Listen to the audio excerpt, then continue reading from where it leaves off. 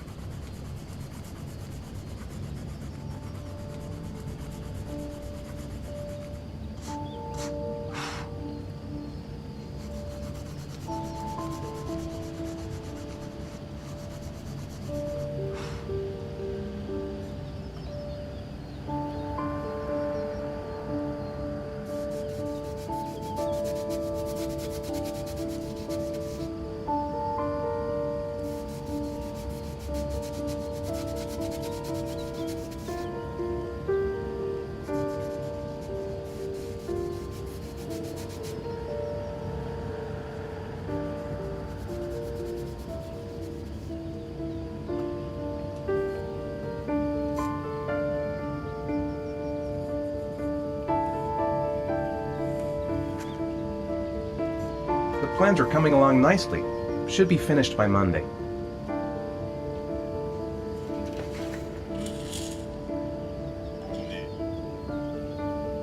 Finished. Now I can relax and seize the day. Nice day outside. Maybe I could squeeze in a little garden time.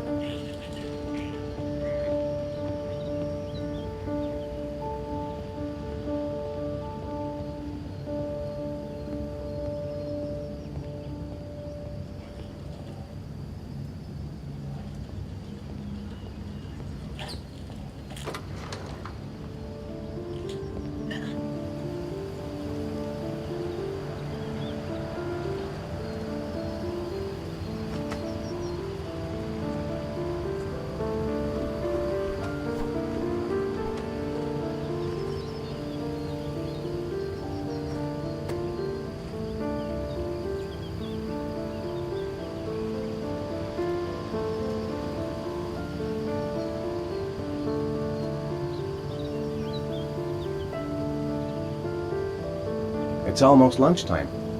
Grace and the kids will be back any minute. How about some music? I hope Grace found a present for Jason's birthday.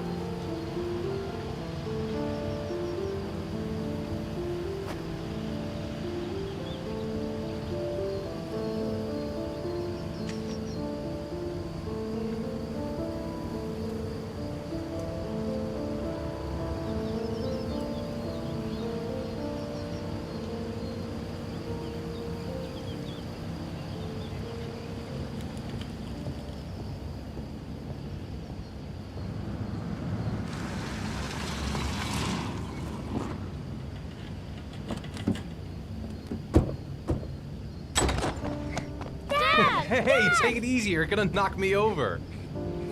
So this is your big day, huh? Am I grown up now? 10 years old, that's not exactly grown up, but you're getting there. Now, can I drive your car? And I think you're gonna have to wait a little while for that. Ethan, can you please help me? I'm coming.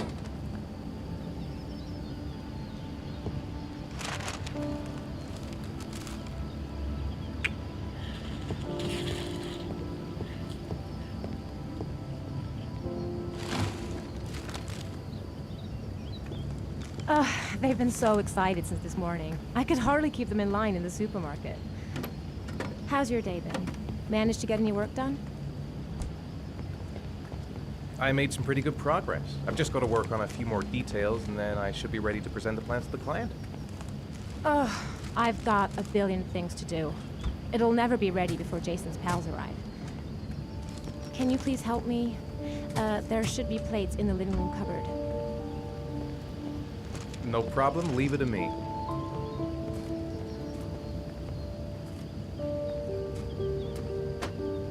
That door is always sticking. Give it a big tug.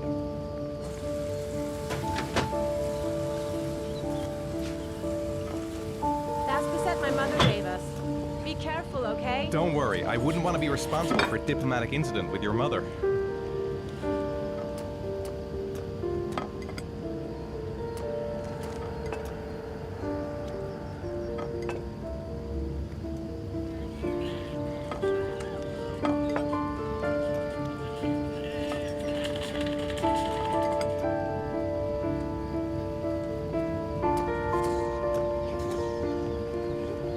I think I'll go outside and play with the kids.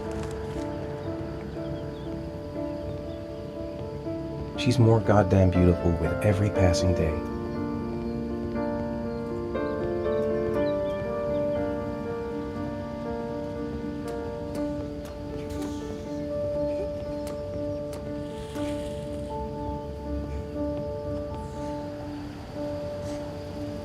That's it, I'm free as a bird. Hey, 5 minutes, boys, okay?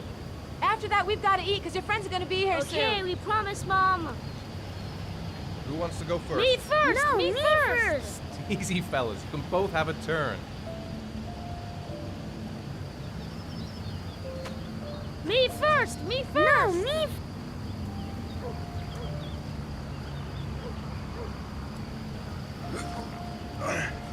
Okay, Sean, get ready. Here we go.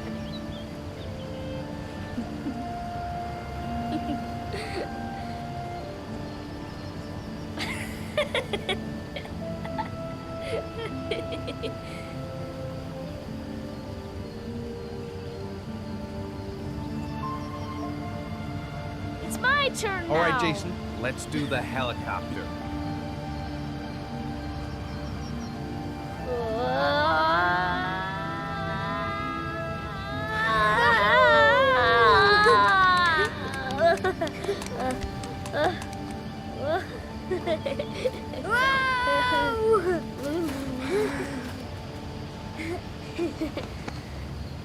Come on, Dad, show us how strong you are. Big muscles. Be careful, hang on.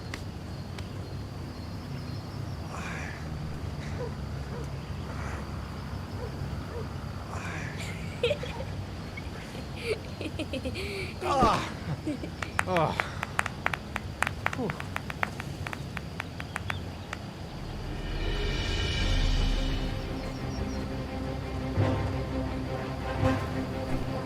This time you're done for. You're gonna pay for all your crimes, evil one. Ha! Surrender, weakling. Say your prayers.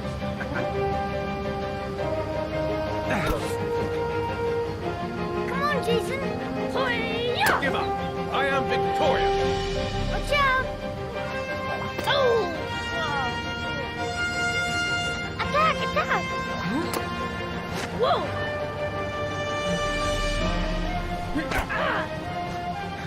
Pay for that. Come on.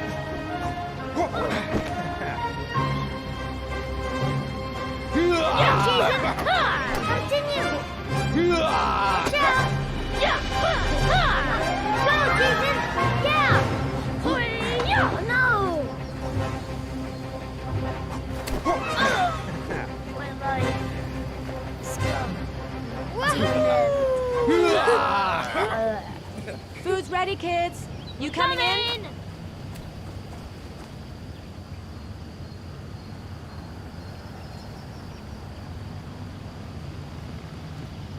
Sean? Lunch is ready. I'll go get him.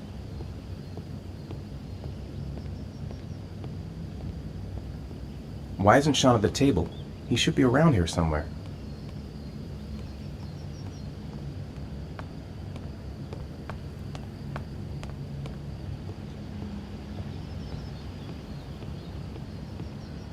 Sean? What's up? It's Merlin. He's dead. He's dead and it's all my fault. No, it's not, Sean. Of course it's not your fault. I'd give anything if you could come back to life. You know, Sean, there's some things which just have to happen. Even if you don't want them to. It's not fair, Dad. It's not fair. I know. I know.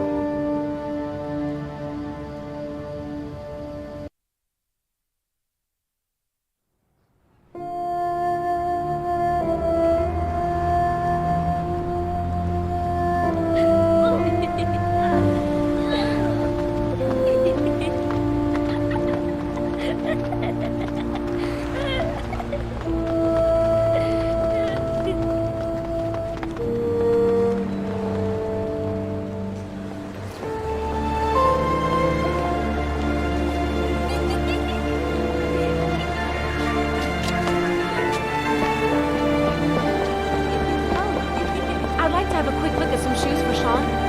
Can you watch Jason for a minute? I promise, he won't be long. Sure, no problem. We're not going anywhere, are we, Jason? Come on, honey.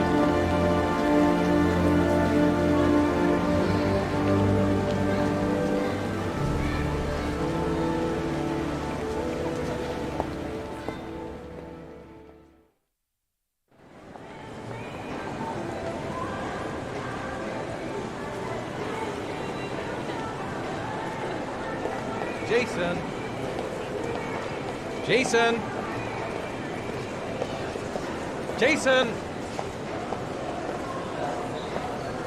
Jason! Jason!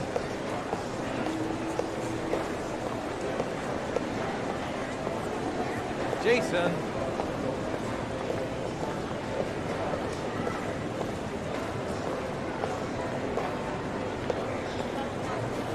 Jason, you really shouldn't run her off like that, you know? There's an awful lot of people in here. Please, Dad, can I have one? I would really love to have one. Please, Dad, come on. Okay, let's go buy a balloon. Great! Hey, champ. What's your name? Jason, Which balloon would you like, Jason? the red one. Here you go.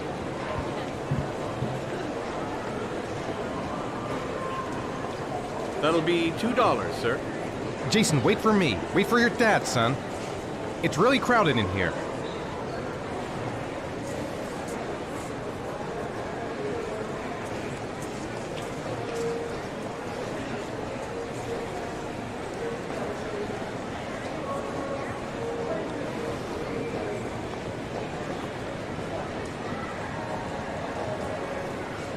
Keep the change.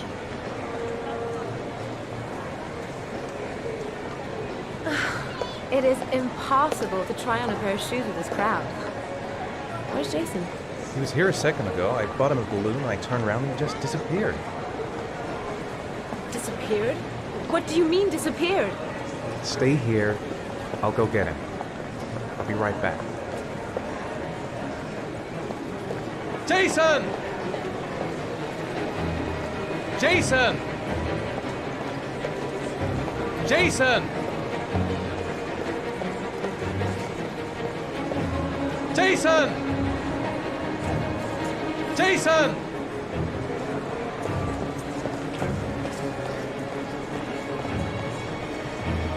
Jason!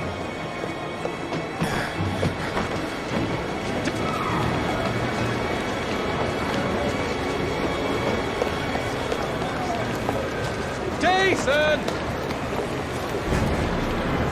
Watch it! Hey, man, watch it! Hey, man, are you nuts? Jason! What's your problem? Hey, man, watch it! Jason! Jason! Hey, what's the matter with Jason! you? Hey, man, watch where you're going! Jason! Jason! Jason! Jason!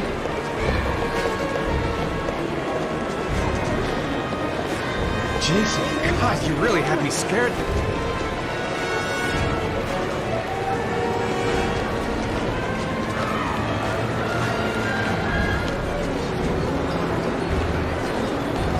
Jason! Jason! Jason! Jason! Hey, man, what's your problem?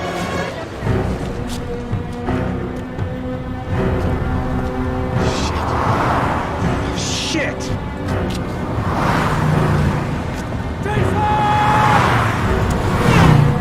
Dad!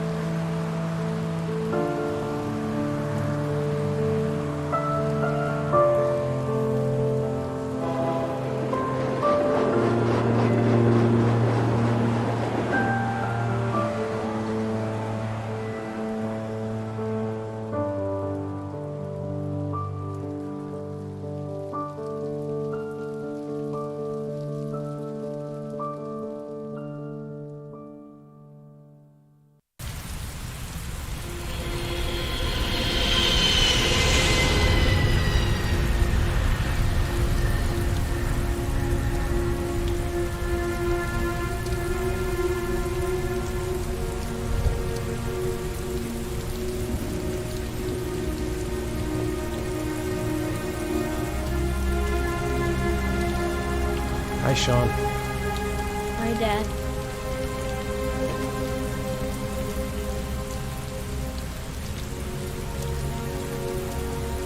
I know he doesn't like being the last one left at school. Let's go back home.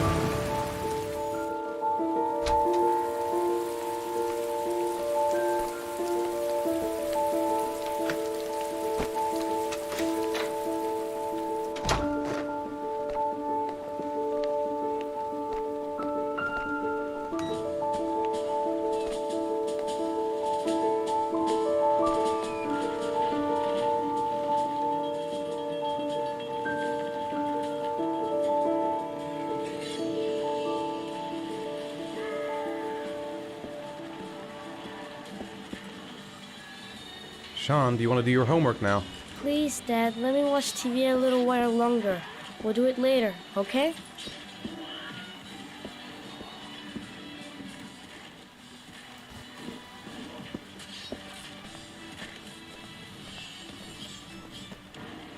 It's time for your snack. Are you hungry? I guess, a little. Let's see what we can find in the kitchen.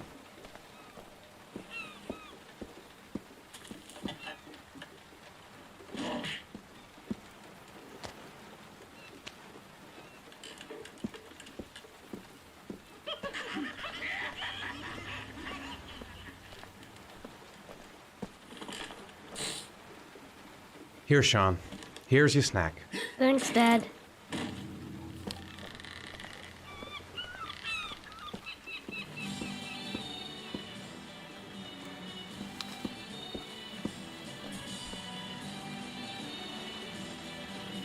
Greece has Sean this weekend.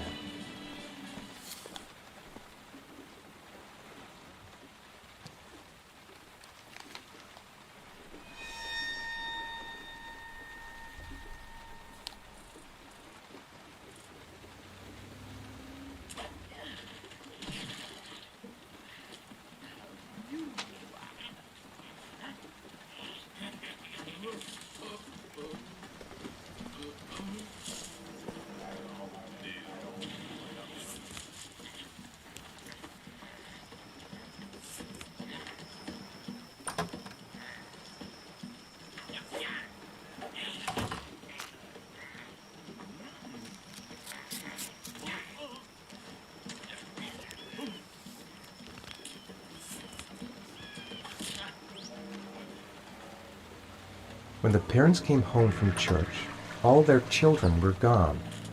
They searched and called for them, they cried and begged, but it was all to no avail. The children have never been seen again.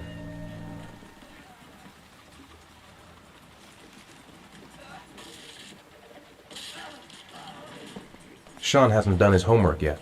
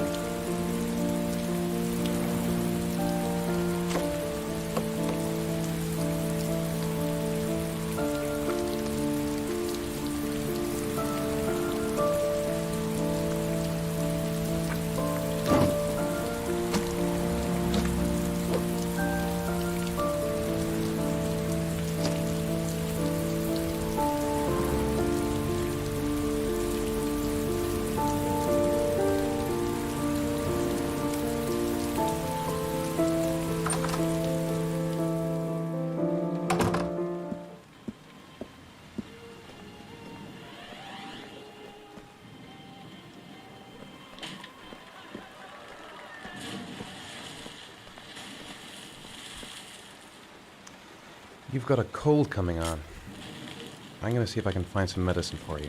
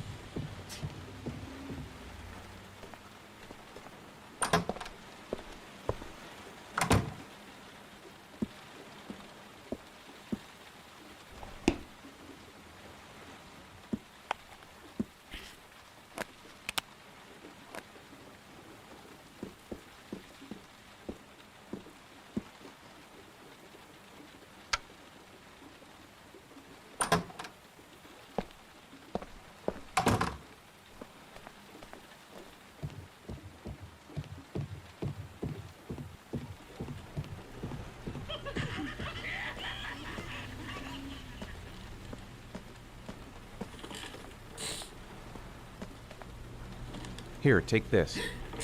It'll make you feel better. Thanks, Dad.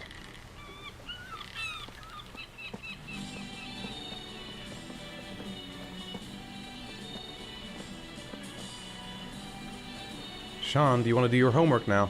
Please, Dad, let me watch TV a little while longer. We'll do it later, okay? I think we should just get right to it. Then it's done and out of the way. Now, get your bag and get set up in the kitchen. I'll help you.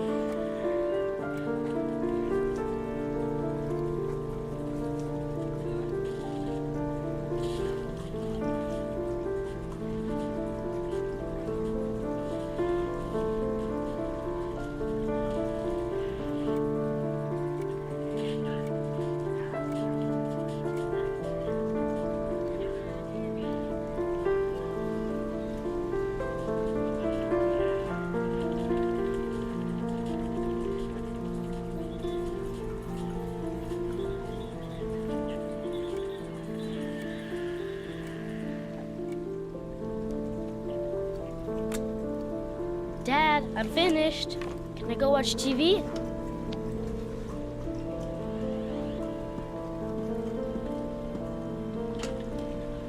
Let me have a look. Pretty good. Looks like you're done. Off you go.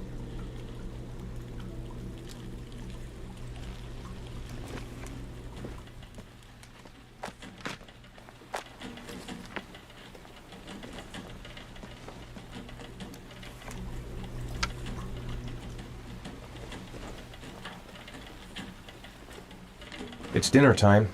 I'd better make something for Sean.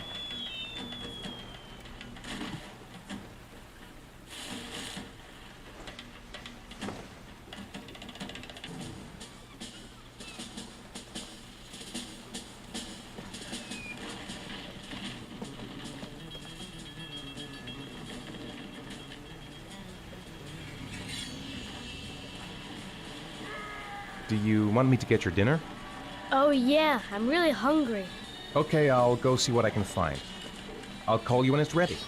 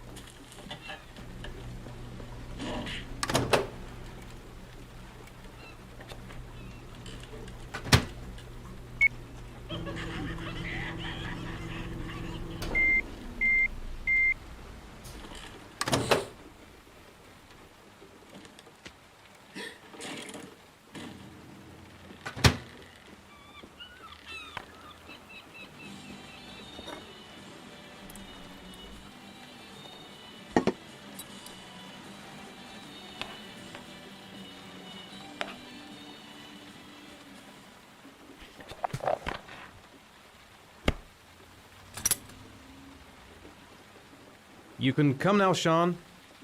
Your meal is ready. I'm coming!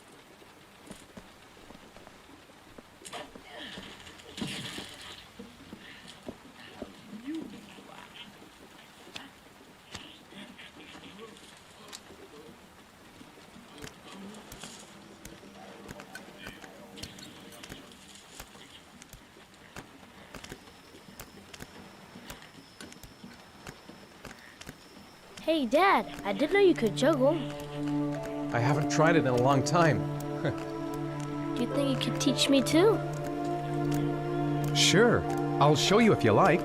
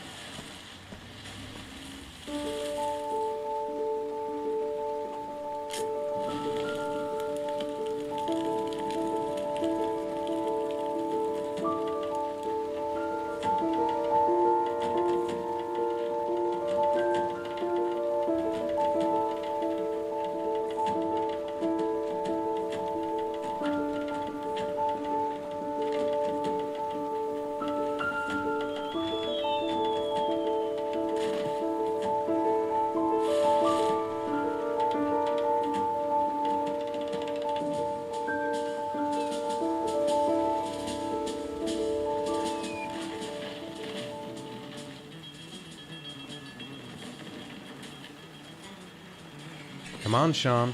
It's time for bed. I'm not tired yet. Can I stay up a little longer? All right, we'll wait a little before going to bed.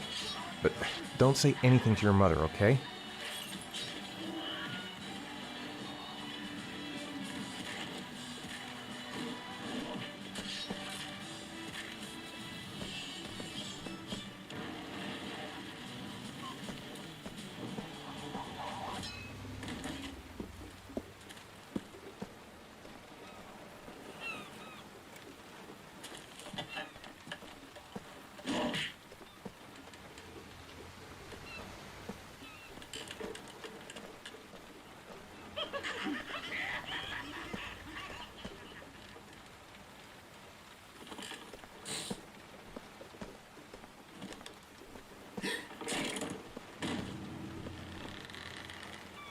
Come on, Sean. It's time for bed. I'm not tired yet. Can I stay up a little longer? Now, that's not very reasonable, is it? You have school tomorrow. You have to get some sleep. All right, I'm going. Are you coming with me? Go brush your teeth and put on your pajamas. I'll come up.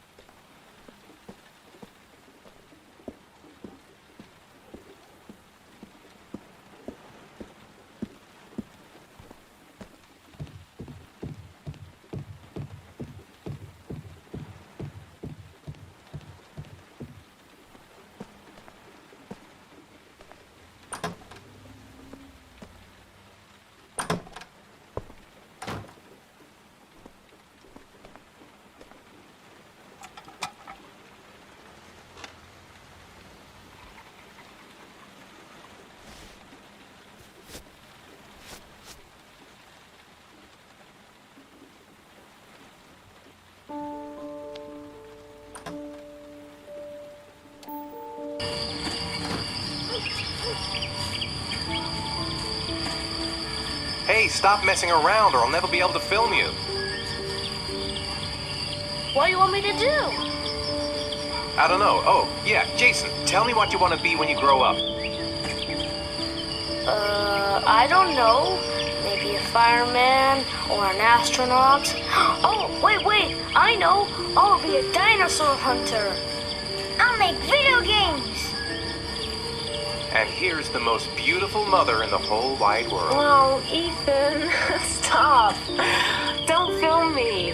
You know I don't like it. Hey, Dad, film me. I'll show you how fast I can run. Yeah, me too, Dad. I can run really fast too.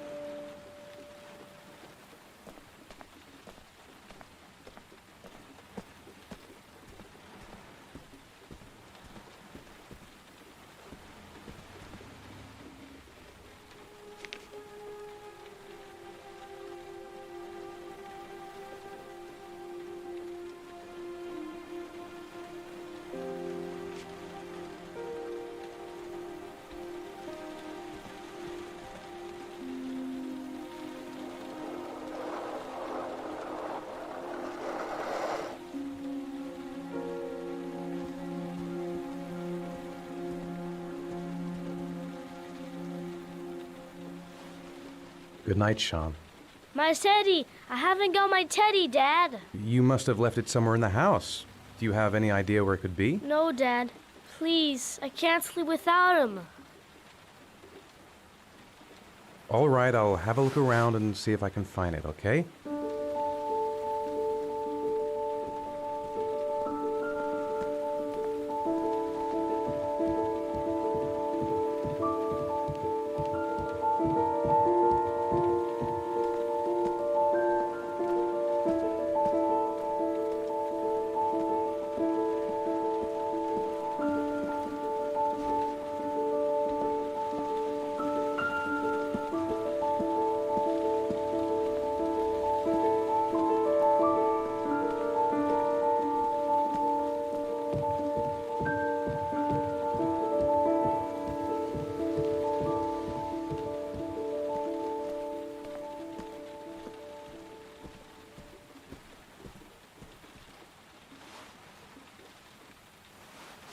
Thanks, Dad.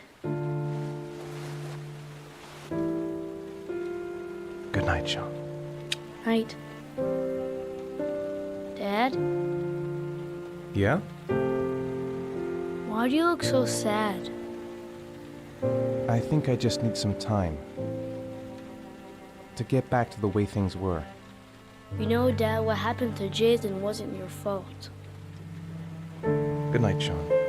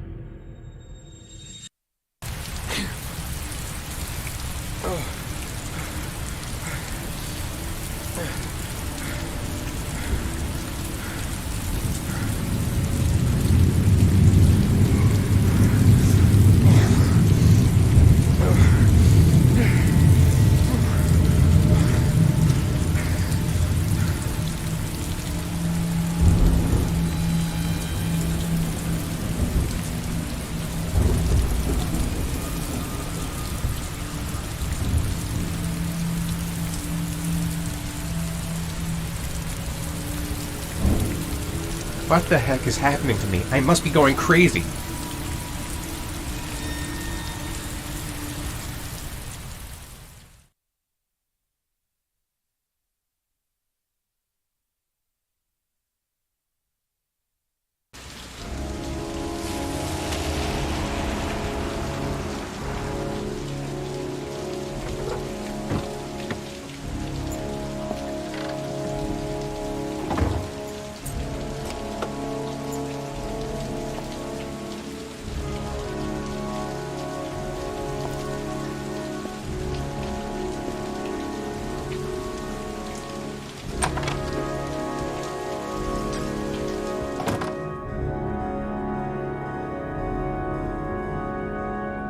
Been looking for weeks. Hope I hit pay dirt this time. Men at the desk gotta be able to help. Lauren Winter. Ring any bells? Nope, can't say it does.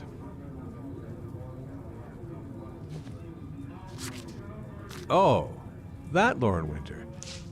3rd floor, last door on the left at the end of the corridor. Guess I better take the stairs.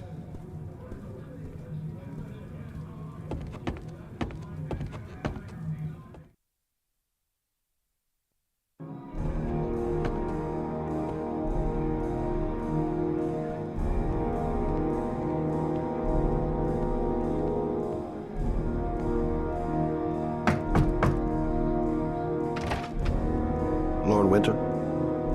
Sorry, I only see clients by appointment. Wait.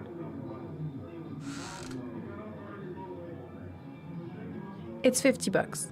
I don't kiss and I don't do any weird shit. Fine by me.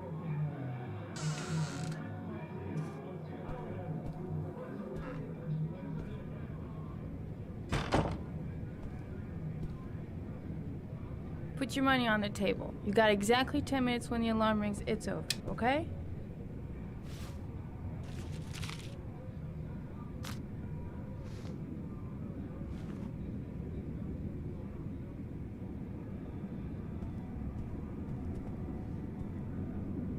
You should take your clothes off. We ain't got all day. Actually, I'm not a customer. Shit, a cop. I should've known. What you want, a freebie? Is that it? My name is Scott Shelby. I'm a private detective. The families of the victims of the Origami Killer asked me to investigate the murders. I came here just to ask you some questions about Johnny. I already told the police all I know and I have nothing to add. Leave me alone.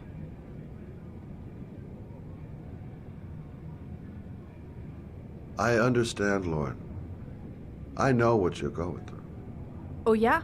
You know what it feels like to find your own son's body on a wasteland? I'm sorry, I don't believe you have the slightest idea what I'm going through, Mr. Shelby.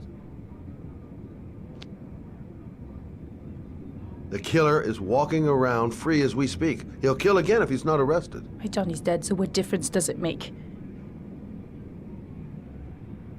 If we don't find the killer, there'll be other mothers who find their son's body on a deserted wasteland. But you're right. Why should you care? It's not your problem anymore, right?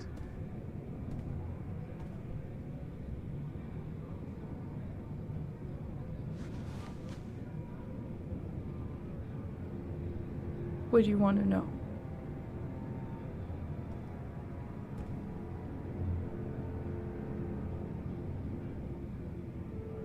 Did you suspect anyone after he disappeared? I meet a lot of pretty shady characters in my line of work. Sure, I thought of it at first.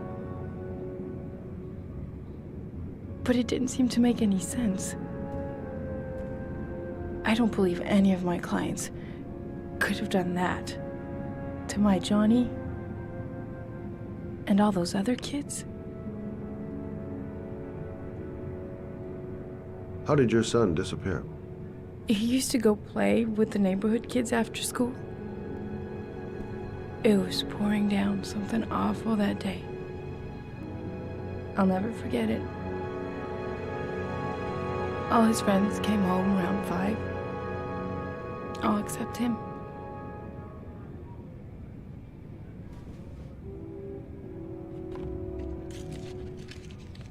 You want one? No thanks, I quit. That's brave.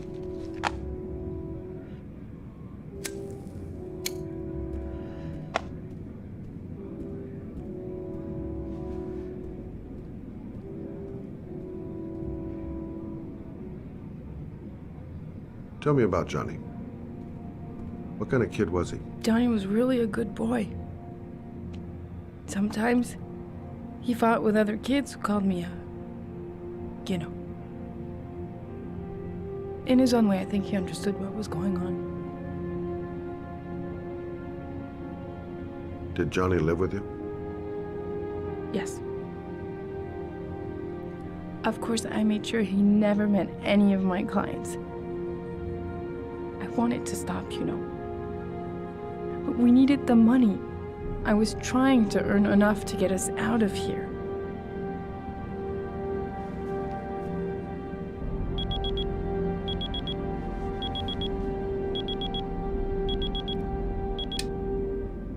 Time's up, Mr. Shelby.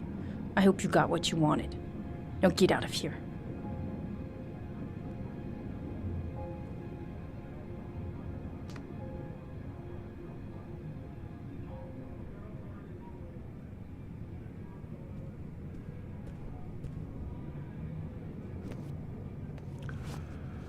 Well, if you remember anything, the smallest detail, give me a call.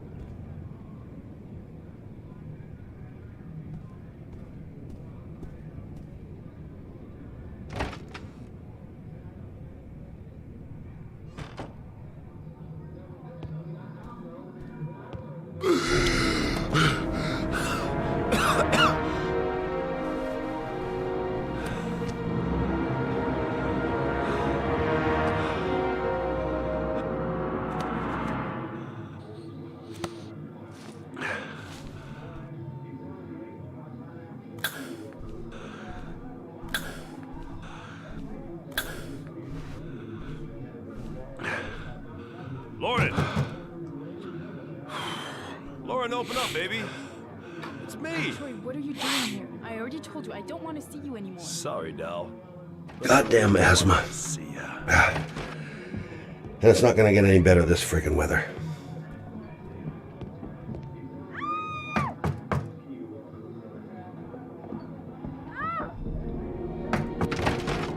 What do you want, asshole? Lauren, is everything all right? She's just swell. Now beat it, loser!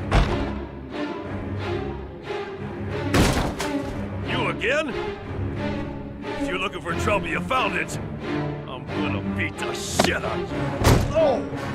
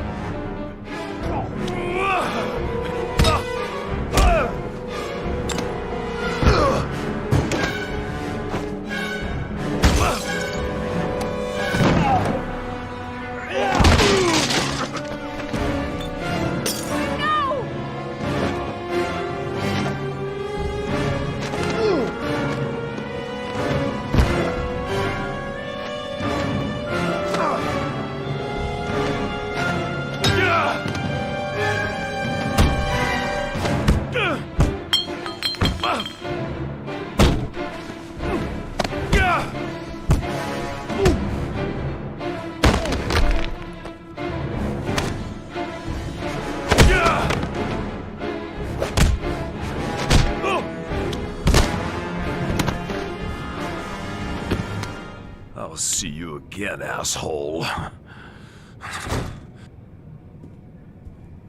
Are you alright? Better than him, I guess. Who is he? An ex-client who thinks he owns me. He was getting violent, and I told him I didn't want to see him anymore. Well, you should be careful. He'll probably be back. Sorry about the mess. Mr. Shelby, Yeah. thanks.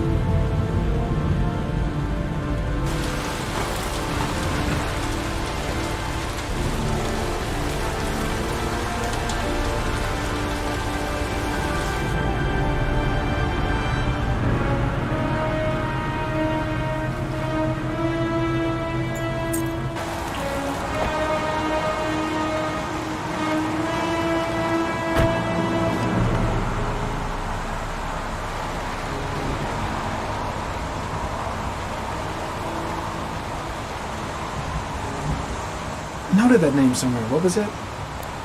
Blake. Lieutenant Carter Blake. Yeah, that's it. The zone is sectioned off, sir. Please step back. Agent Norman Jaden, FBI.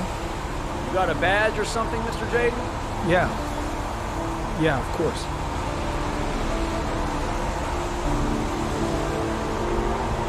Check. You can pass. I'm looking for Lieutenant Blake. Is he around? I saw him arrive earlier. He's here somewhere. Thanks.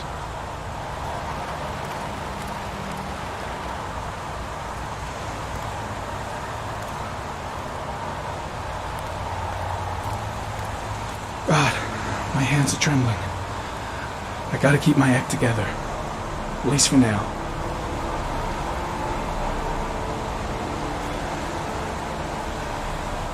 Video memo recording, Agent 47023, Norman Jaden, Tuesday, October 4th, 2011. Time is 8:14 a.m.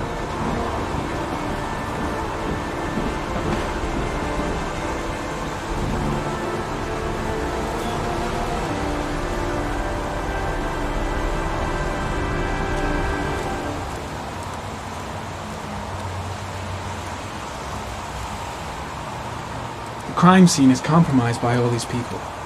I doubt there'll be many clues left, if there were any to start with.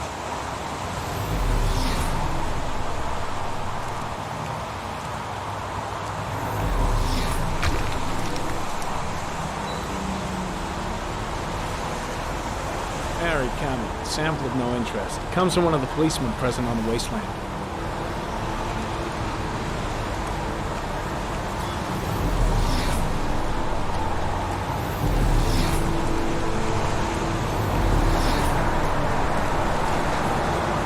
Gotta find Lieutenant Carter Blake.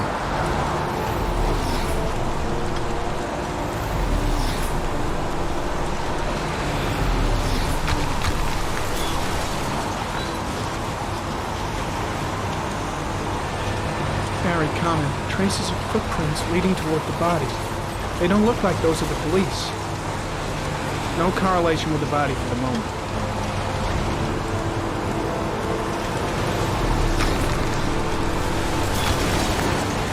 Very common. Traces of blood on the railroad track. The blood report indicates an advanced and long-lasting state of exhaustion.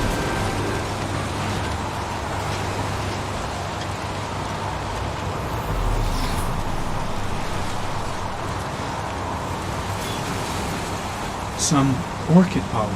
The concentration of pollen in the air is quickly decreasing because of the rain, but it gets higher in the direction of the body.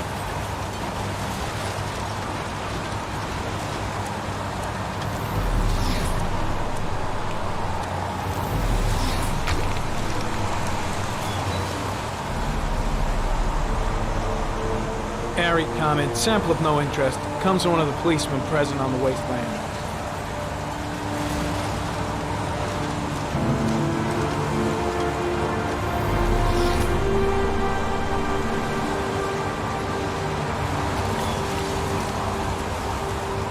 Lieutenant Blake? I'm Agent Norman Jaden from the FBI. I went by your office this morning. They told me you'd be here. Now, if you're looking for rain, dead bodies, and highways, you come to the right place. Mike, will you tell that asshole with the bulldozer to stop for 5 minutes? I can't hear myself think here. Right away, Lieutenant. Well, are you coming, Jaden? So, what happened? Some guy taking his dog for a piss found a body about 6 o'clock this morning. We don't know much more right now. Based on what we've seen, looks like the work of the Origami Killer. Any witnesses? None yet. Given the neighborhood, I'd be surprised if anybody saw anything. Any news on the coroner? He's on his way, Lieutenant. We've been waiting for an hour, for fuck's sake. There are a lot of people on the crime scene. Aren't you afraid your men might destroy some clues? You don't find proof sitting behind a desk. We're not in the habit of trampling things into the ground, even if we're not in the FBI. No, of course not. That's not what I meant. Tony, I don't want to see a single shit-stirring journalist within a mile of here. You got it? Yes, Lieutenant. Do we know the cause of death? There are no marks on the body. Chances are he was drowned, like the others. Has the time of death been established? Based on the rigor mortis, must be less than 6 hours ago. We should know more once the coroner has had a look. Listen, I'm a little busy here. Why don't we discuss all this a little later, back at the office? Well, no problem. I understand. Do you mind if I have a look around? Be my guest. Hey, Jade, you come and see me if you find anything, okay? We're on the same team now.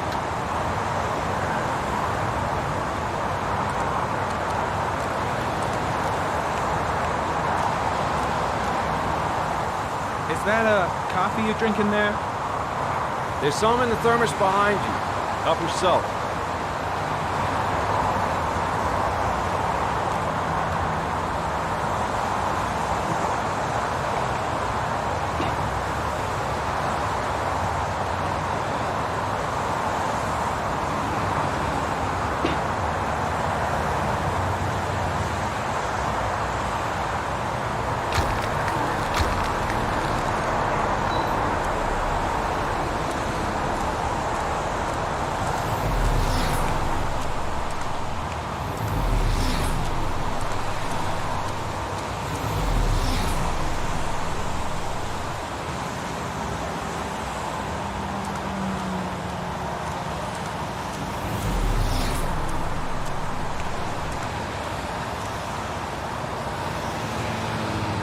Harry comment. Traces of blood detected on the fence behind the railroad line.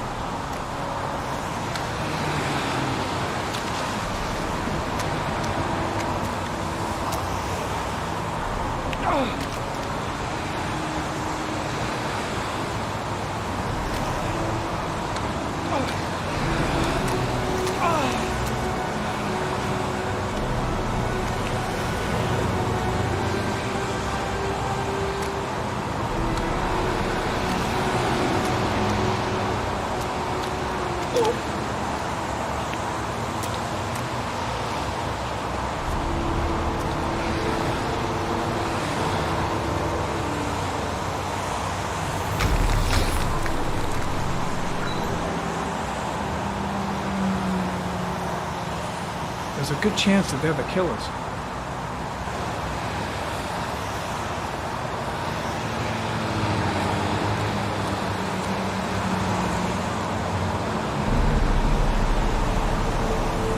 Harry, comment. Tire tracks on the side of the road behind the railroad line. Maybe the killer's car.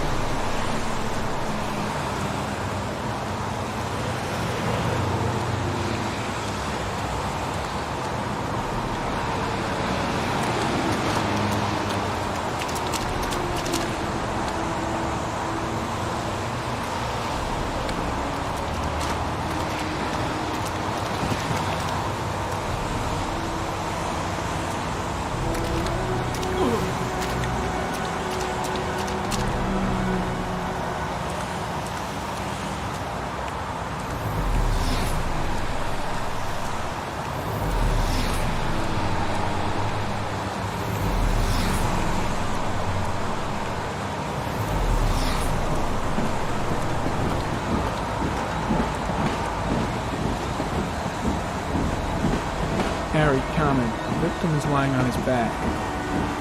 No visible signs of violence.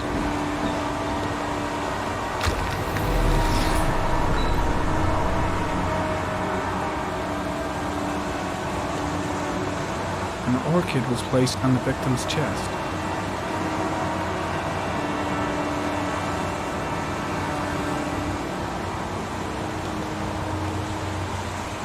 A small origami figure in the right hand.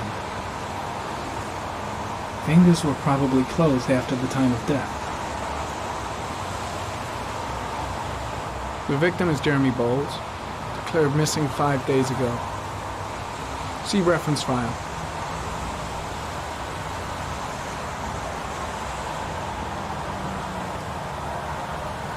Superficial wound on the right thigh. The blood is identical to that on the fence.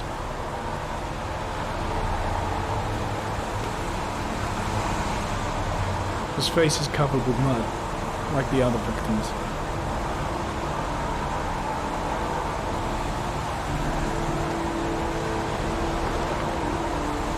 Think I've seen all there is to see. I think I've seen enough. Better get back to the station before I catch pneumonia.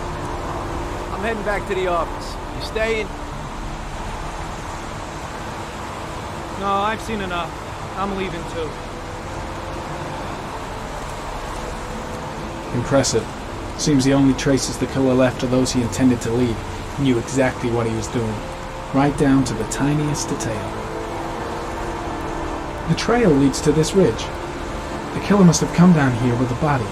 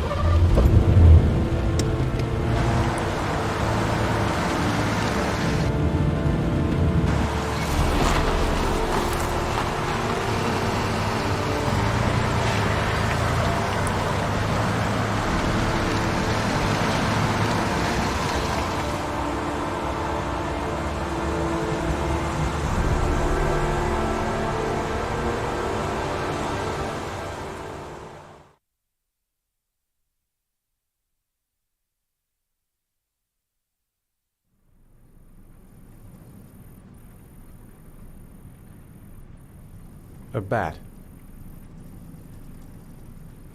A wolf's head. A crab. Death. Death.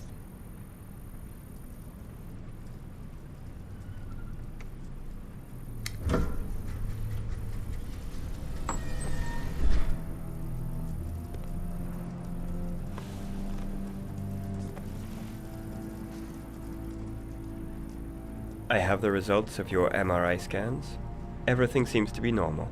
There is no physical damage from the accident.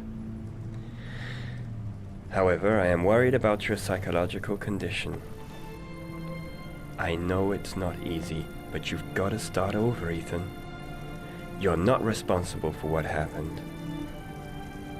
It's my fault Jason is dead. He'd still be alive if I'd been looking out for him. It was an accident. Accidents happen every day. You can't blame yourself forever for your son's death. How is Sean?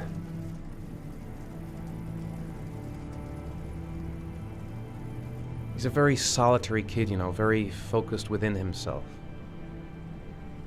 He's really close to his mother. With me, he's more distant. And what about you, Ethan? What do you feel?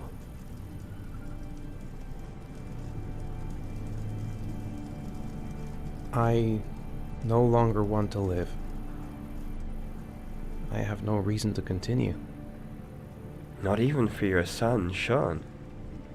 I couldn't save Jason. Sean doesn't need a father like me. Is there something else you wanted to tell me, Ethan?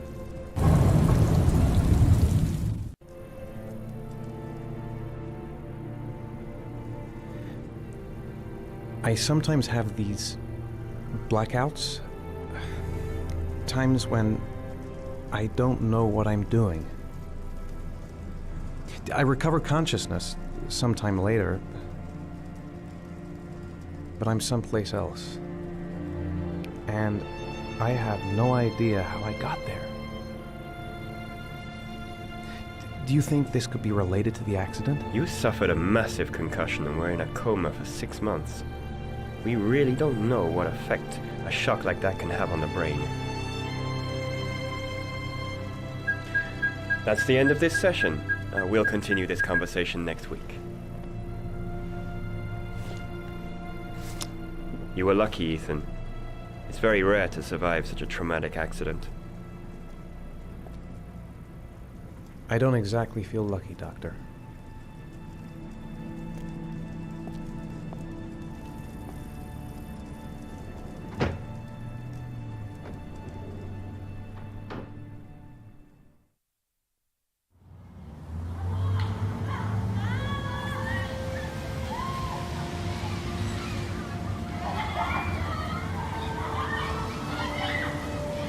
Aren't you gonna go play with the other kids? I don't feel like it.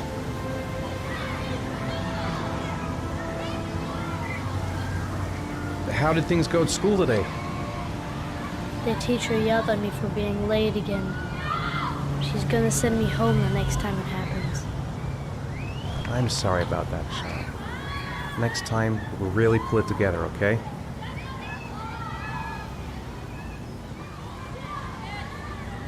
Do you want to eat something?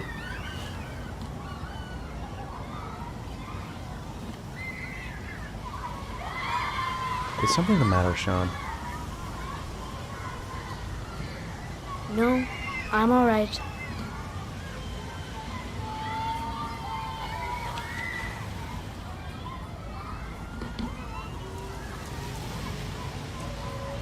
A boomerang? You know how to use it? No, not really. I can never make it come back.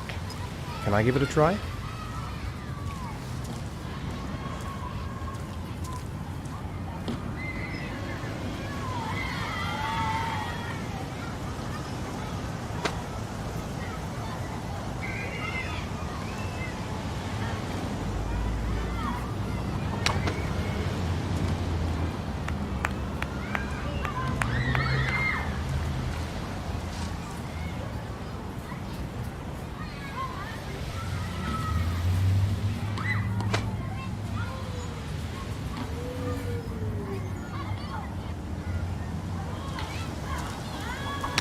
Whoa! You did it, Dad! Do you want to give it a try? I won't be able to do it. Oh, come on, let's try it together. Now, the main thing is to get the right position at the beginning. Now, you gotta throw it straight and a little to the right.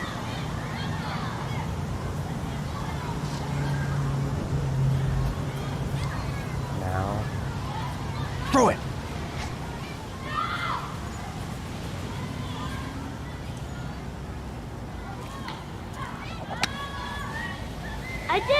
I did it, Dad! Good job, Sean. See? That wasn't so hard.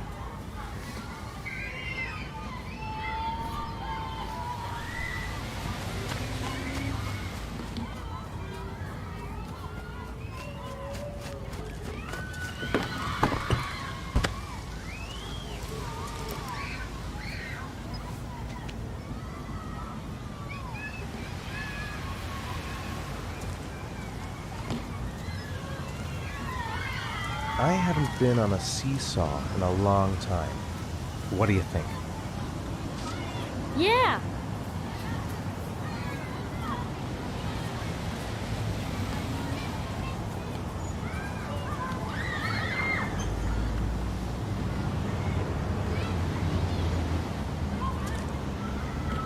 Come on, Dad, make me fly!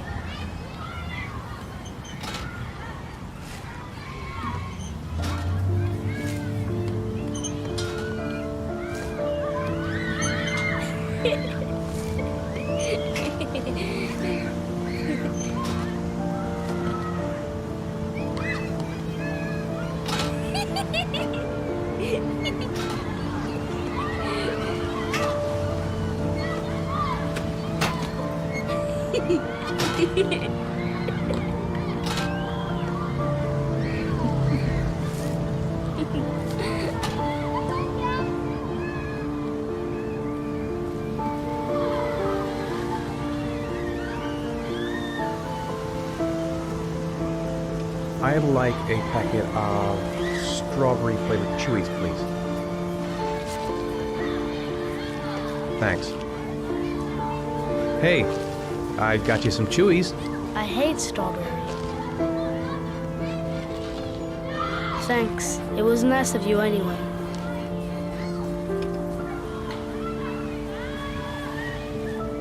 What about that merry-go-round? I bet I can push you so fast you won't be able to stay on it.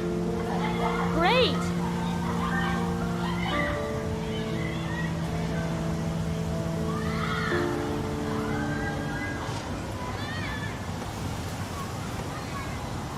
Go on, Dad, as fast as you can. Faster! Faster! Come on, faster, faster!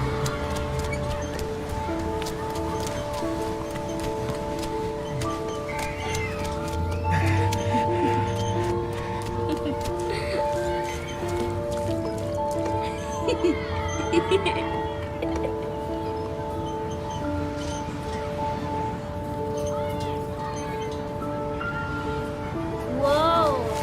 I think my head is spinning. Good training for astronauts, though.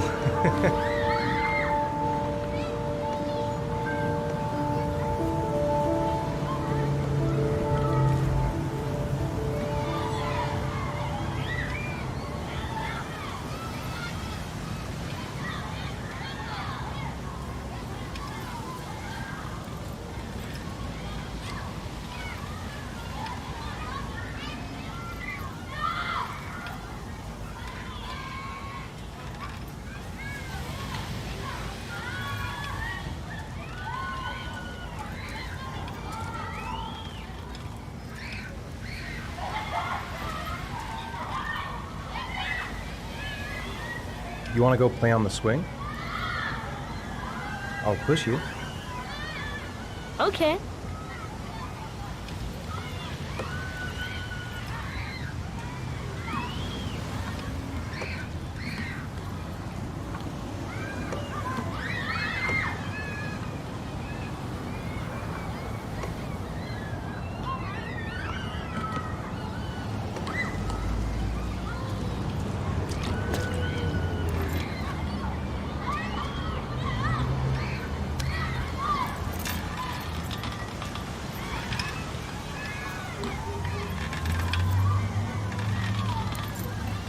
Come on, Dad! Higher!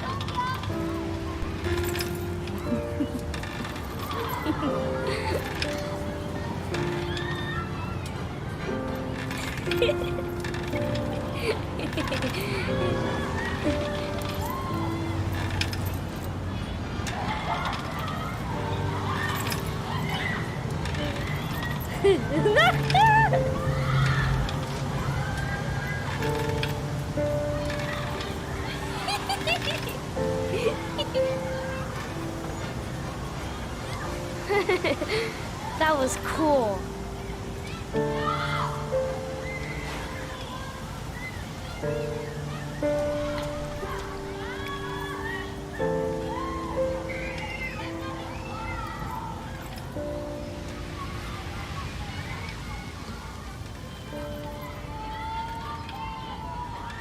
He seems to be having fun. It's been a long time since I've seen that smile.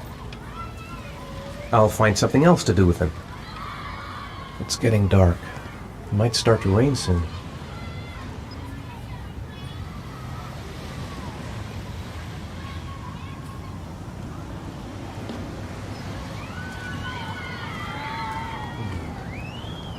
Looks like rain's coming. I think we better go. Okay. You know, sometimes I remember before. I mean, when Jason was still here. Sometimes I wish everything could just be the way it was before. Me too, Sean. Me too.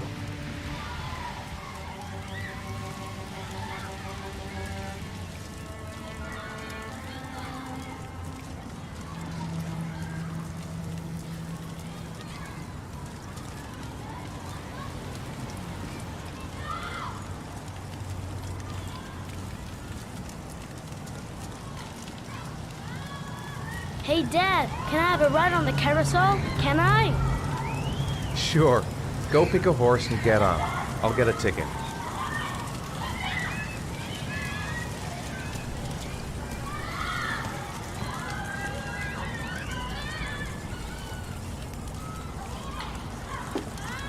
One, please. That's $1.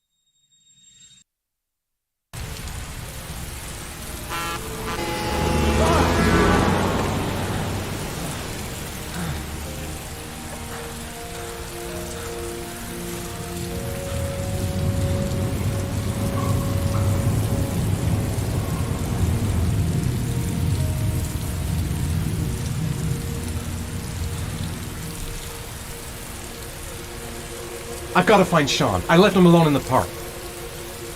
Stop! Stop!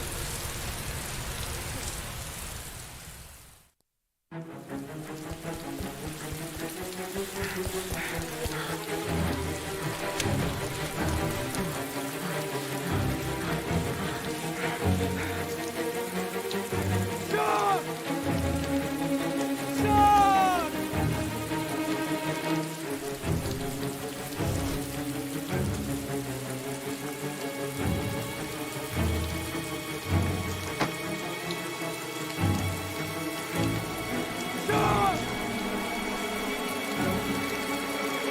No, I don't believe it. I couldn't have...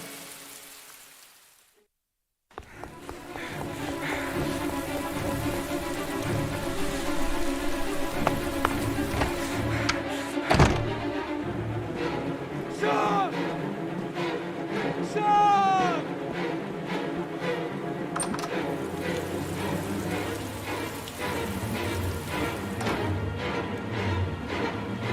Stop! Stop! Stop!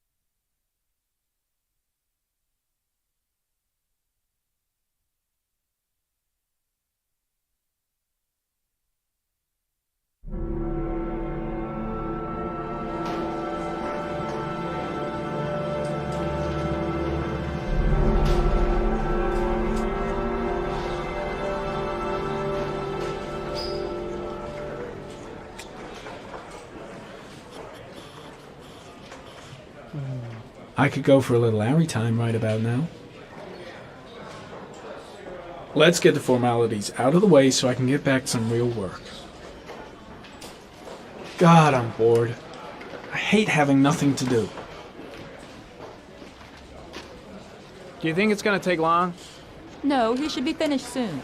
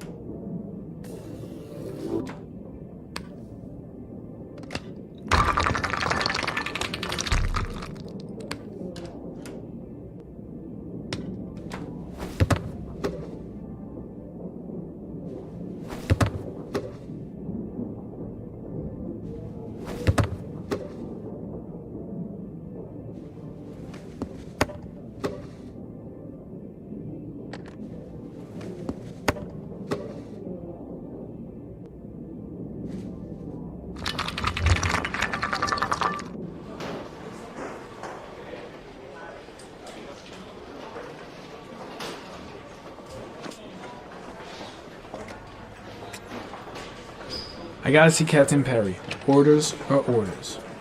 Gee, I hate internal politics. I'm off, Charlene. I'll look at the reports later. I'll cancel all appointments for this afternoon. Okay. Oh, Captain. Agent Norman Jaden from the FBI is here.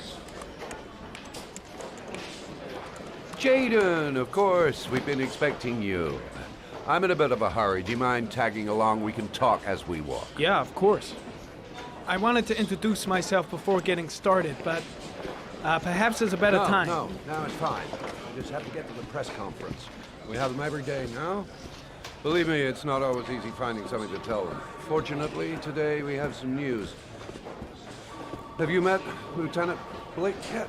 Yeah, we met this morning. He has his own methods, but he's a good cop. I'm sure you'll get on well together. Do you know how to tie a knot in a necktie? I guess. To be frank with you, I could have done without the FBI on this one, but the press are all over us. This Origami Killer case crept up on us, and it's fast becoming a national concern. There are hundreds of killers in this country, but what do you know? This guy is exotic. He leaves flowers and origami figures. Work that one out. Then the press get onto it, and we suddenly become the center of the universe. I'm here to arrest a serial killer. With all due respect, sir, the rest of it, it's none of my business. No, of course not. All I'm asking is that you make progress, and fast.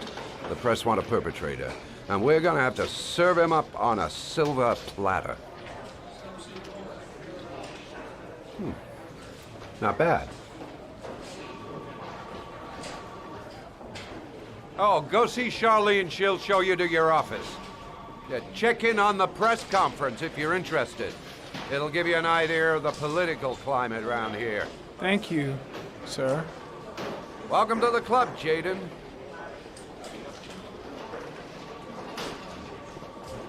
Captain Perry is doing his press conference now. Might be interesting to have a look.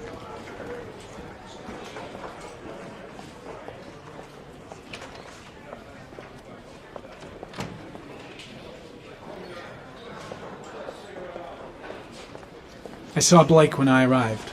Maybe I should go talk to him. The body of Jeremy Bowles was found this morning on a patch of wasteland in the East End at about 6:30 a.m., 5 days after he was reported missing. An autopsy will be conducted tomorrow to determine the exact cause of death, but going from first indications, it would seem that he drowned. The state in which the body was found suggests the methodology of the Origami Killer. The investigation should confirm this in the coming days. The police are continuing to work around the clock to find the murderer as quickly as possible. I'll field some questions.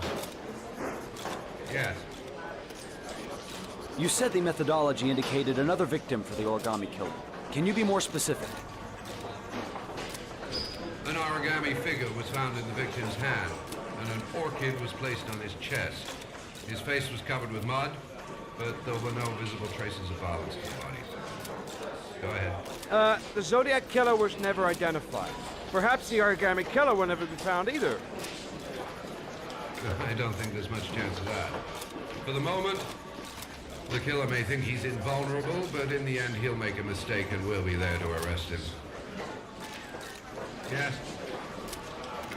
Did the killer leave any written evidence? Perhaps a ransom note explaining his actions? Or anything like that? No. He has not made contact in any way, and we have only the murders to help us understand his motives. Yes. What's the question? Some people are saying that the police were slow to take an interest in these murders because the victims lived in poorer parts of the city. What do you say to that? That's absurd. The police make no distinctions between victims based on their social class. It is true that the Origami Killer seems to choose his victims from the more impoverished parts of town. The higher crime rate in these areas makes the investigation more difficult. Time for a couple more. Yes. There are rumors that the FBI has sent a profiler to help with the investigation. Is that true? You seem to be well informed. Yes, we asked the FBI to send us a profiler to help us with this investigation. We were planning to announce this in the next few days, but it seems that won't be necessary. I'm dying of thirst. Where's the water cooler when you need one? I'll have a look around the station. Stretch my legs for a bit. Think I need a good cup of Java.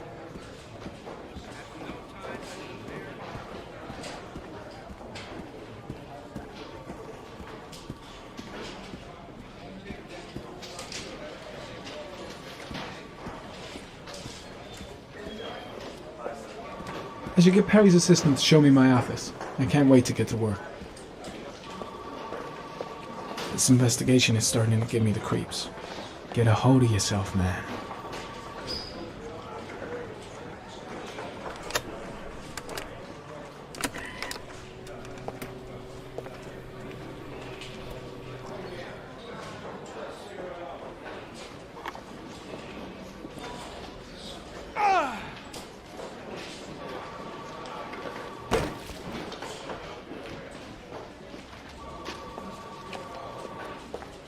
Case is front page news in all the papers. It's not going to be easy investigating a crime under the glare of all this publicity.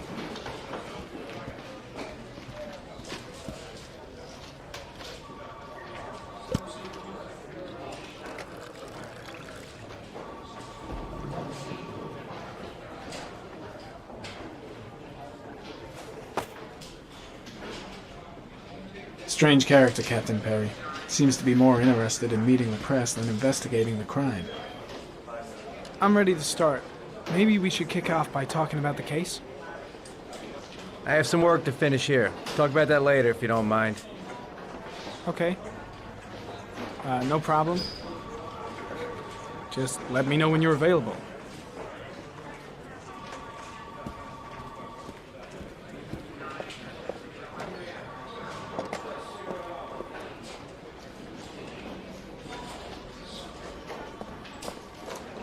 Nice watch. Oh, it's the present we offer to our new lieutenants.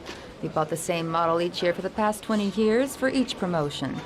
It optimizes everybody's time, and it's the kind of thing that always goes down well. You can contribute to our fund if you like. We're still a few dollars short. Congratulate Larry on my behalf. I'll be sure to do that, sir. Captain Perry said you could show me to my office? Yes, of course. Follow me.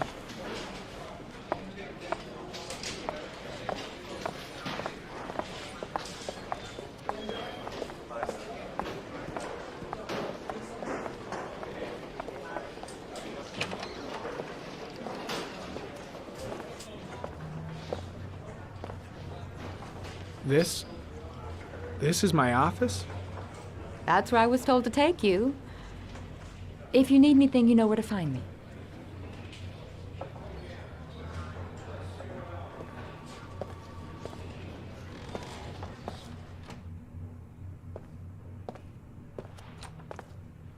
Okay, time to work.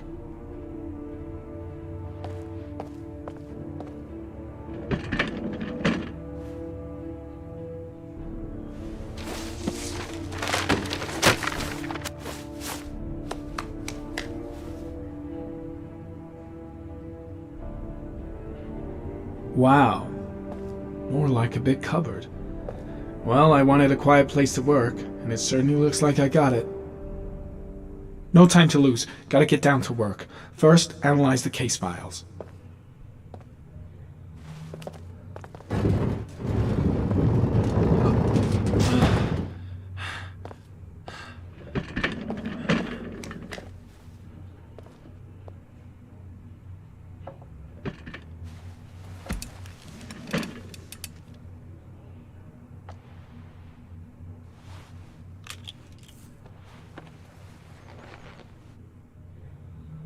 Step 1. Change the office.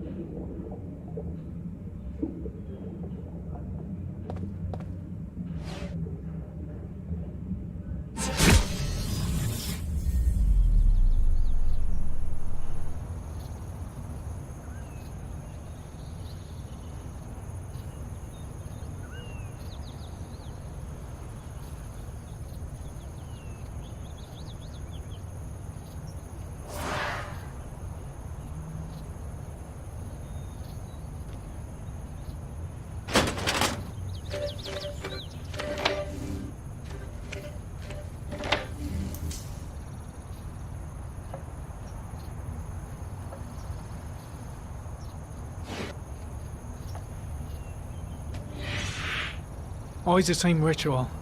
An origami in the hand, an orchid on the chest. The victims have always been dead for less than 6 hours when they were found, which means they remained alive for several days before being drowned. Over 3,500 people questioned. Over 100 suspects interrogated. Not a single lead to go on.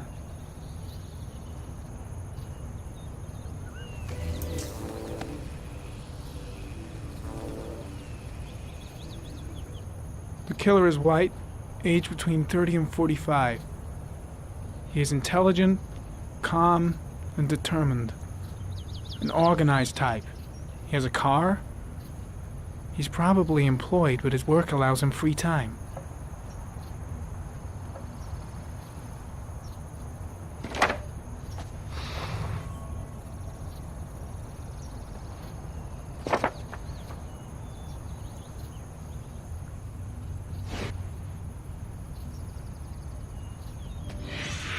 Eight victims in the last 3 years.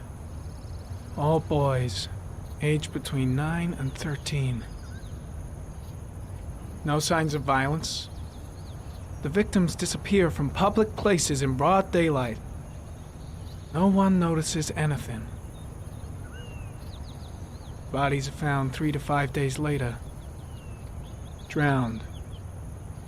and rainwater.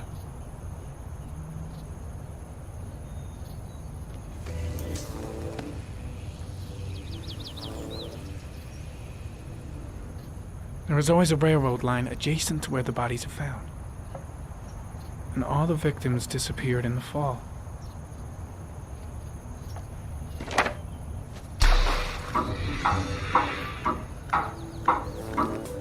The killer has a large comfort zone. He gained confidence rapidly and moved away from his base. This won't make the geoprofiling any easier.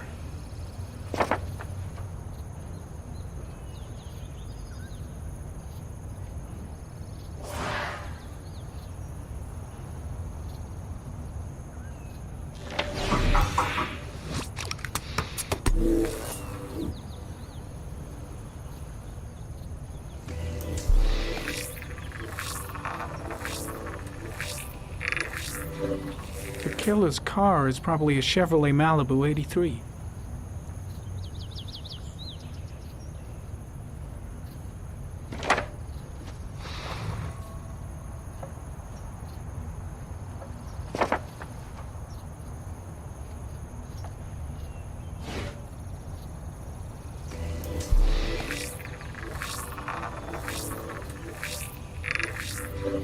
No prints or specific clues. Nothing much to go on.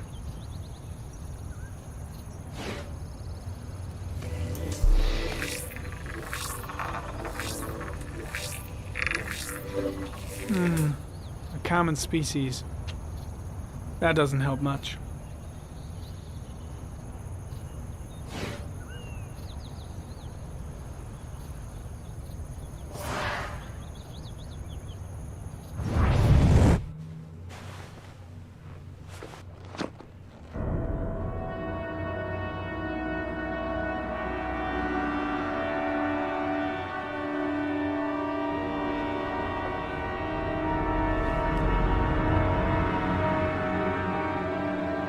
Here we go again. I better go wash my face.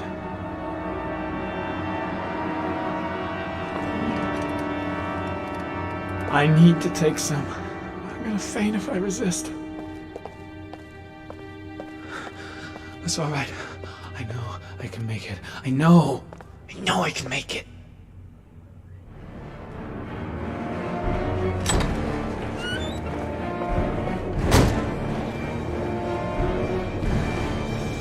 Is everything all right, sir?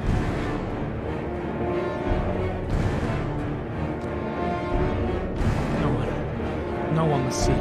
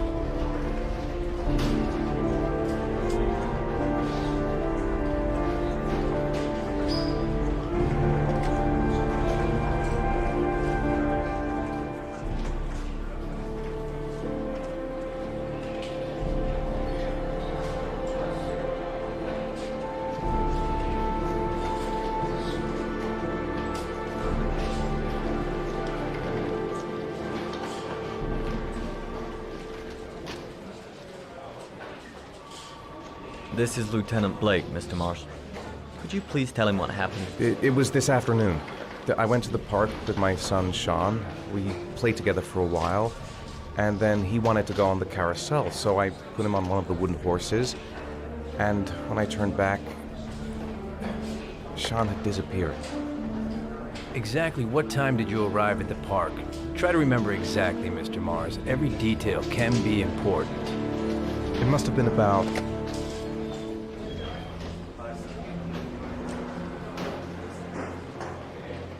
4:15. Yeah, that's it, 4:15. I remember exactly because I looked at the clock in the park when we arrived. What was your son wearing when he disappeared? He was wearing a coat. A beige coat. And a pair of pants. Green pants. How could Sean have disappeared without you even noticing? Weren't you right by the carousel?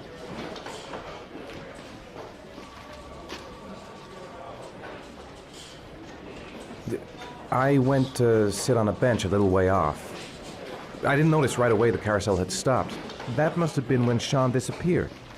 You say you took your son to the park after school, but you didn't report him missing until 8:15. Why did it take you so long to contact the police? I searched the whole neighborhood for him. I thought he couldn't have gone far. Did Sean have any particular difficulties, Mr. Mars? Anything that might have caused him to run away?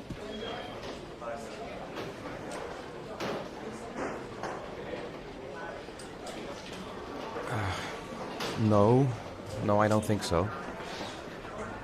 Everything okay at school? Any particular problems between you and your wife?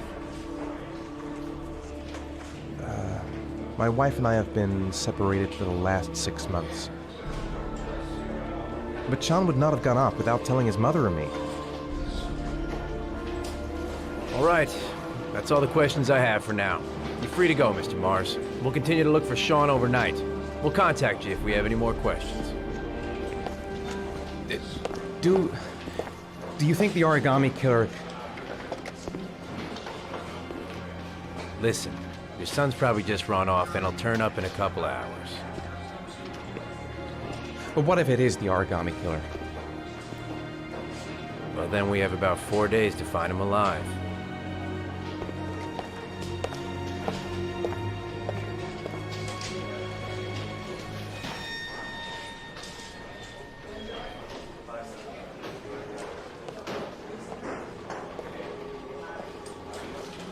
Did they find something? No, nothing yet, but they're gonna keep looking through the night. Do they think it's the Origami Killer? It's still too early to say.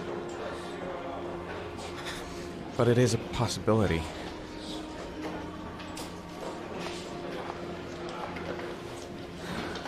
What happened, Ethan? How could you lose Sean like that? You should never have taken your eyes off him. I mean, for God's sake, how hard is it to keep your eye on a child in the park? Why did you leave him, Ethan? Why? Wasn't it enough losing Jason? I'm sorry. That's not what I meant to say.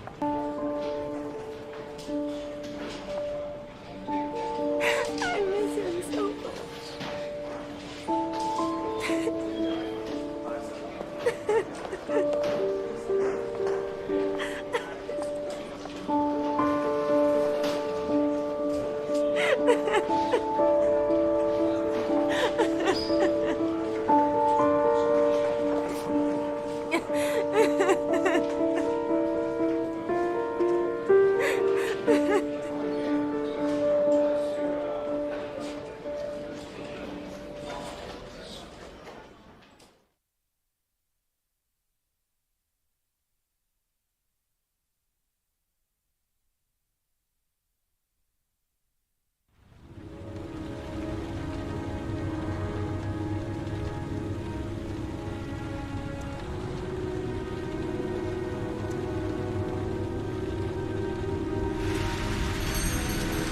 Good evening.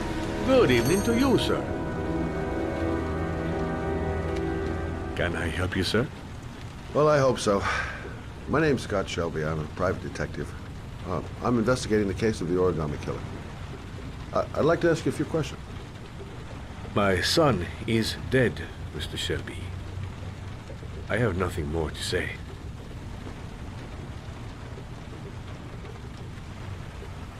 I also lost someone I loved.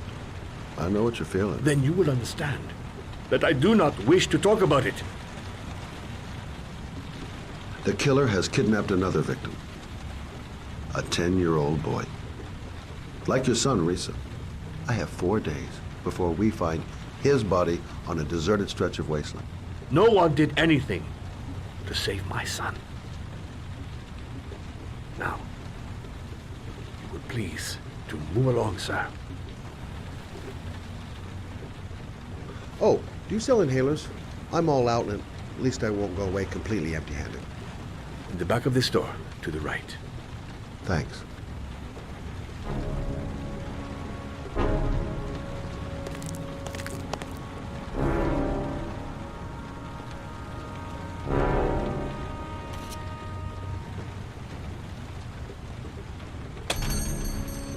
Good evening, sir.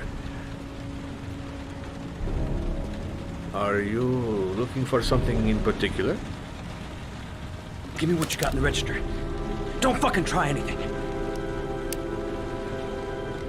Open the register, you dumb fuck. Put the money on the counter. Shit, are you deaf or what? Are you gonna open that fucking register or not? No, sir. You do not have the right to steal that money from me. I have worked very hard to earn it. You cannot have it. What did you say? You're out of your fucking mind, man. You don't get it, do you? I'm gonna put a fucking bullet right between your eyes if you don't do what I say now. You shall not be robbing my register, sir. That money is mine. I ask you now to leave before it is too late. Christ, goddamn idiot! Open the register. Don't make me fucking kill you. No, sir. That I cannot do. I'll waste you, man. I ain't joking. I swear to God, man, I'll blow your fucking brains out.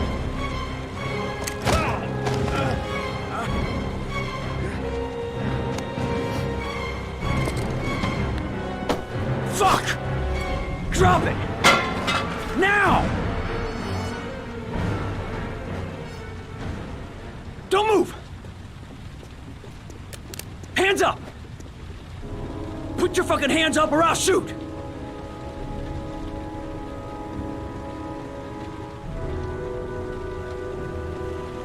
Look, it's not worth it. Put the gun down and just walk away. You giving me advice? I'll give you some fucking advice. Don't panic. Let's just stay calm. Nobody here wants to hurt you. We're all just gonna be cool, and everything will be all right. Yeah. I'm cool, man. Everything's gonna be all fucking right.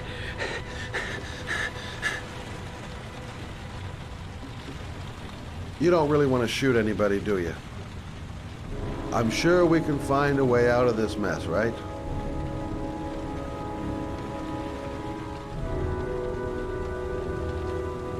You're not a killer, are you? You just want a few extra dollars. No blood on your hands. No, I'm not a killer. I ain't no killer.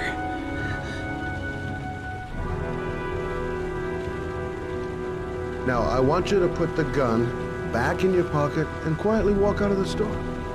My friend and I will forget about what just happened, and you'll have earned a second chance not to fuck up your life. What do you say?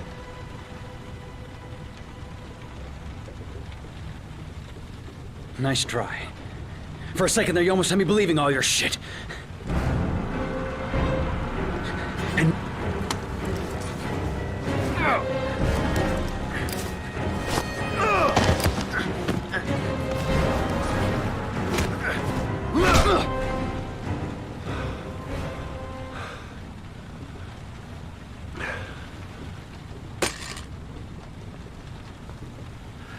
Thousand thank you, sir.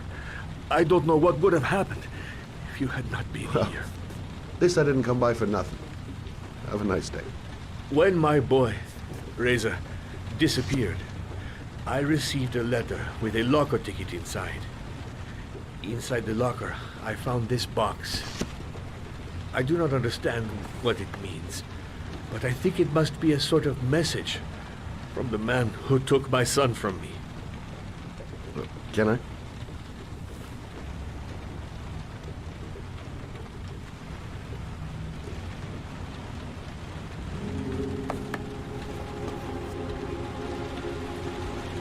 Please, take the box if it can be of any use to you at all. It did not help me to save Reza, but maybe it will help you find the other little boy.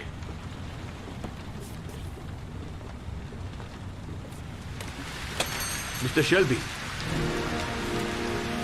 I was beginning to think that there was no good to be found in this place. I can see now that I was wrong.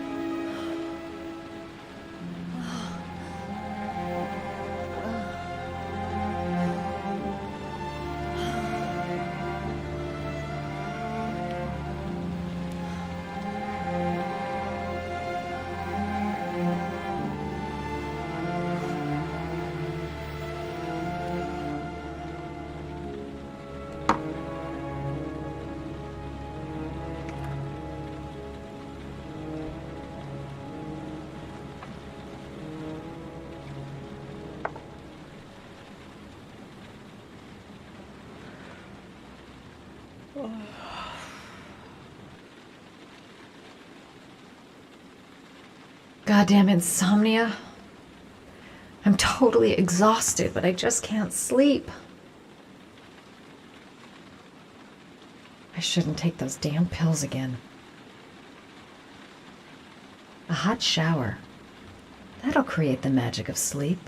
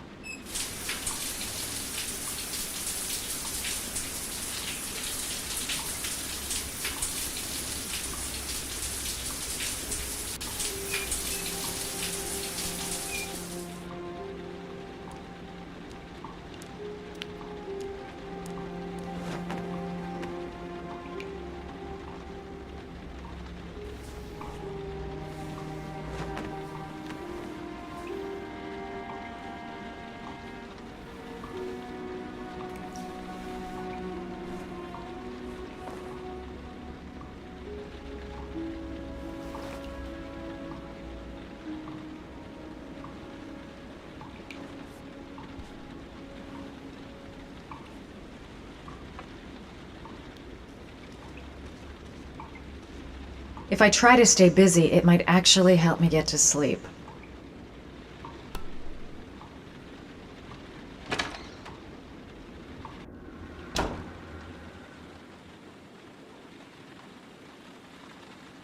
A hot drink is what I need.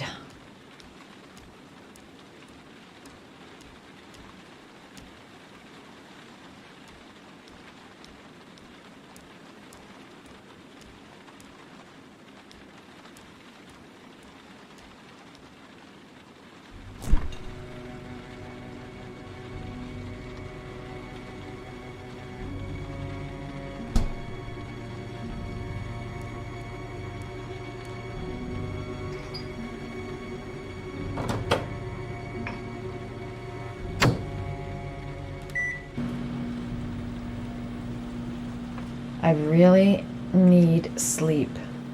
How hard can it be to fall asleep?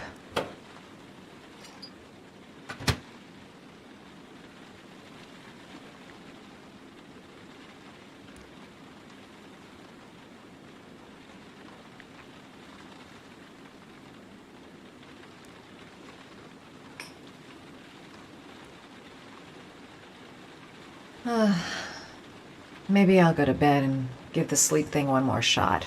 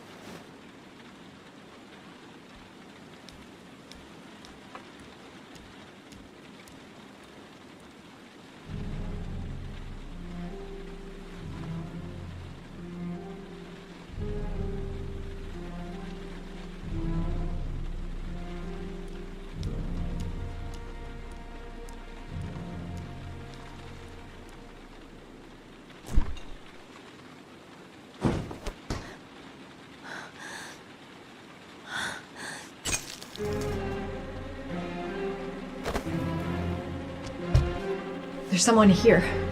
There's someone in the apartment. The phone on the desk. I could call for help. The front door. It's the only way out. If I can reach it, I still have a chance.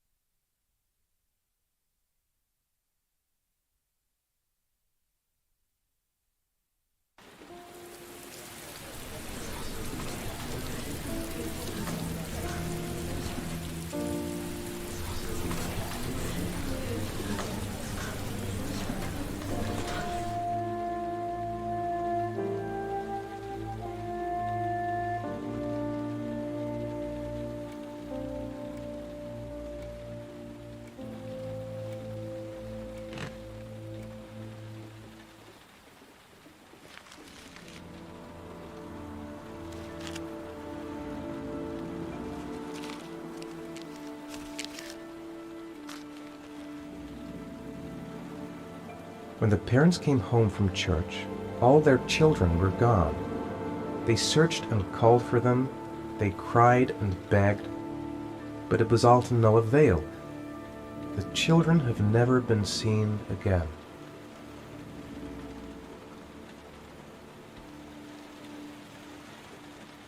I'm the Origami Killer.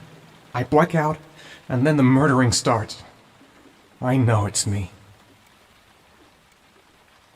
This doesn't make any sense. It couldn't have been me. I couldn't ever have done that. What does it mean? Some sort of fairy tale? The origami figure in my hand after my blackout. It's the same one the killer leaves in the hands of his victims. I've never done origami in my life. What did I do with Sean? I must have done something, but I just can't remember. I couldn't have hurt him. I love him. I love him with all my heart, but what in God's name did I do when he was on the carousel? I'm exhausted. I didn't sleep a wink all night. Goddamn reporters! They've been camped outside my house all day. That letter might be linked to Sean's disappearance. I need to show it to the police. There's no way back for me. If I'd done anything to hurt Sean, I'd give anything to know where Sean is now.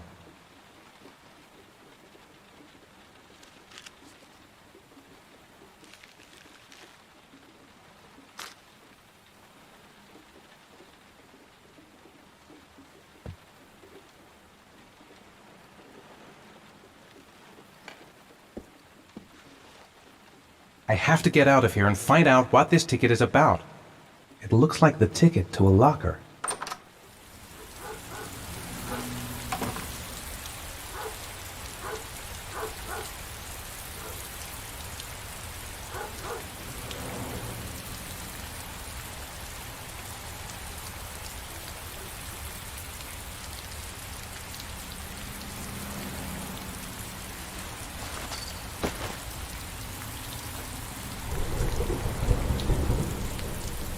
Someone sent me that letter for a reason.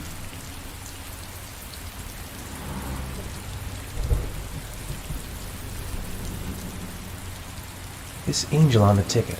I'm sure I've seen it somewhere before.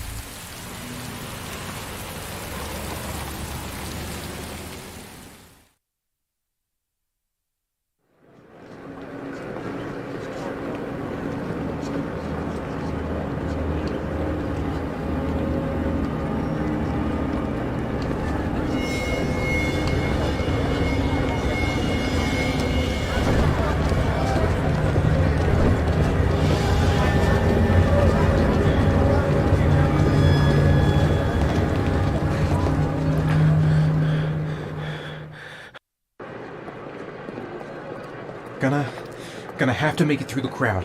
I can't take crowds. Just can't handle it.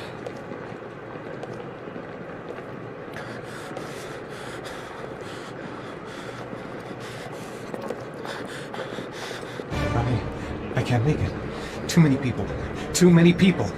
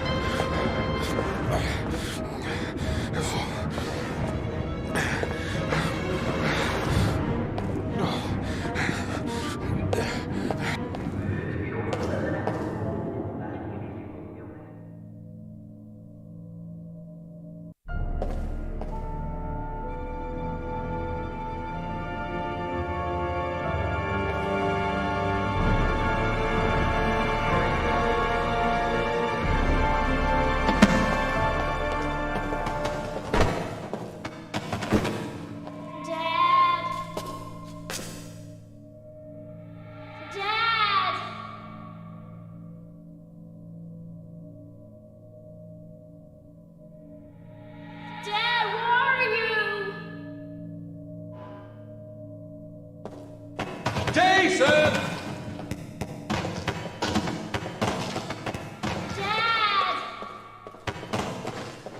Jason! Dad! Jason! Dad! Jason! Dad! Jason! Dad!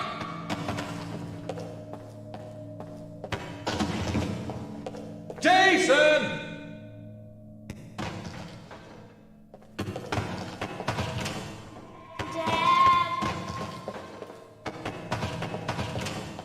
Jason!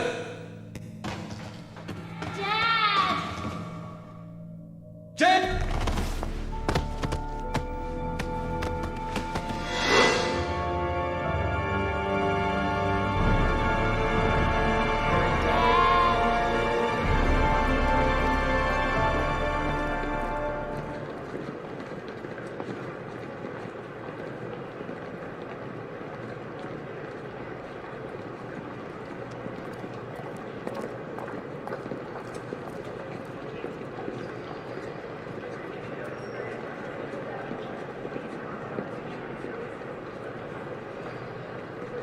The lockers.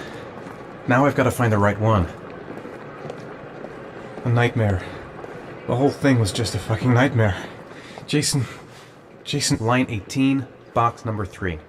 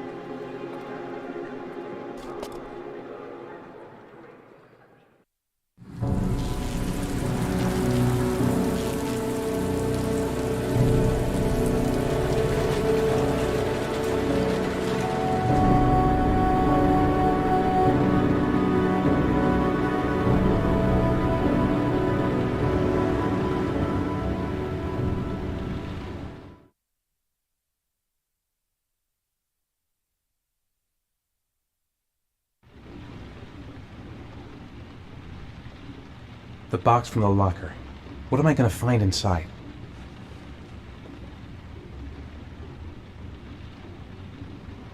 I took a room in the first motel I saw.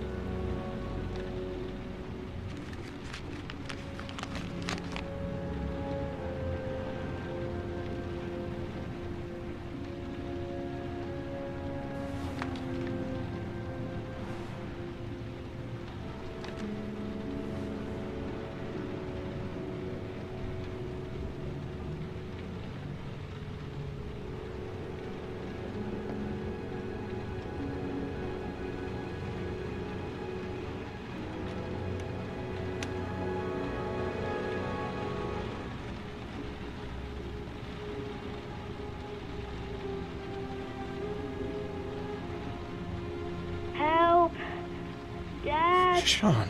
Where are you? I'm so cold. Dad! Dad!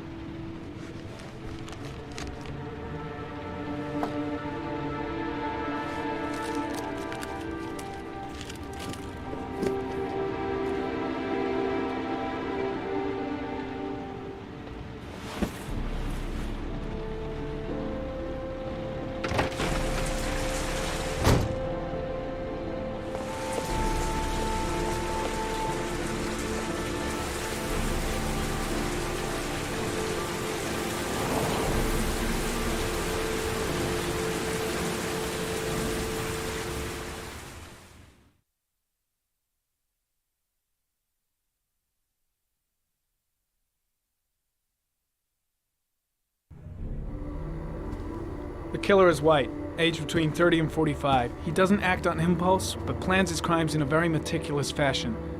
He doesn't have anything personal against the victims. That's why he covers their faces with mud, to make them anonymous. Why does he kill them if he doesn't have anything against them?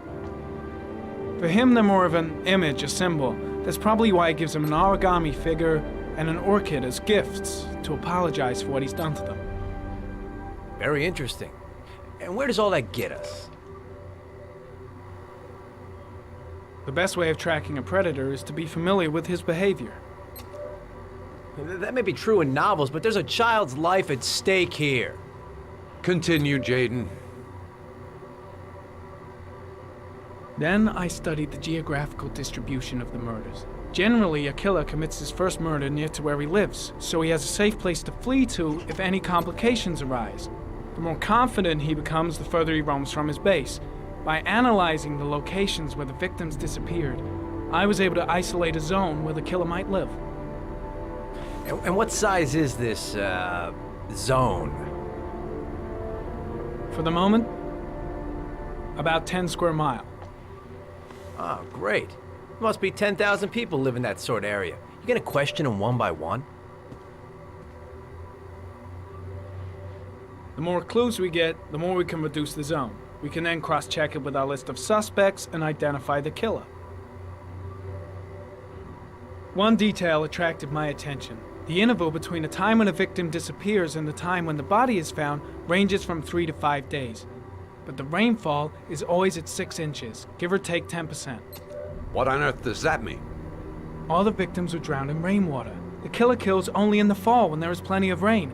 It could be that he puts them in some sort of well or tank that is open to the skies and that fills up with rainwater. The more it rains, the less time the victim has to live. So what's next? There are 2 suspects whose psychological profile might fit and can be connected to the comfort zone. I'd like to question them. God damn it. We're wasting our time with this bullshit. The killer's out there somewhere, we gotta get off our asses and find him. The killer is no ordinary murderer. He is intelligent, organized, and methodical. You won't find him by patrolling the streets. Tell me, Agent Jaden, did you get your vast experience on the job, or did you just fucking read about it in some school book? I came here to find a killer. And that is exactly what I'm gonna do. With or without your help. Fucking asshole! That's enough! You said it took 6 inches of rainfall before the victim died. How much time do we have left? If the weather forecasts are right, less than 72 hours.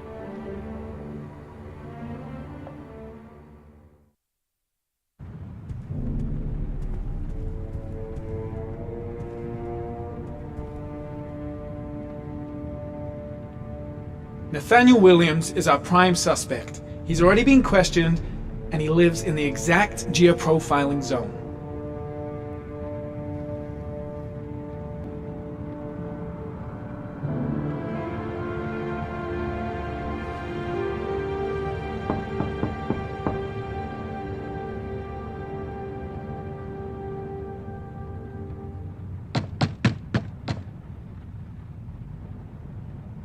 No answer.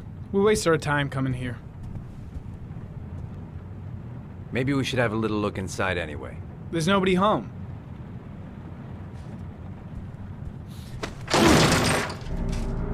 There is now. I'm not sure that's entirely legal. Call the cops.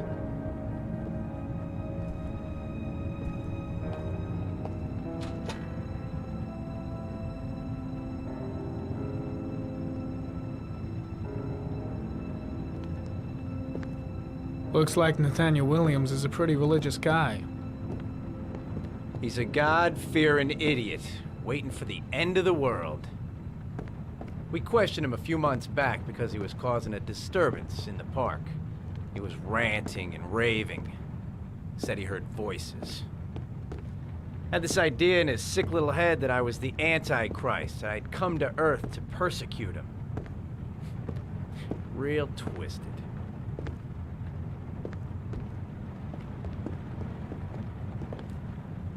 The guy's taking a break from reality, holed up here in this crazy apartment. Candles are still lit. He should be back soon.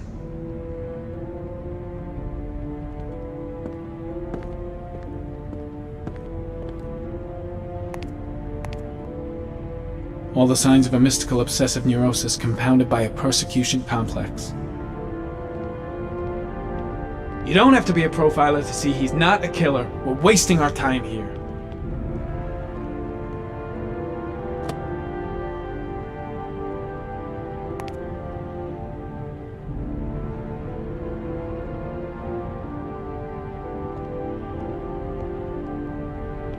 It's stifling in here. Those windows haven't been opened in years.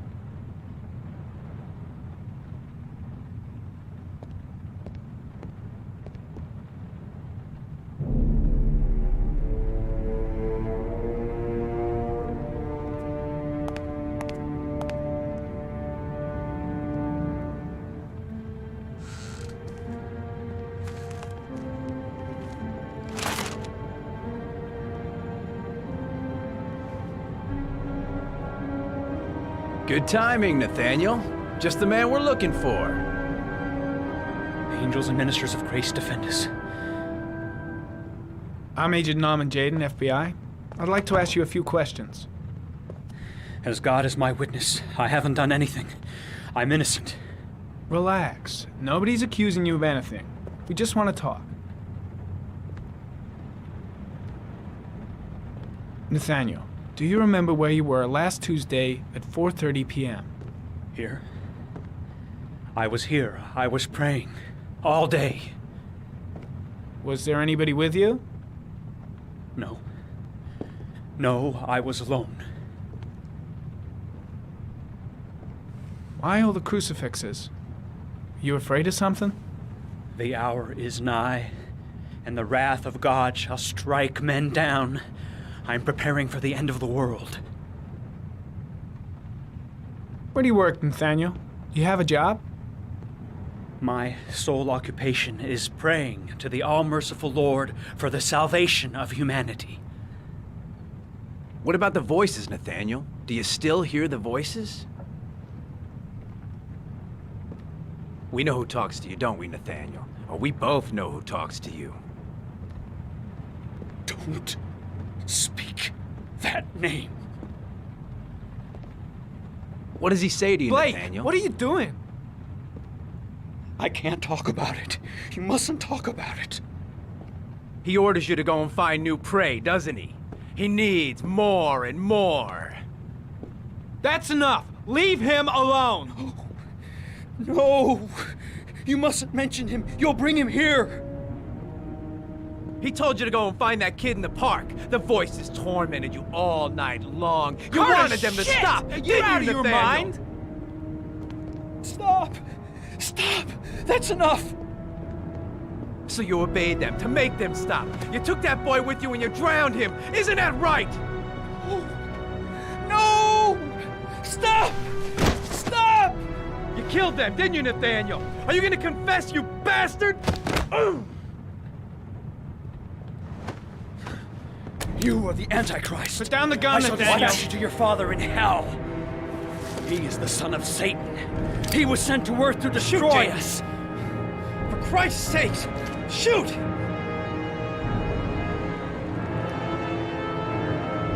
Calm down, Nathaniel. Nobody here wants to hurt you. Put the gun down. Keep calm. Everything is gonna be fine, Nathaniel. Demon, you shall regret confronting the emissary of the Lord. You shall know divine power. I'm here to help you, Nathaniel. To get rid of the voices in your head, but you have to trust me. Christ all-powerful, defend us in our battle with the forces of evil. Protect us from the cunning and wiles of the demon. May God Almighty manifest the power of His empire, and may divine power cast Satan and all the other spirits that prowl the world in search of souls into the darkest depths of hell.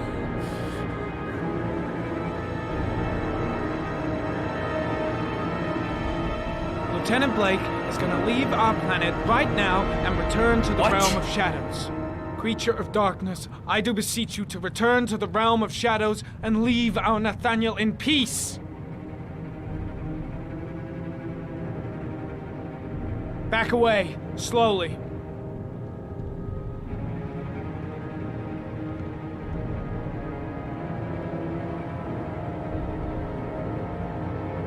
Now drop the gun. Drop it, Nathaniel.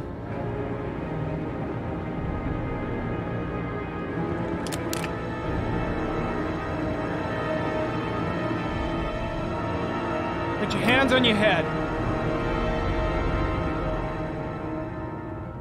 Turn around.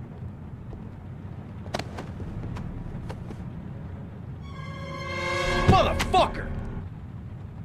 In the name of the Lord, I exorcise thee, Satan.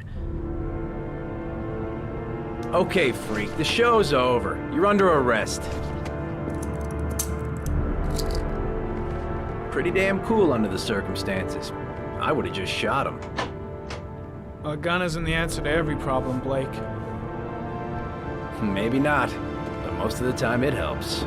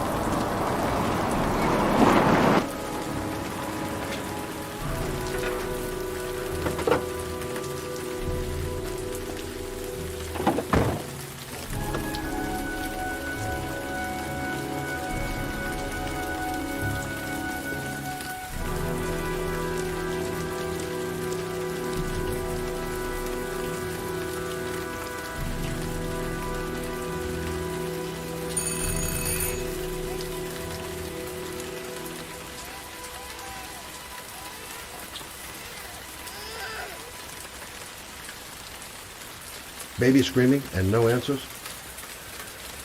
Don't like the look of this. Susan Bowles, mother of the Origami Killer's latest victim. Maybe she knows something about the circumstances surrounding her son's death. No answer. Baby screaming inside. Not a promising start. I should have a look around. There should be another way to get in. Asthma free for the moment and loving it. Good old inhaler in my pocket, just in case.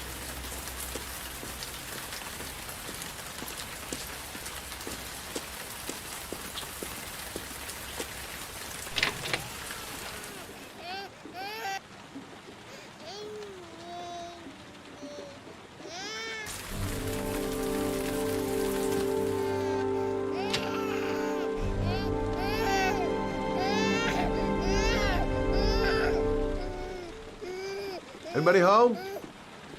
Mrs. Bowles. Hello, little cutie.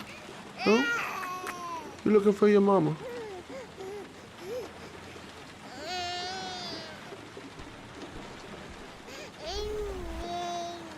Oh, Jesus.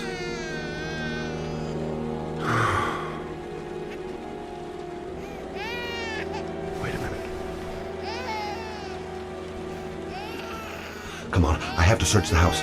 Maybe it's not too late.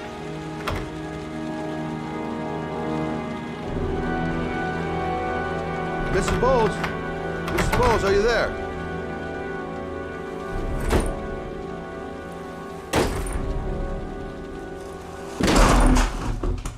Oh, shit.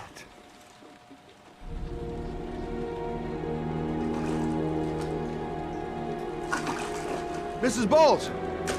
Mrs. Bowles, can you hear me? Wake up! Wake up!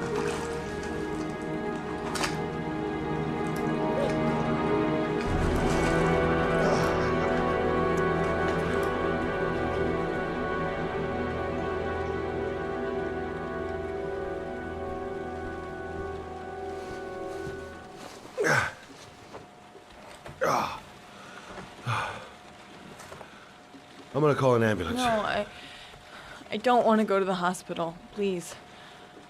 Okay. You got something around here I can dress this wound with? Yeah, I think so. Okay, don't move. I'll be right back.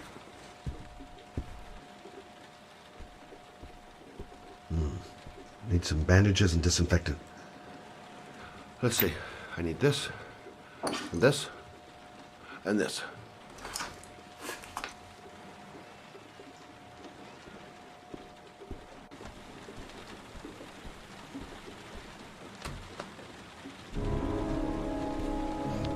I'm here for you, Susan. You'll be all right. I'll take care of you.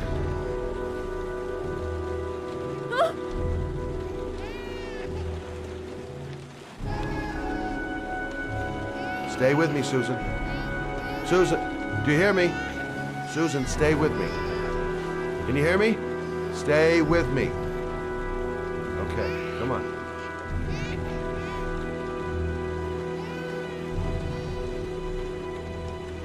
There, I done what I can. That should stop the bleeding. Well, luckily the wounds aren't too deep. Hey, how are you feeling? You okay? My baby. My baby needs me. Right. You stay there. I'll take care of the baby. Okay? Do you know what to do? With a baby, I mean. I'm a private eye. There's nothing I can't do. Her name is Emily. Gotcha.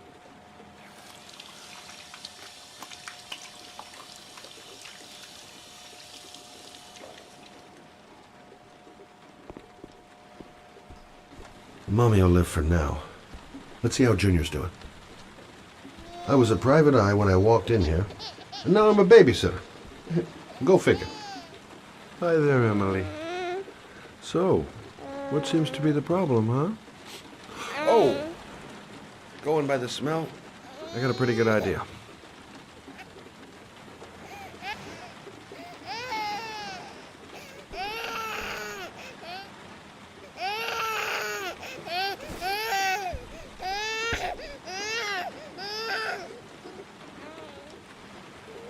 Okay. How do you do this again?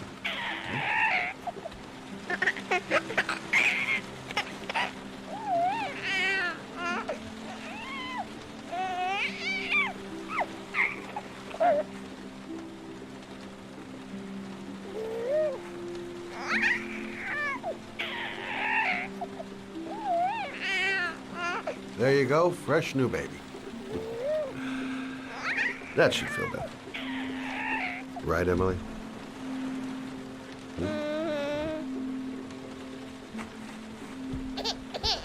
Hey, what's the matter? I thought we solved the problem.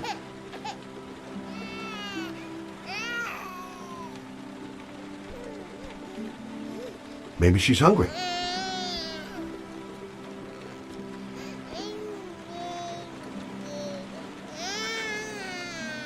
I guess I better warm this thing up.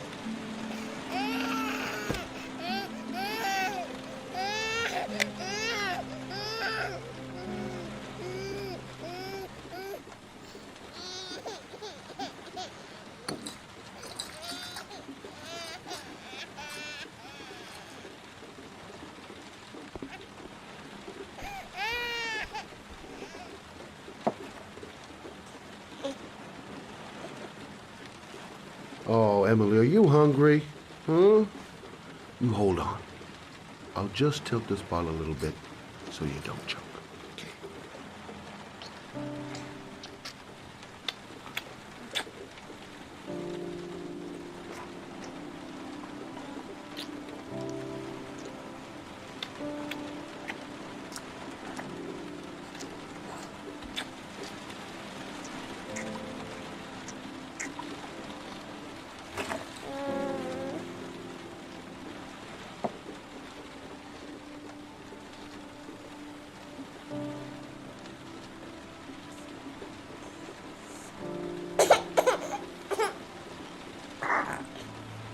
Oh, good job, Emily. You're feeling good now, right? Now, I'm gonna rock you very gently so you can have a nice little snooze. Okay? All right.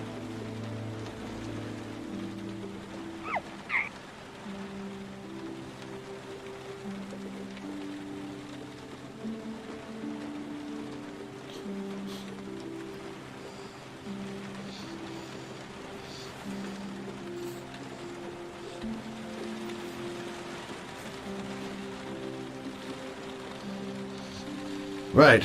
That's about the limit of my maternal powers. Poor kid. Life ain't gonna be easy for her.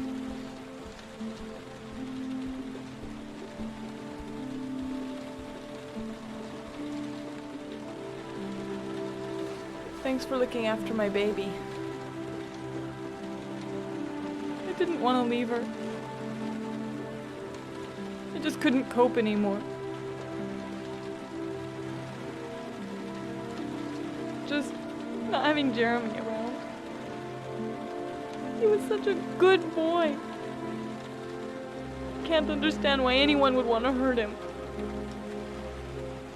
Do you take care of this baby on your own? Doesn't Jeremy's father live with you anymore? He disappeared. The day after Jeremy. I don't know what happened to him. Maybe he couldn't take it. Ever since I've had to look after Emily all on my own, and I couldn't do it anymore. I understand. Did your husband say anything before he disappeared? Did he leave a note or something? No. He left the house without a word, and there was just the cell phone. A cell phone? Yeah, I found a cell phone in his dresser. I'm sure it wasn't his. I'd never seen it before. I tried to turn it on, but it didn't work. Do you still have it? Yeah, it's in a drawer in the living room. You can have it if you'd like. I'm sure it's of more use to you than to me. Do you have any family or anybody to help you? Yeah. My mother. I didn't want to ask her for anything. We don't really get along. But I guess I'm out of options. Well, look after yourself. And Emily. I will. I promise.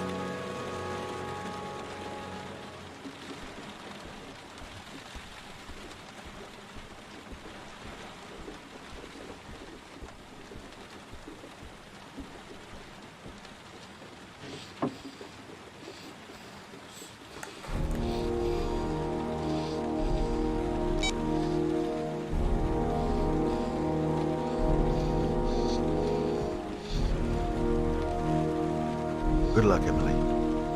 You take care of your mom.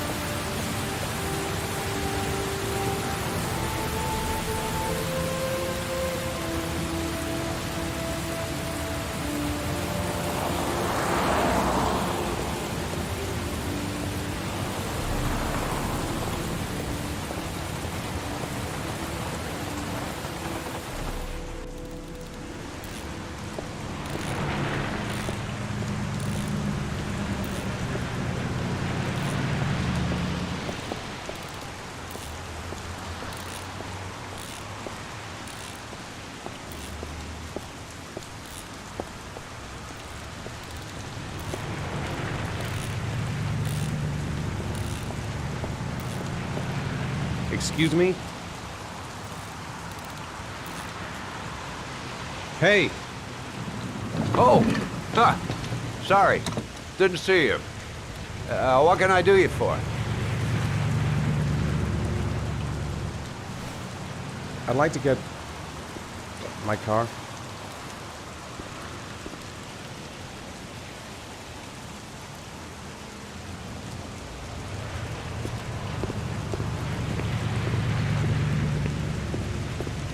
Have I been Hey, here before? you're a pretty patient Don't guy, you remember it. are. That car's been there for 2 years. We took it out for a drive every month and checked the tires and batteries, just like you said. Here, it's the 3rd floor down. The service elevator is at the far end of the garage. Now, you have yourself a good one, Chief. Can't stop thinking about that well. Sean seemed exhausted. But at least he's alive. I'll do anything to get him out of there.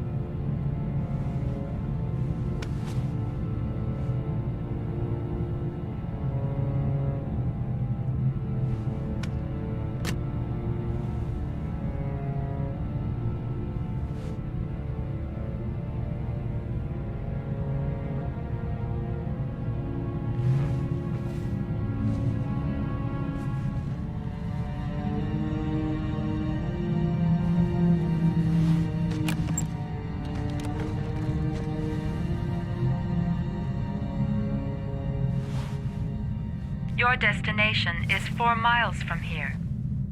Leave the parking lot and take the first right.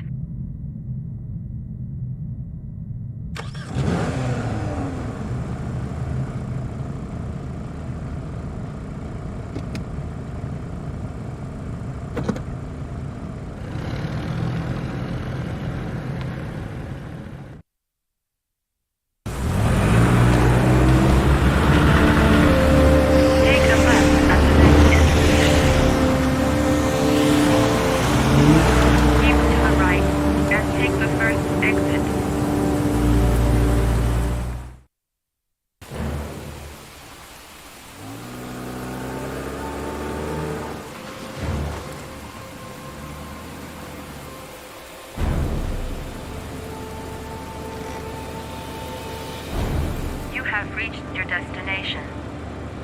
Are you ready to show your courage in order to save your son? Listen carefully. Take the highway and drive against the traffic for 5 miles. If you haven't reached your destination in 5 minutes, you will have failed. I can do it. I'd do anything to save my son. If I succeed, I'll get more letters for the hangman. It's my only lead. No turning back now.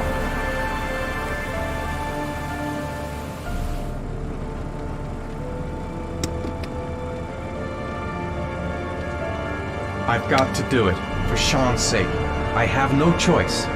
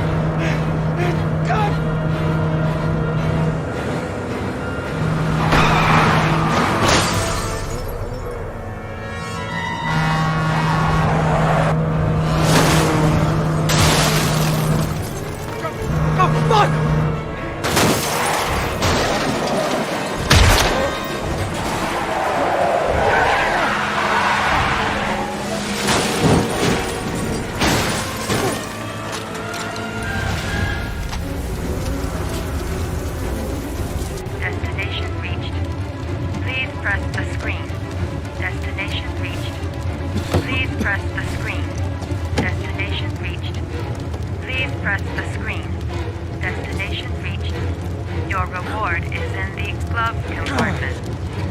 The key is inside the GPS. Your reward is in the glove compartment. The key is inside the GPS. Your reward is in the glove compartment.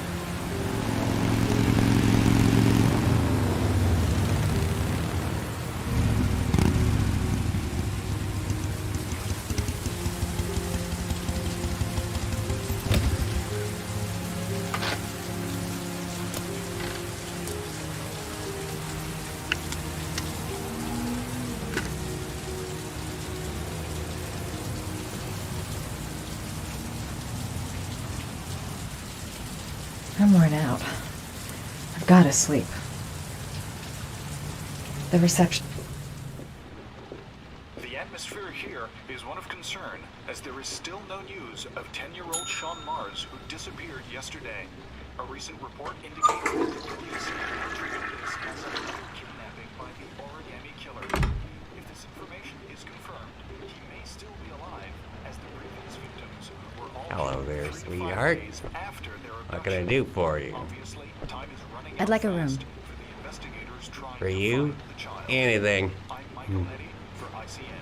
Feeling the register.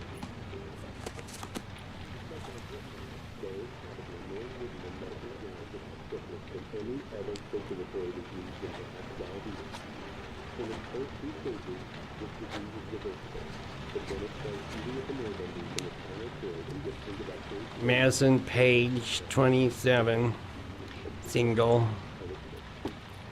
How long will you be staying with us, Ms. Page? I don't know yet. Room 201. Last floor, stairs on the right, in the courtyard.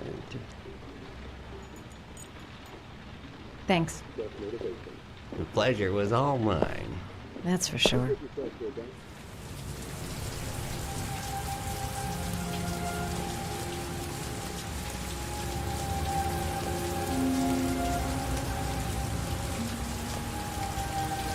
That obnoxious receptionist better not have a spare key to my room. The thought of it leaves me in a cold sweat.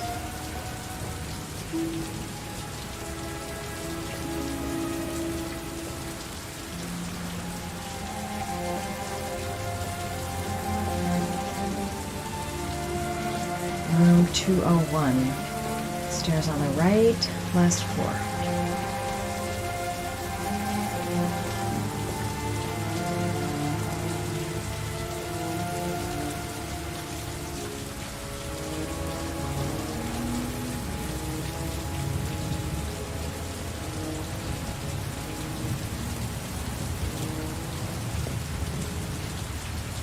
Sir?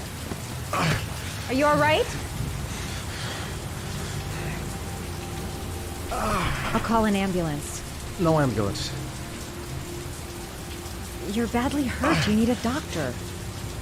Please, just help me to my room. It's number 207.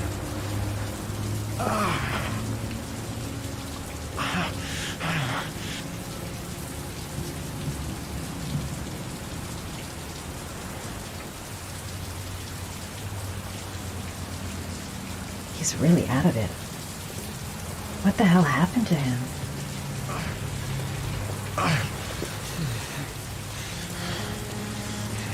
Have you got the key?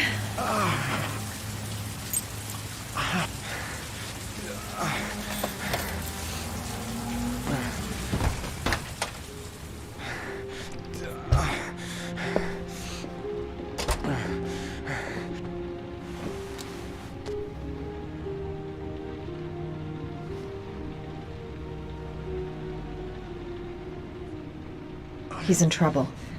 I can't just walk away and leave him like that.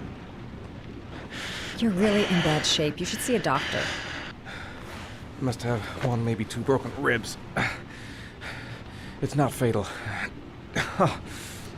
But it's sore as hell. Your head is bleeding. It looks deep.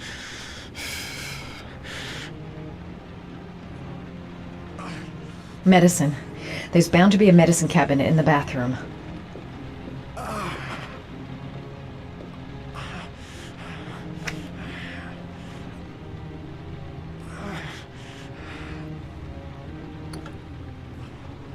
I should disinfect his cuts.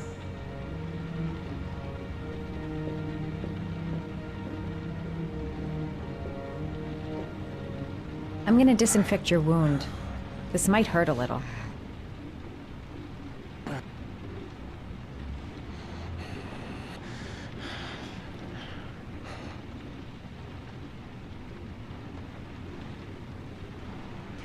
There. At least it won't get infected. Thanks.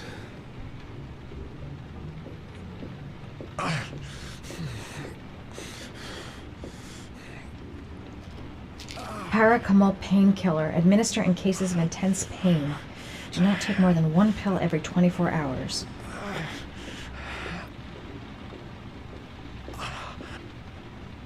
Here. Take this. It should do you some good. It's a painkiller. It'll help reduce the pain. It says on the box to take one every 24 hours. I don't think it's a good idea to exceed the dose.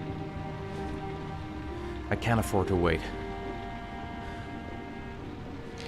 I wouldn't move around for a few days if I were you. I'm gonna take a shower. All right, let me help you.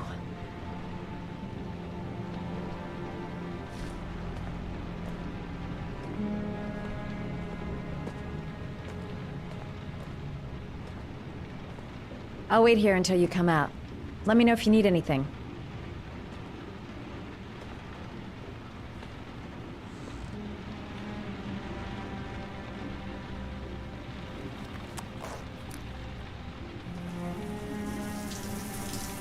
Talk to me.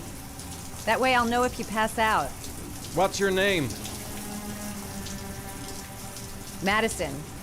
Are you staying in the hotel? No, I live in town. I suffer from chronic insomnia. I seem to only be able to sleep in motels. Don't ask me why. Whenever I get too exhausted, I come and spend a night here. I'm just passing through. And what else do you do, Madison? Apart from fixing up strangers.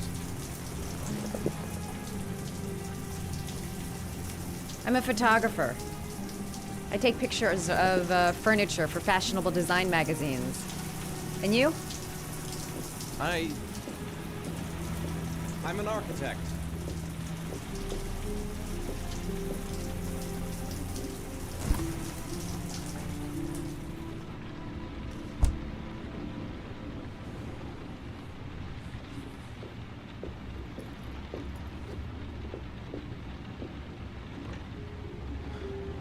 Thanks for staying. I feel a lot better now. Okay. I better get going then.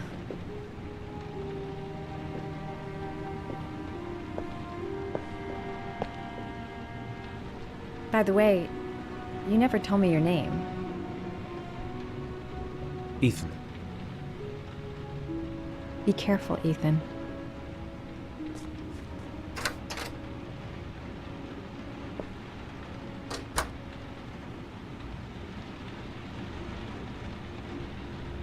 The box.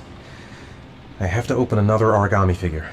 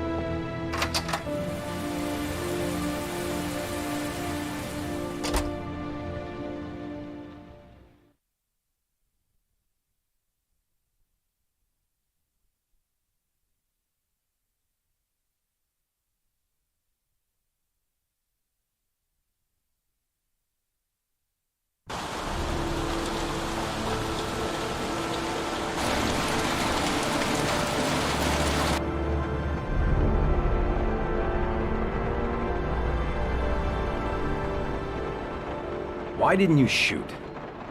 Sorry? Well, back there. Nathaniel could have had a gun. Could have killed me.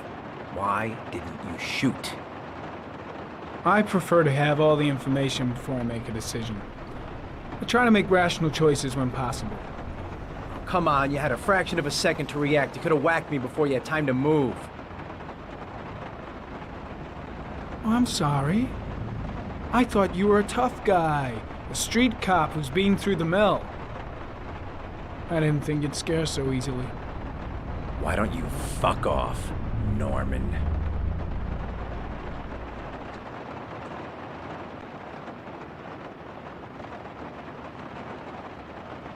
That's him.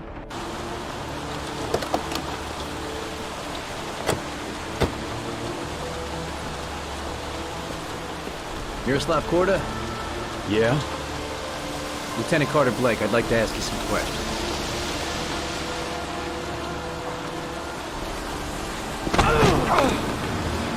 Shit, don't just stand there, he's gonna get away! Ah! Hey man, watch it, dude!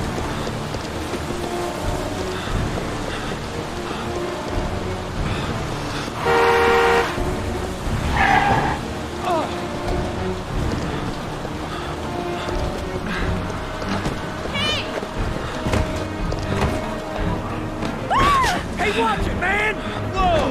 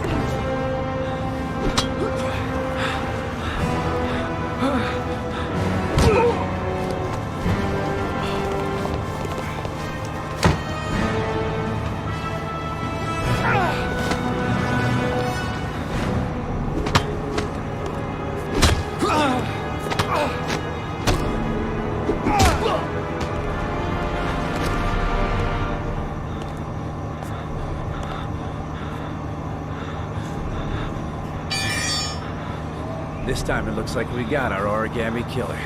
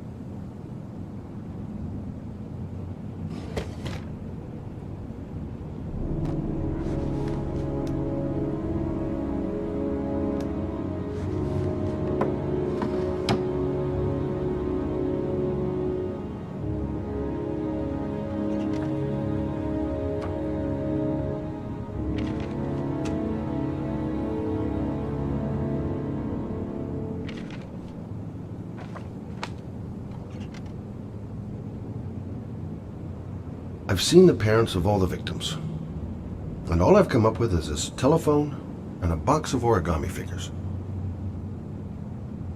I needed the rest. I haven't been sleeping well since the murder started up again. Can't breathe with this goddamn humidity. Hope it stops raining soon. All the newspapers are talking about Sean Mars, the kid who disappeared.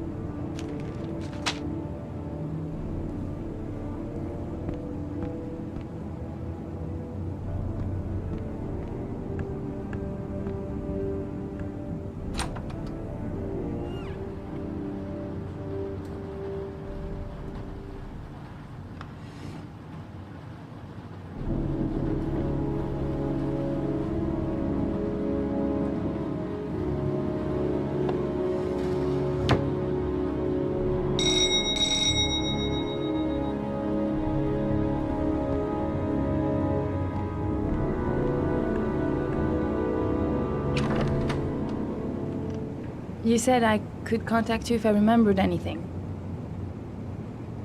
Can I come in? Sure.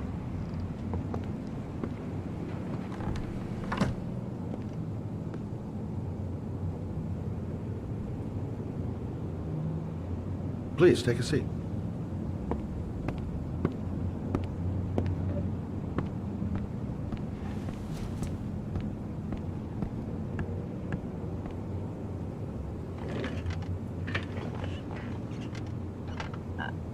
I just remembered something. Maybe it's not important, but a letter arrived in the mail the morning Johnny disappeared.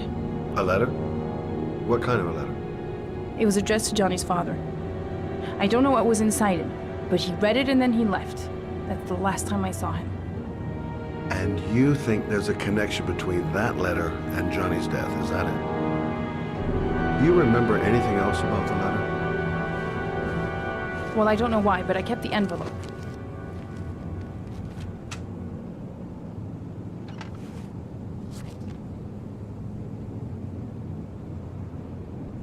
Nothing particular. Except the address. The address? It was typed with an old typewriter. Could be a lead, you never know. Well, thanks for your help, Lauren. I'll let you know if it leads to anything. Wait, I can't just sit around and do nothing while you're out there looking for the man who killed my son. Ever since you came around, I've been thinking, and I want to come with you. Help you in your investigation?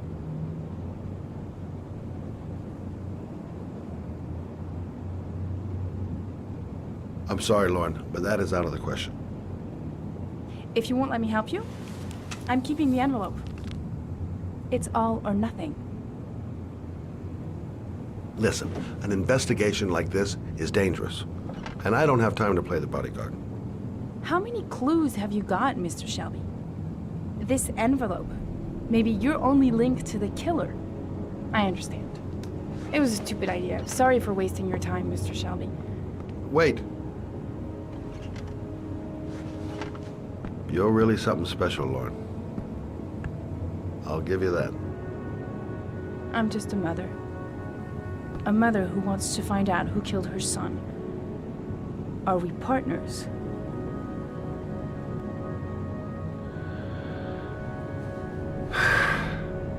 We're partners.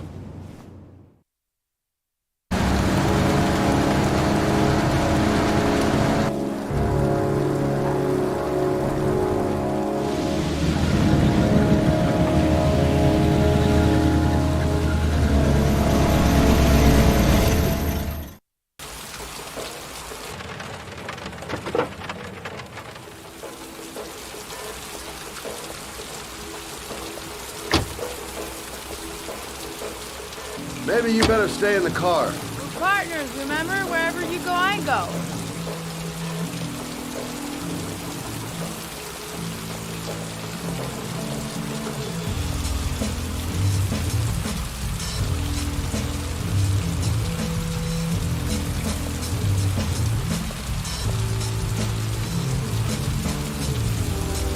What are we doing here? We come to see Gordy Kramer. Kramer? The bigwig tycoon from Kramer Construction? No, his son. You think maybe he's the Origami Killer? But now I just have a few questions that need answers.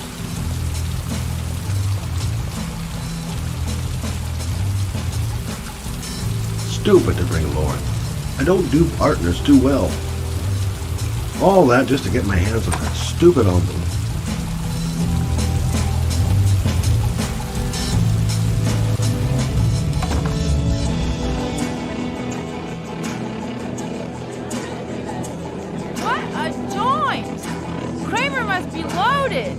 What do you think he paid for all this shiny crap? We'll discuss Kramer's decor another time. Are we gonna be here long? This place gives me the creeps. I'm gonna go find Gordy Kramer. You stay here till I come back, okay? Okay. Just let me know if you need me.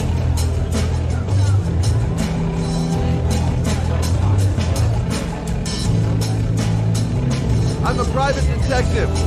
I'd like to speak to Gordy Kramer. Gordy hasn't seen anyone. Beat it.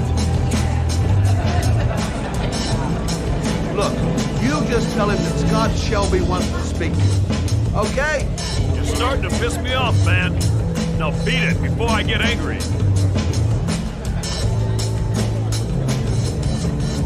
If I want to see Gordy Kramer, I'm gonna have to go about it some other way.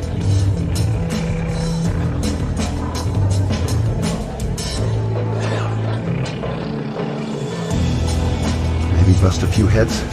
Yeah, tempting. But not such a good idea. Too many goon-shaped reinforcements around here. Whiskey straight up, no ice.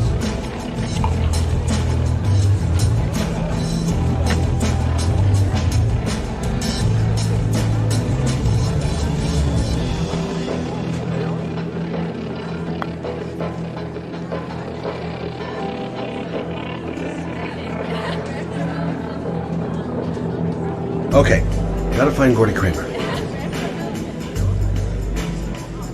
So, did you find Gordy? He's upstairs. He's got two goons blocking the way. Do you want me to handle them? Hey, what are you gonna do? Knock him out with a pair of high heels? Leave it to me! Just be ready to go as soon as they leave the stairs.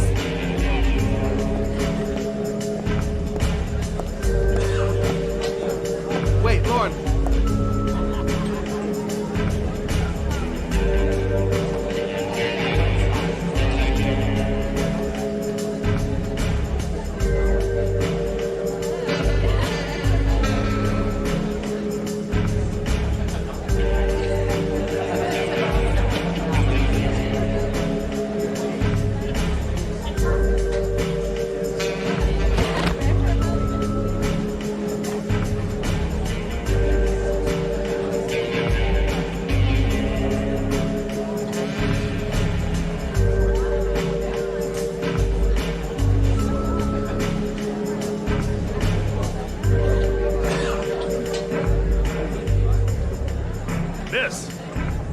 Miss, are you all right? Gordy must be up here somewhere. Shit! Another one's gonna OD on the dance floor.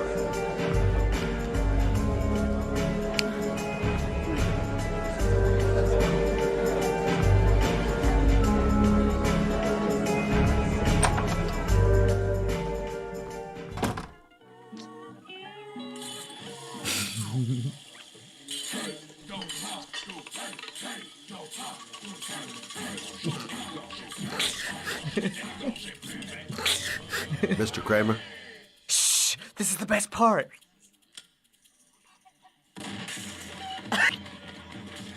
My name is Scott Shelby. I'm a private detective. I'm investigating the case of the Origami Killer. I'd like to ask you a few questions.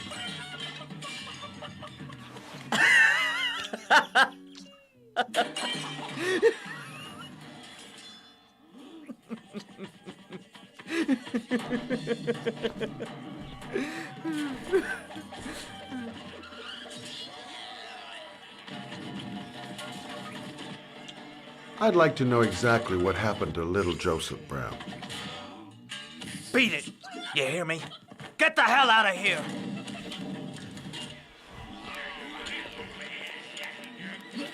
What do you want? A witness saw little Joseph Brown get in the back of your limousine. That was the last time anybody ever saw him. Now, I know you've been arrested and interrogated until your father made a little phone call and the file was closed. I'd like to hear your version of the facts. The kid was lost. I just offered to drive him home.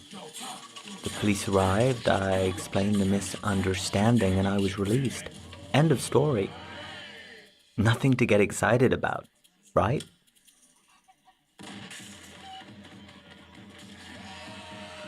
I don't know why, but your story just doesn't check out. You're giving me the crap now. Tell me something I can't believe.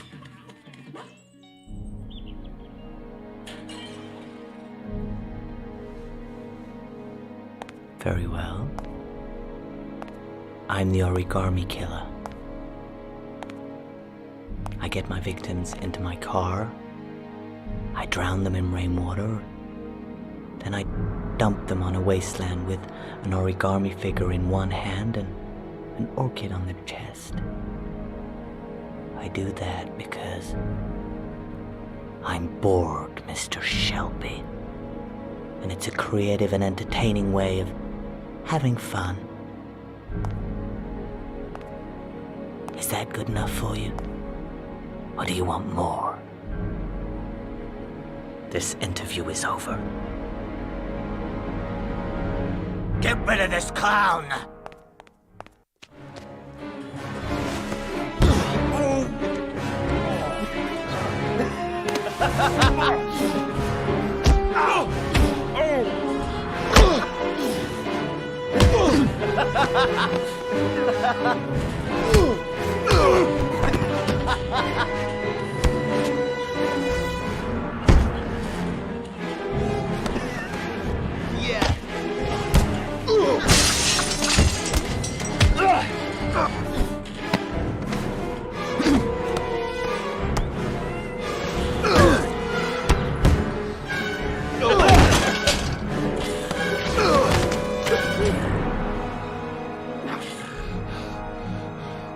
It's a dangerous game you're playing, Kramer. Do you know who my father is? He only has to lift one finger and you won't wake up tomorrow morning. You're the one that should be afraid, Mr. Shelby, not me.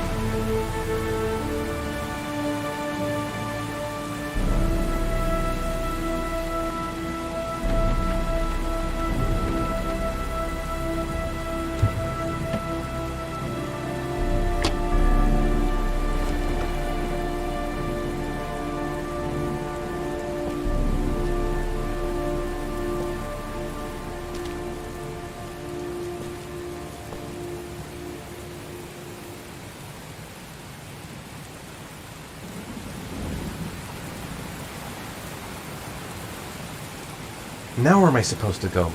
There must be a clue or something.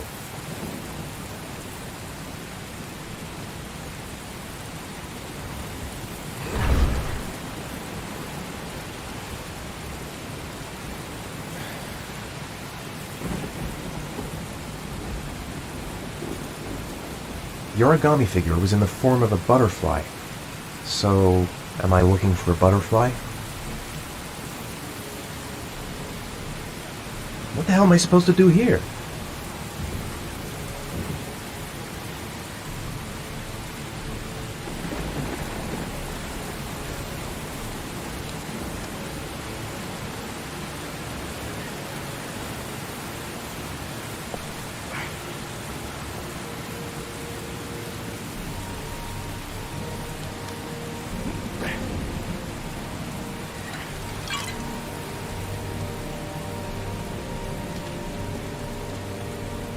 There's got to be a way into the building. This is the old Pico power station. I thought it was abandoned.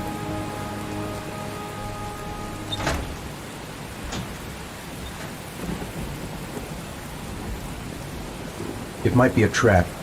I had better be careful. I might be able to find an entrance if I go around the building. The main entrance is blocked up. There must be another entrance somewhere.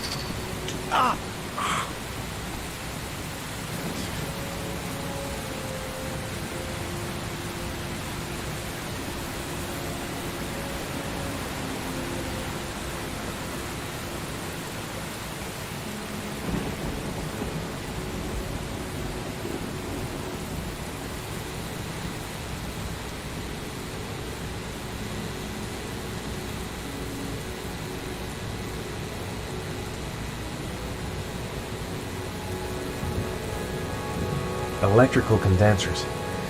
Going by the sound of them, they're still active.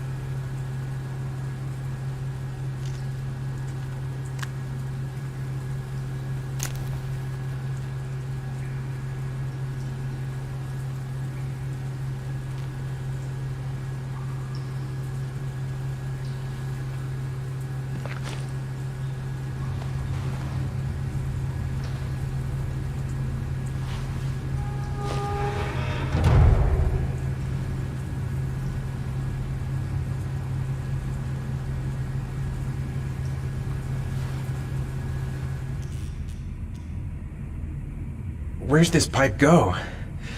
I've got a bad feeling. I should never have got into this pipe. It's suicide.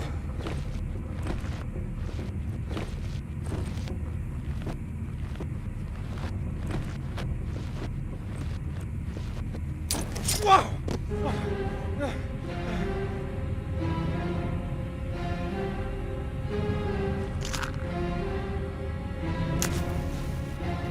Glass. Broken glass.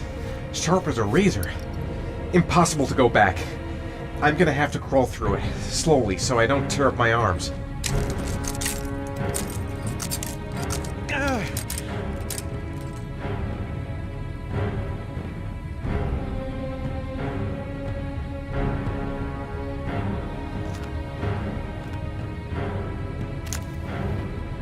The match flame. It indicates where the fresh air comes from. All I have to do is follow the wind.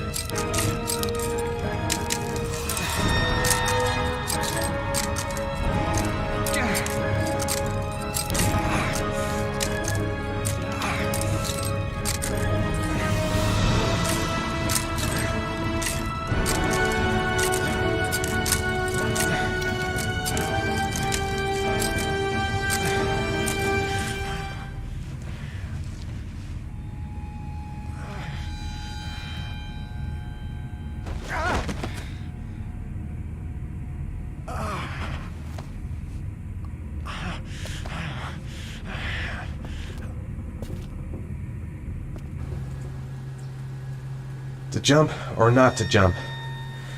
Fuck that.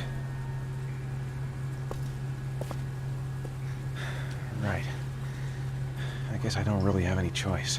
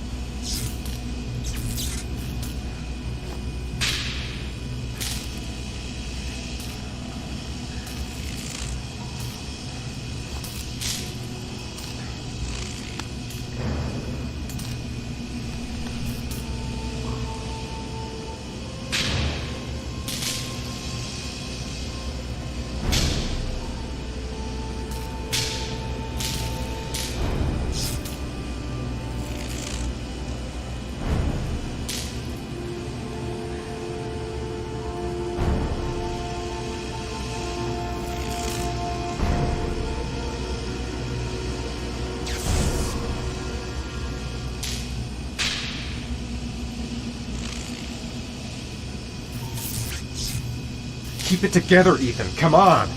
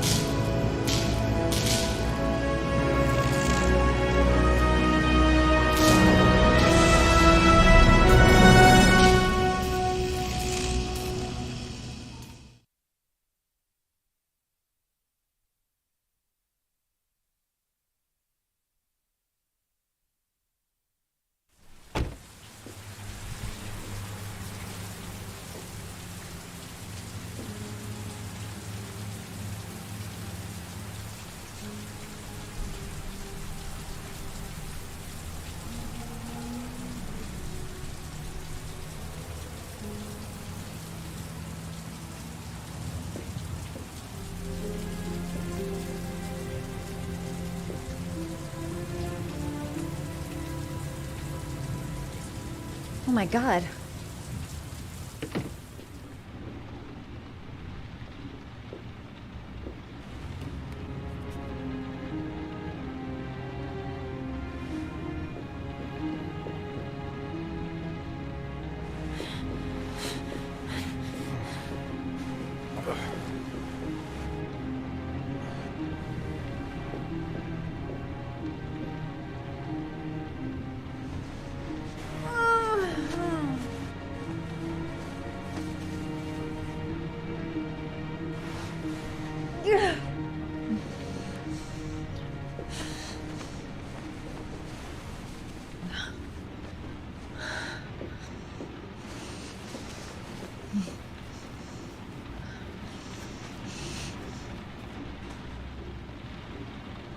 Ethan. Ethan, can you hear me? Calm down, girl. There must be something I can do to help him.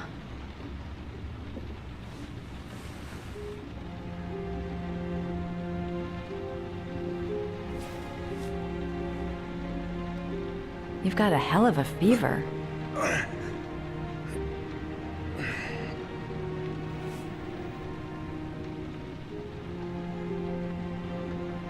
Are those burn marks on your chest?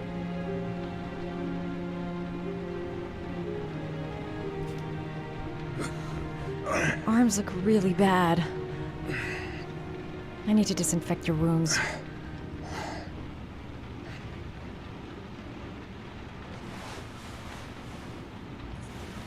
I'm gonna have to get your clothes off to disinfect those wounds.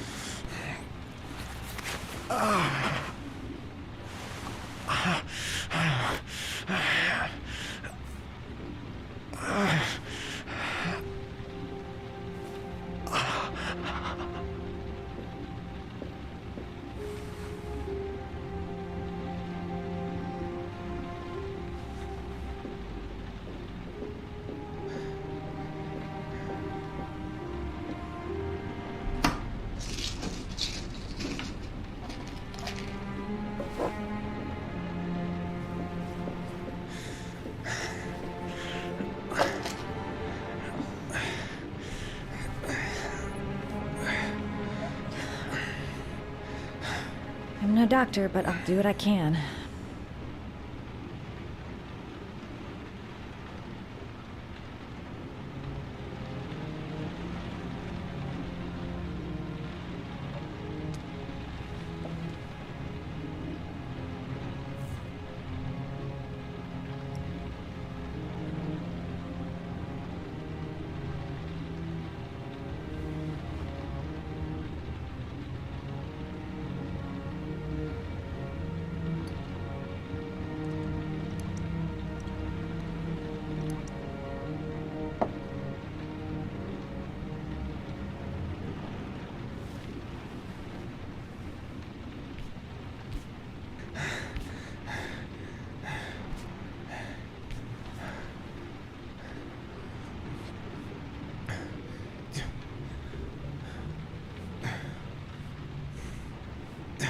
Your wounds are disinfected.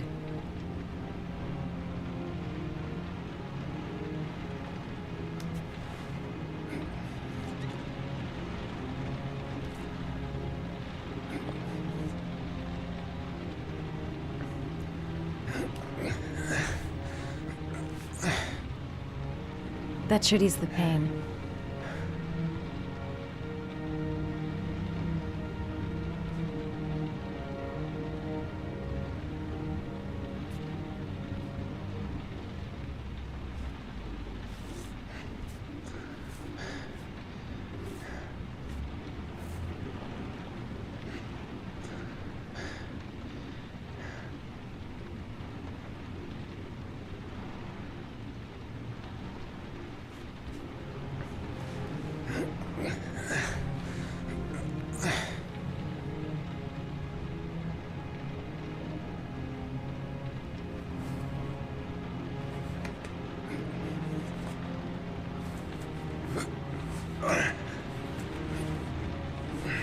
That's all I can do. How do you feel? Ethan? He's unconscious. Now I'll just have to wait. And hope he wakes up.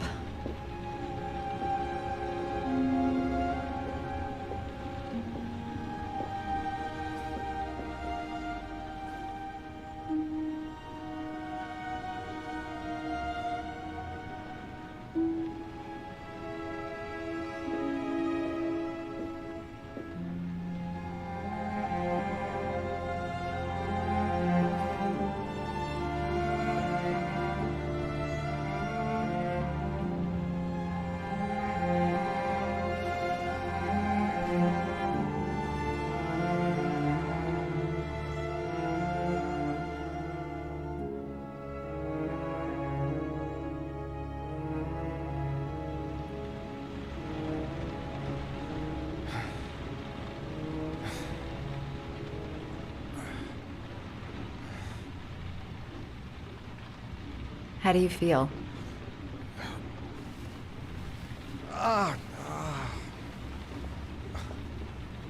I've been better. Was I out for long? About 3 hours. Why the guardian angel act? You don't even know me.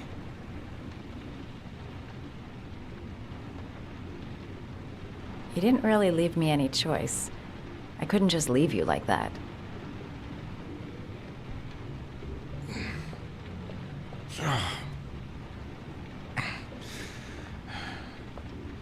You said you were here because you're an insomniac?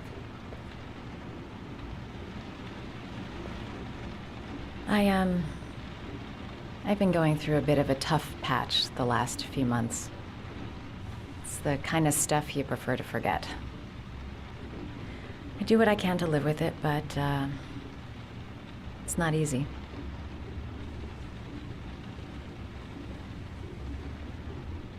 That's the second time I found you in a bad way. You always seem to be running for your life. What's happening, Ethan?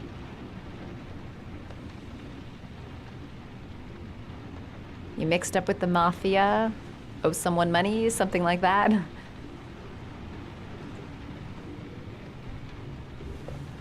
Listen, I'm truly grateful for your help, but for your own sake, I think it's better if you don't ask any questions. Maybe I could help you. No one can help me. You've already done a lot, Madison. Right. I'm gonna go. Take care.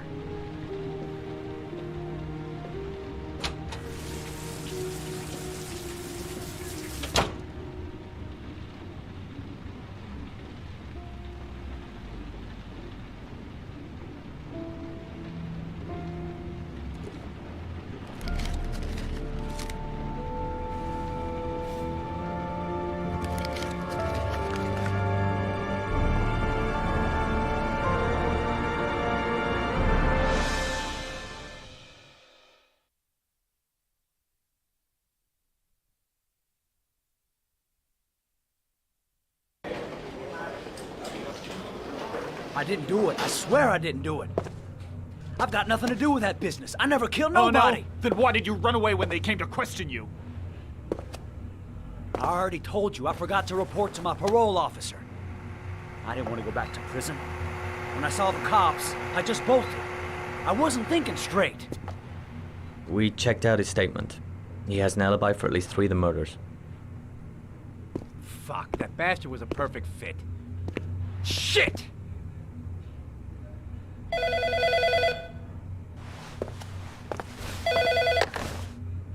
Ash? Okay.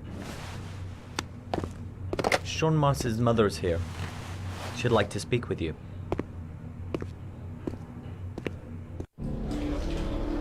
It was a few months back. The middle of the night. It was pouring down.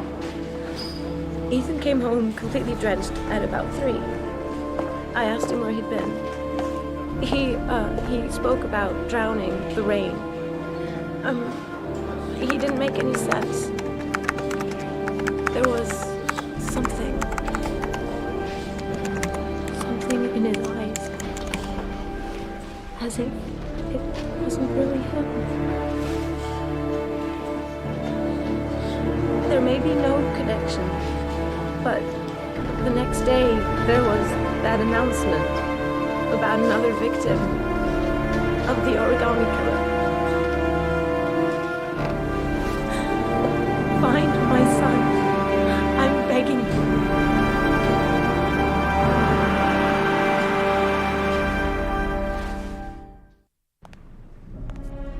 I'm Police Lieutenant Carter Blake, and this is Agent Norman Jaden of the FBI. According to our information, Ethan Mars is one of your patients. We'd like to ask you a few questions about him. I'm sorry, that's impossible. I beg your pardon? I'm bound by an oath of secrecy. Under no circumstances may I discuss my patients. My job is to find Sean Mars alive, and I don't give a damn about any bullshit oath. It's your duty to inform the police if you suspect one of your patients, Doctor.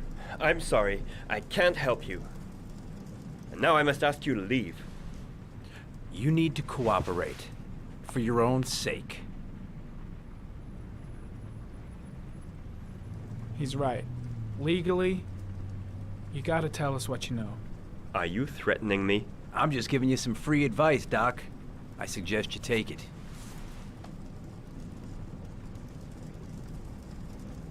Blake, that's enough. Let's get out of here. I am going to call the police and make a complaint about your behavior. Doctor, you are really pushing my buttons. The only thing I'm interested in is saving that kid's life. So, you're gonna be a good boy and tell me what I want to know, or I am really gonna lose my temper. Blake, stop that immediately. Let go of me. You have no right.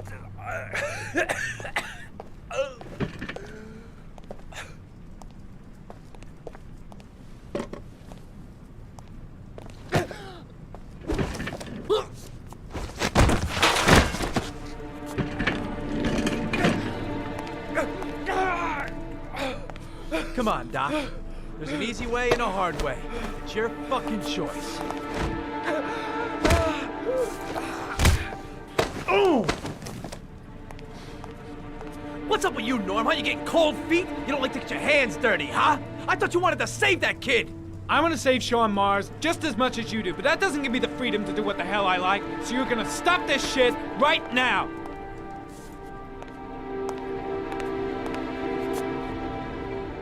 I'll get you for this, Jaden. Don't worry. I will not forget. Ethan Mars has had psychological problems since his first son died. Feels responsible for his death. A sort of morbid neurosis. He is haunted by visions of drowning bodies. A few weeks ago, after one of our usual sessions, I found this on the floor. It must have fallen out of his pocket.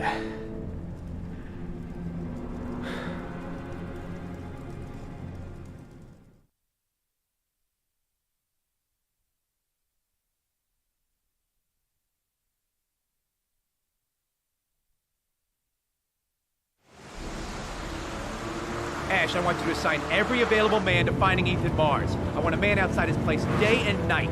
Notify all agencies to start looking for him. I want you to keep an eye on the train stations, the airports, the bus terminals. I want every cop in the city on his ass, so that if he moves, we know about it.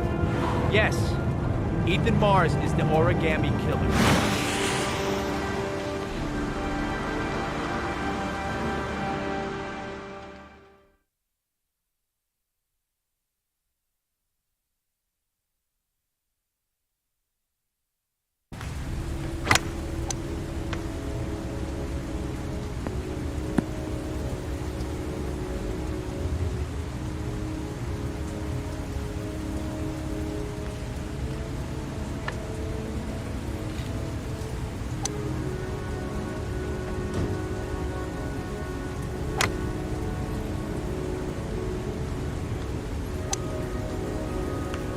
I kept Lauren in the dark on this one. I'll pick her up from her place later on.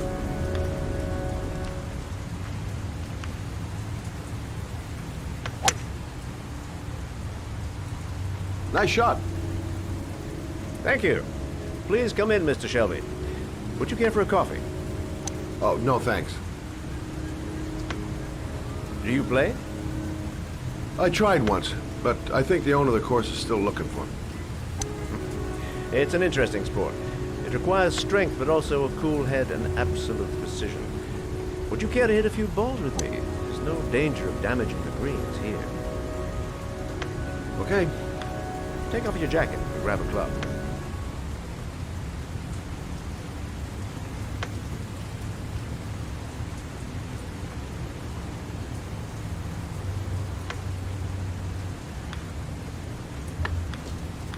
The balls are in that basket.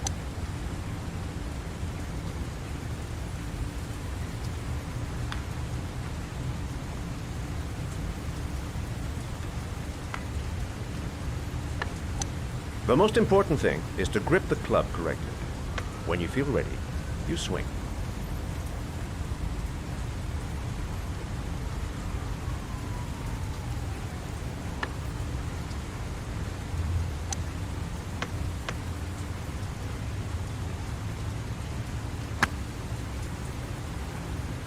Hell, it's only your first ball. You should try to strike it a little harder next time.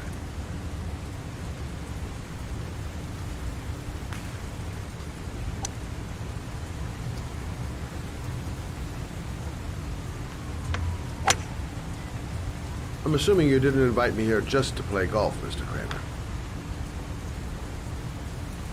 I hear you've been asking questions about my son.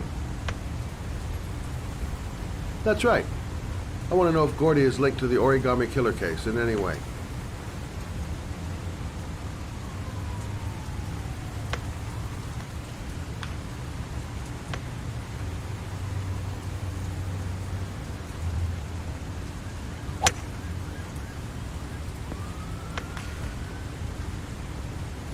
My son had nothing to do with that sordid case. Well, then he has nothing to fear from my investigation.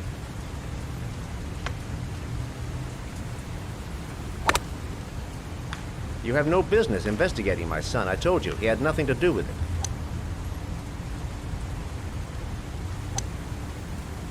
With all due respect, Mr. Kramer, it's up to me to decide who I want to investigate.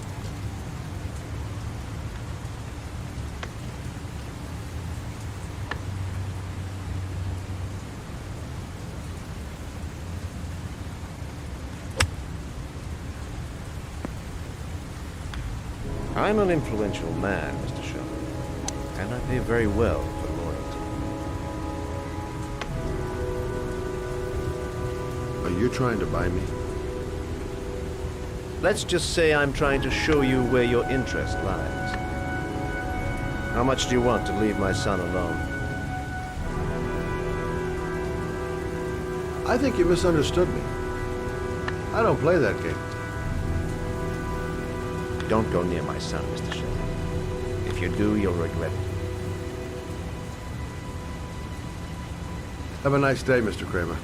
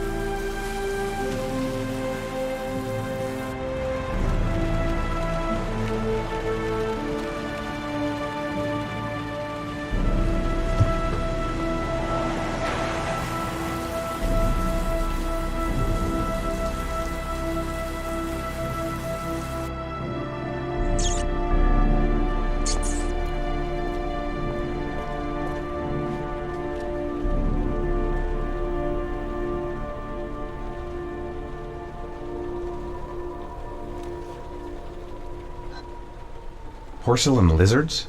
They look new, out of place with the rest of this old beat-up stuff.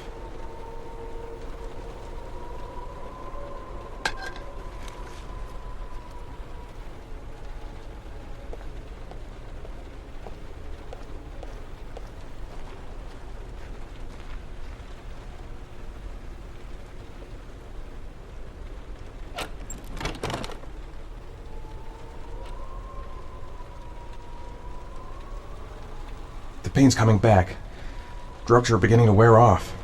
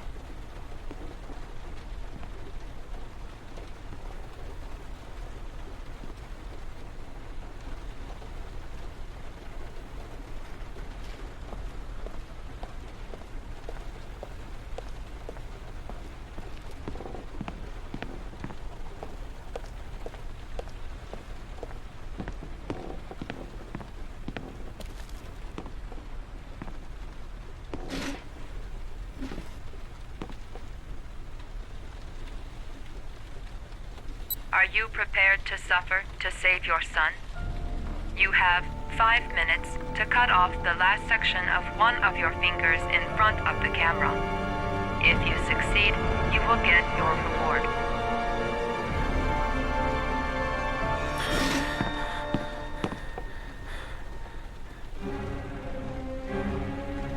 Cut off a finger? No way!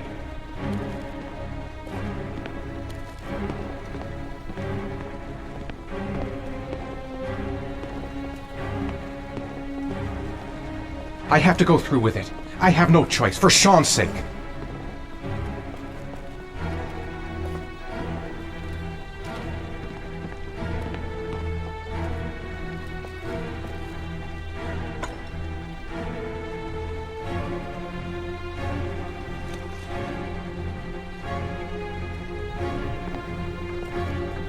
Gotta find a sharp object, something that'll make a clean cut. I don't want to have to start hacking away at it.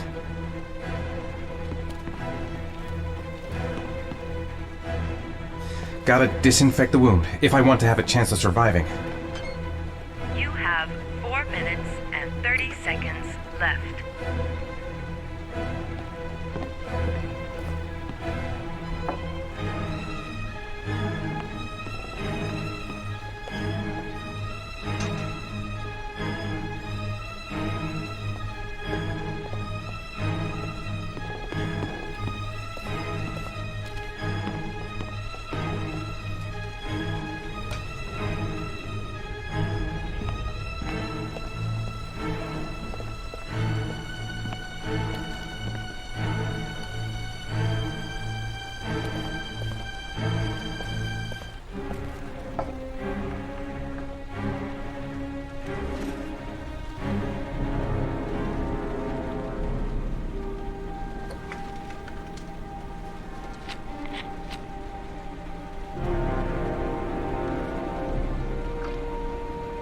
You have 4 minutes left.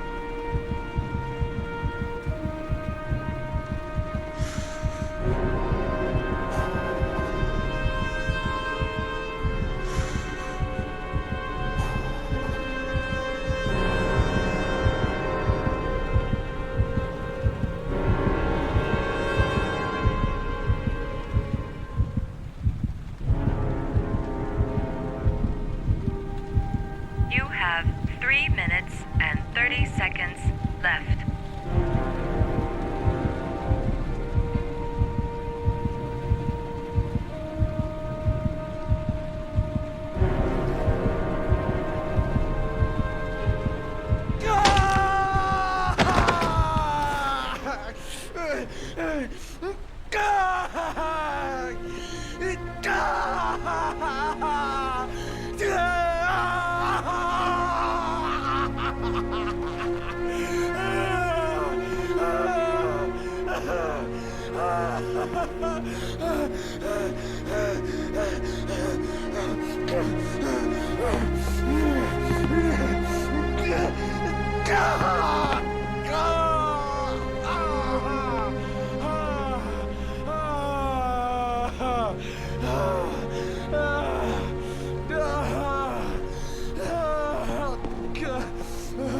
Under the desk.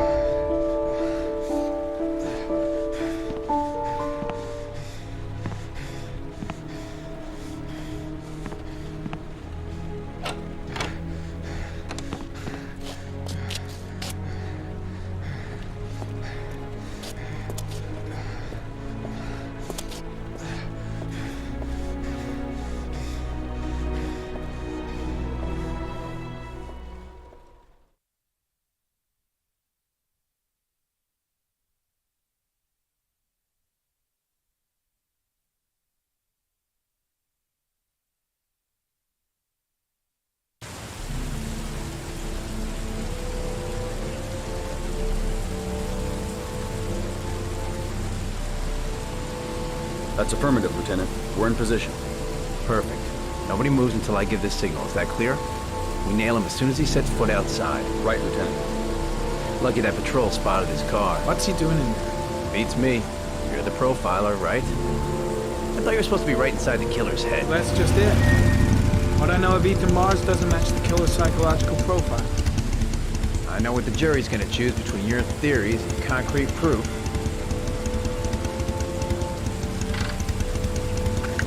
What the fuck is that girl doing there? If Mars comes out now, she's gonna be in trouble. What do we do, Lieutenant? Want to get her out? No, stand down.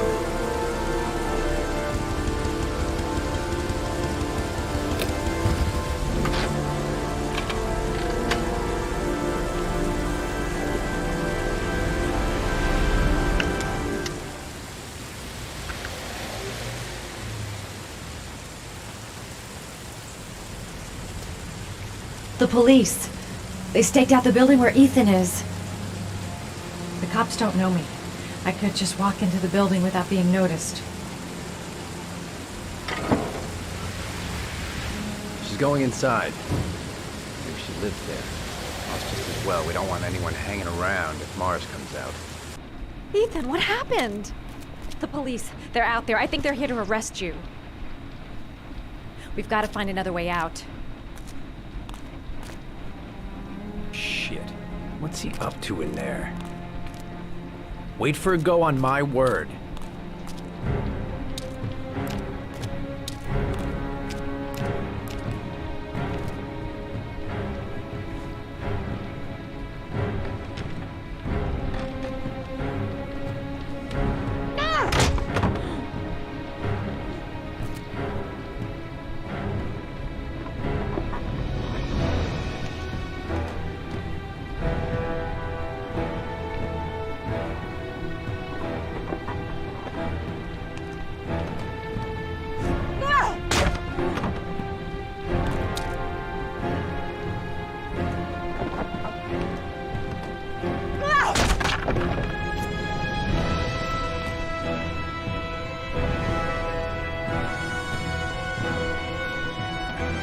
Shit!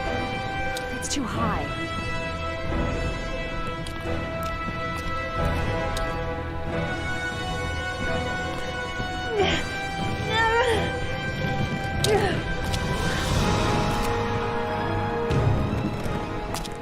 Ready on my go. Stay here, Jaden. Out of the question. I'm coming with you. 2 men at the door, hold your positions. It's a go.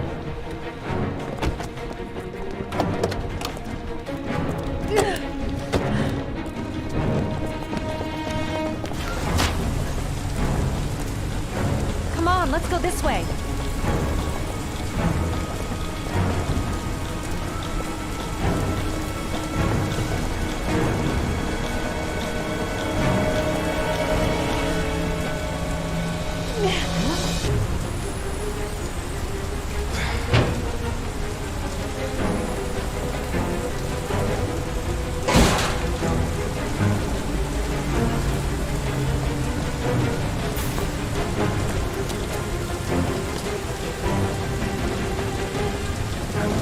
Hey, you, don't move! I'll shoot! Come on, quick! I can't. Hands in the air! Shit. Lieutenant, there's a man and a woman exiting the alley. A woman? Shit! It's that girl who went in! Everybody downstairs! They're in the alley! Follow them! The subway.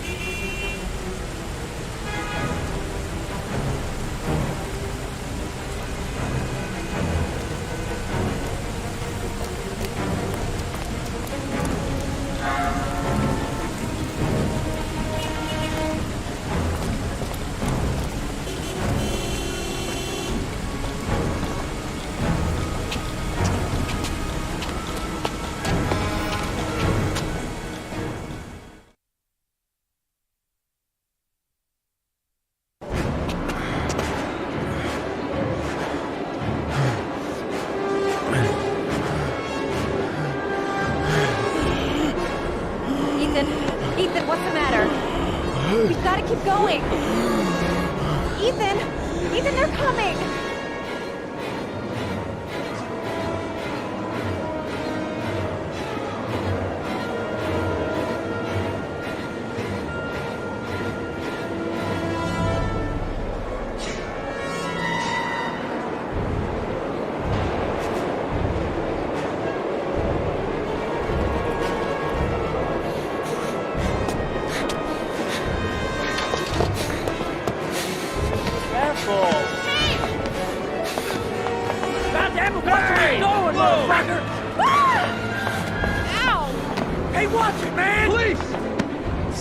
Shoot!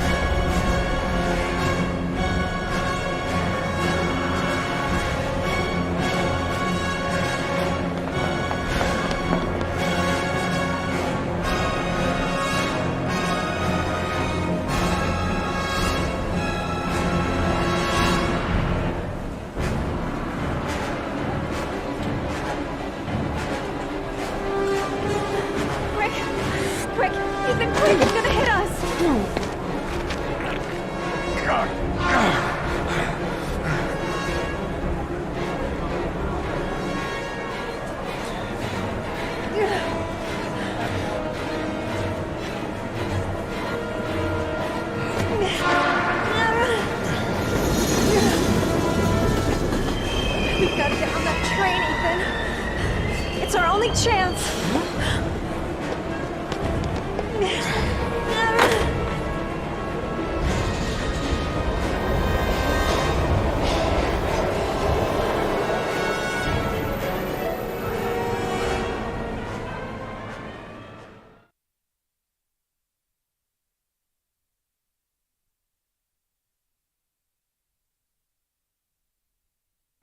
Less than an hour ago, we heard from the police who have identified the man thought to be the Origami Killer. Ethan Mars, father of the kidnapped victim Sean Mars, is on the run and should be considered armed and dangerous. A police manhunt is now underway, and they hope that they will soon be able to announce the apprehension of this dangerous lunatic.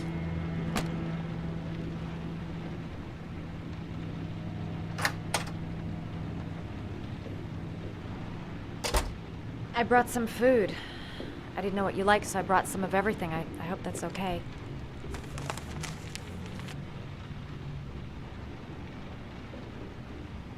Any cops? No, I think we lost them. The guy at the desk, though, he gives me the creeps. I don't trust him. You were all over the news reports, Ethan. Every cop in the country will be hunting you. They say you're the Origami Killer. Is it true? Are you the killer, Ethan?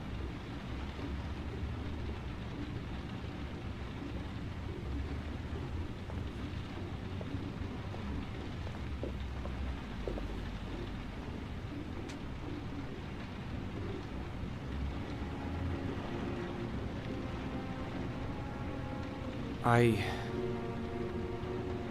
sometimes have these blackouts.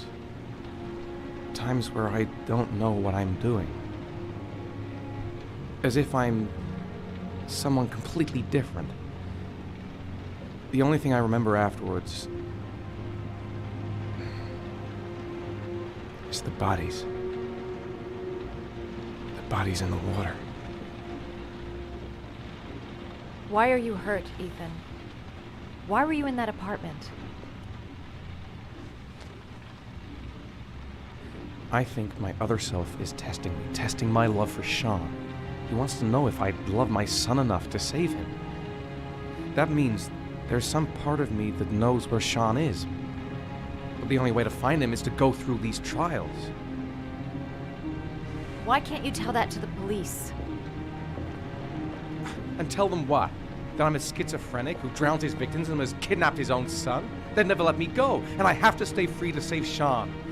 I have no choice. I'm his only chance. When Sean is out of danger, I'll turn myself in, but not until then.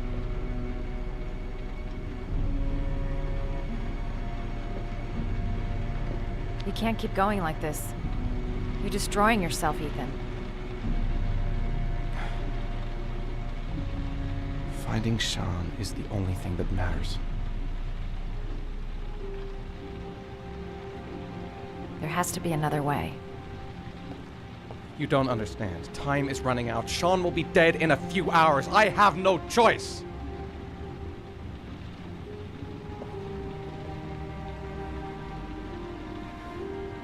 Please, Madison, leave.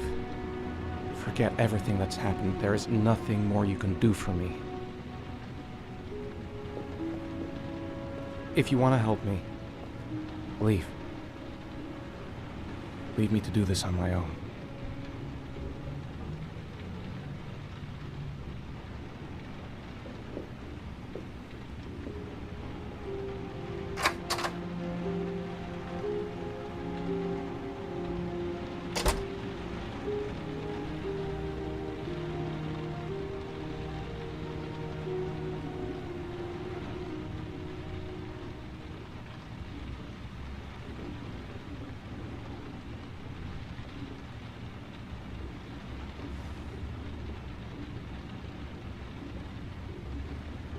I'll find you, Sean.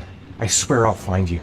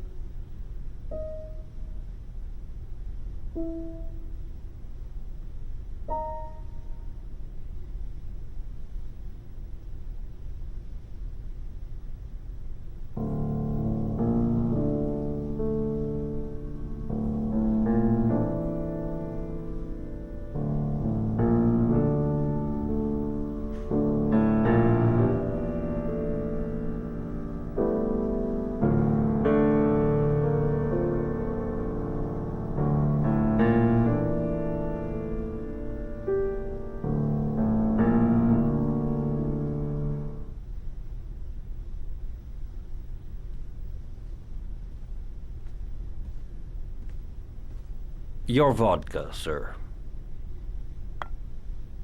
Thanks. You look preoccupied, if you don't mind my saying so. Problems with the investigation? Blake is convinced that Mars is the killer. Not you.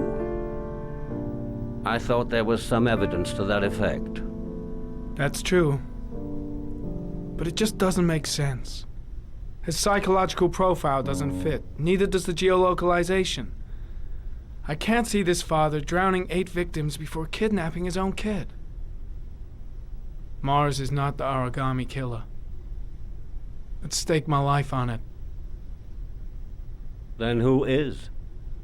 I haven't the faintest fucking idea. Maybe you should review the evidence in your possession. That's just what I was thinking of doing. Oh, one last thing, sir. You should be careful not to overindulge in you-know-what. It can be dangerous. Very dangerous. I'm trying to keep a handle on it, but that's difficult. It gets more and more difficult. It'll end up killing you if you're not careful. That would be most unfortunate, sir.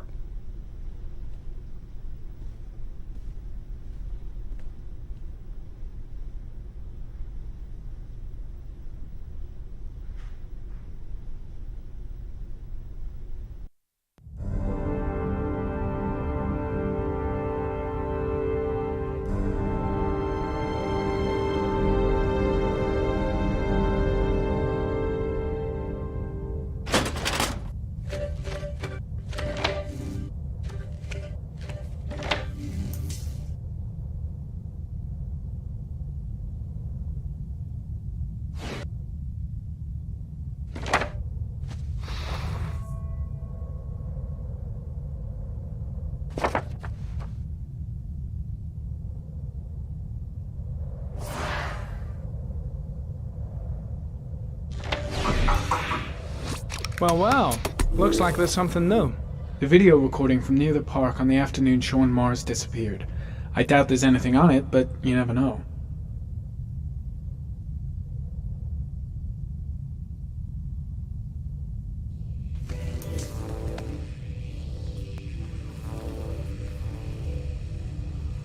A Chevrolet model corresponding to the tire prints passed at 16:02 heading for the park, when in the opposite direction at 16:37. That could fit the time that Sean Mars disappeared. Could it be the killer's car?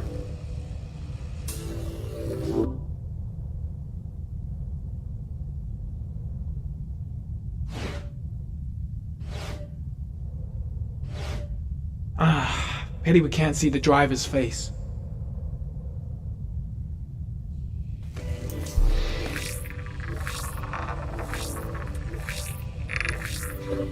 The car was stolen. Let's see. A certain Jackson Neville was suspected of stealing it, but the charges were dropped. Not enough evidence.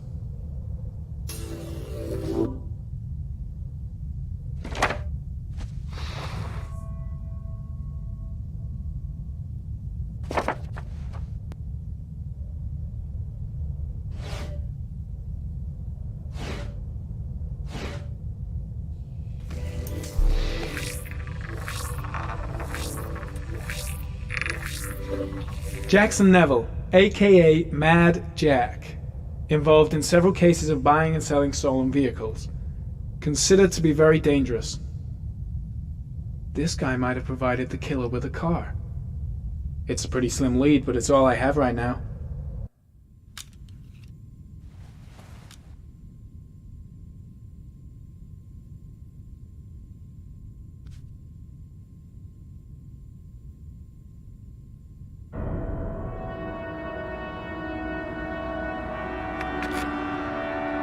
Oh, one last thing, sir. You should be careful not to overindulge in what. It can be dangerous. Very dangerous. Shit, it's coming. Trypticane. The tube is on the bedside table. All I need is to take some, and the pain will go away. I should resist. This is gonna kill me. I know I can resist. I just need to stay in control and do something until it goes away.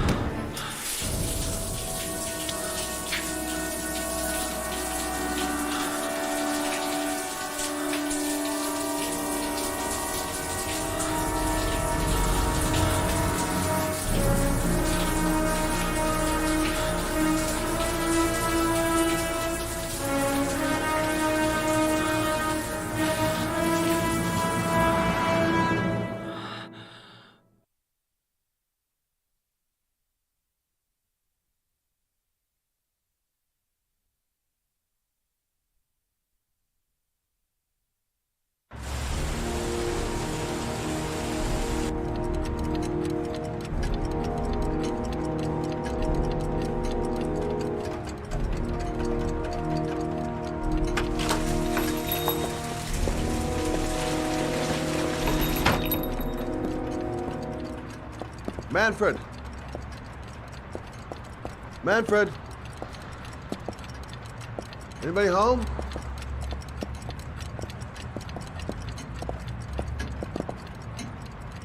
Hi there, Manfred. Who is it? Scott. Scott Shelby. Do you remember me? Scott? Scott! Oh, yes, of course. Well, good to see you.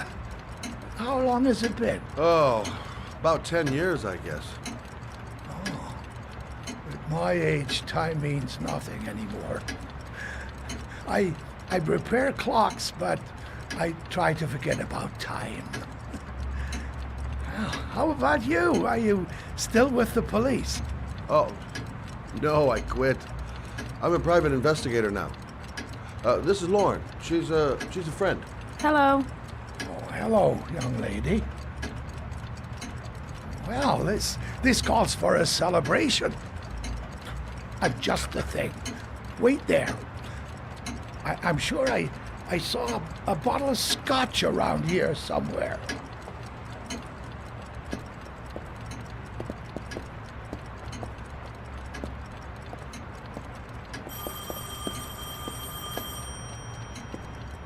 Do an old man a favor, would you, Scott? Tell him to call back this afternoon. Sure, no problem. Hello? Yeah, this is Manfred's. He's not available right now. Could you call back later this afternoon? Thanks.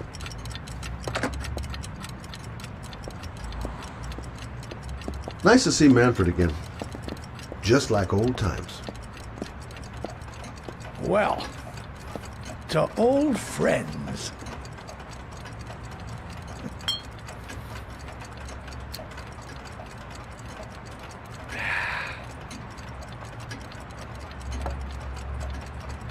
I'd like you to have a look at an envelope. I thought maybe you could tell me about the typewriter that was used to type the address on it. Oh, let's have a look.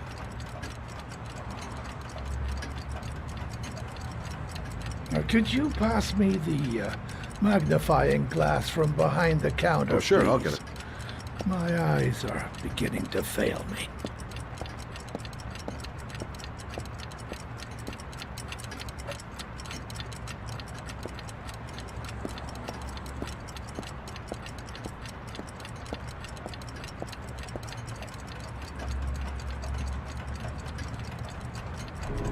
Thanks.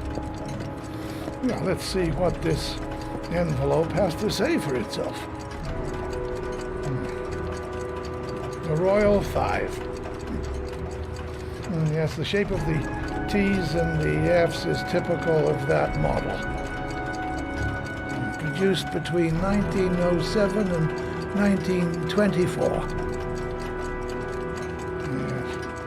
Yes. No doubt about it. It's a Royal 5.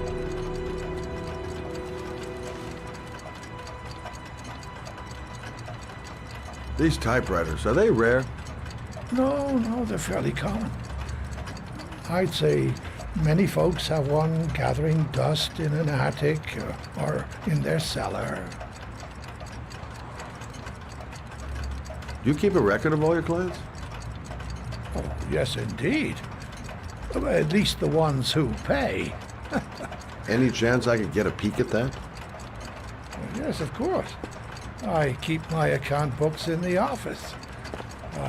If you're not in a hurry, I have a list of all the clients who ever bought a Royal 5 or had one repaired. Yeah, that would really help us out. Delighted to help. Give me 2 minutes, and I'll be right back with the list.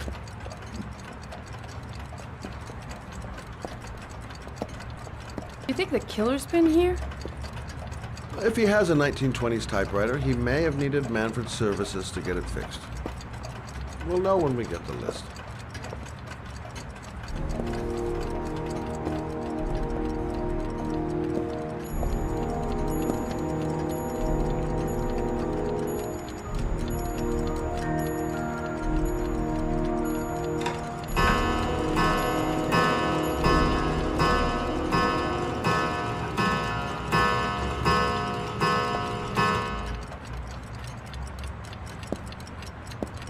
Lauren thinks she's about to find the killer.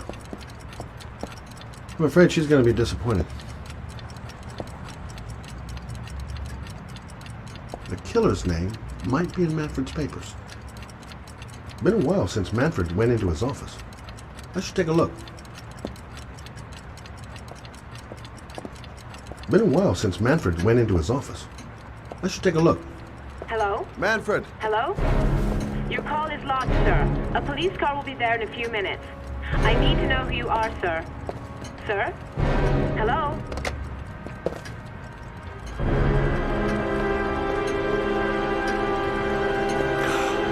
Oh my God!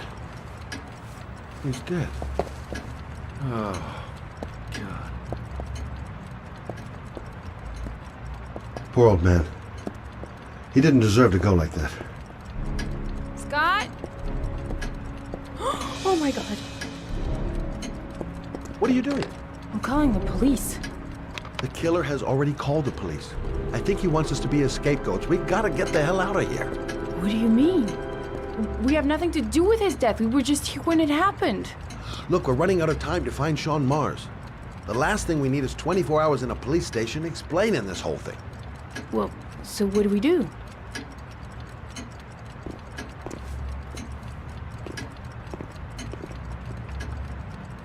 Watch the front door.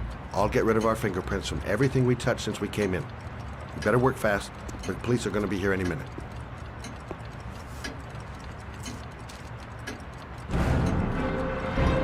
What are you doing, Lauren? If someone comes in, we're going to be in trouble. These are Manfred's account books. He must have been looking for owners of Royals when he was killed. Forget it. We got to get out of here fast.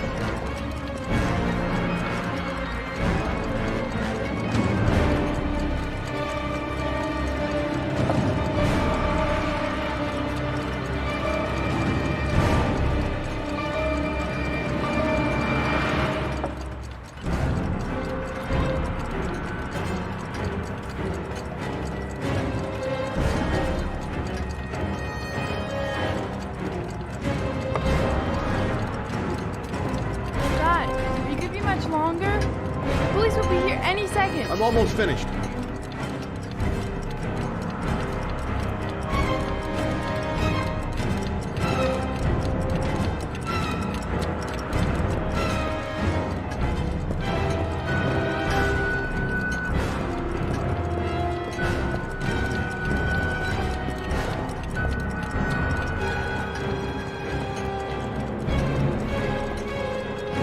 Quick.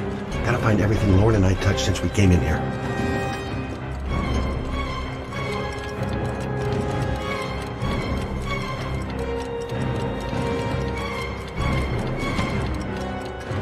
That's it. We're done. You get all the prints? Hang tight. I'll just check one last time. I haven't forgotten anything.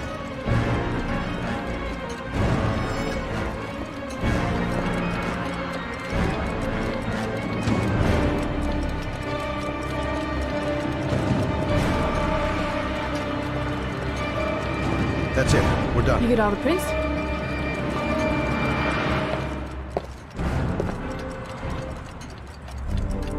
I got what I got. It should be enough to prevent them from finding us. Come on, let's go.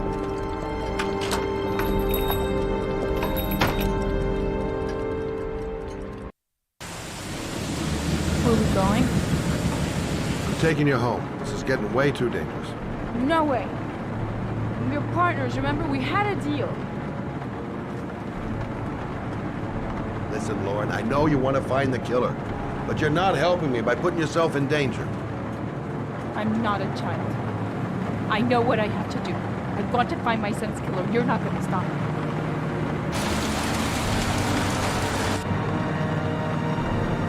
You're gonna be a good girl, you're gonna go home and let me get on with my investigation.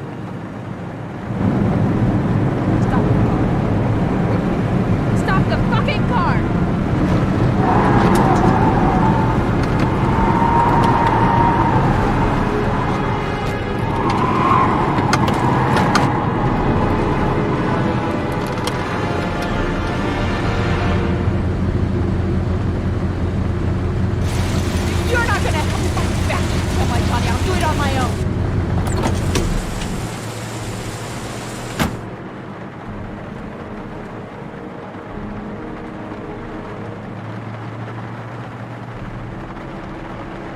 Such an idiot. I better catch up with her. Crap, I have no choice. I guess I'm doing this to protect her.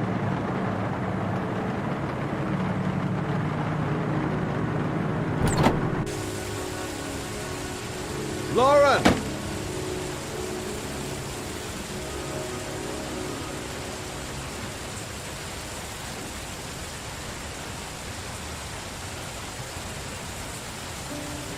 I miss him. Miss him so much. Do anything to hold him once again in my arms.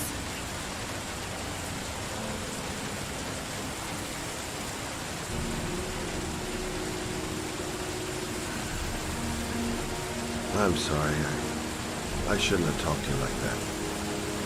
It's just that I wouldn't want to see you get hurt.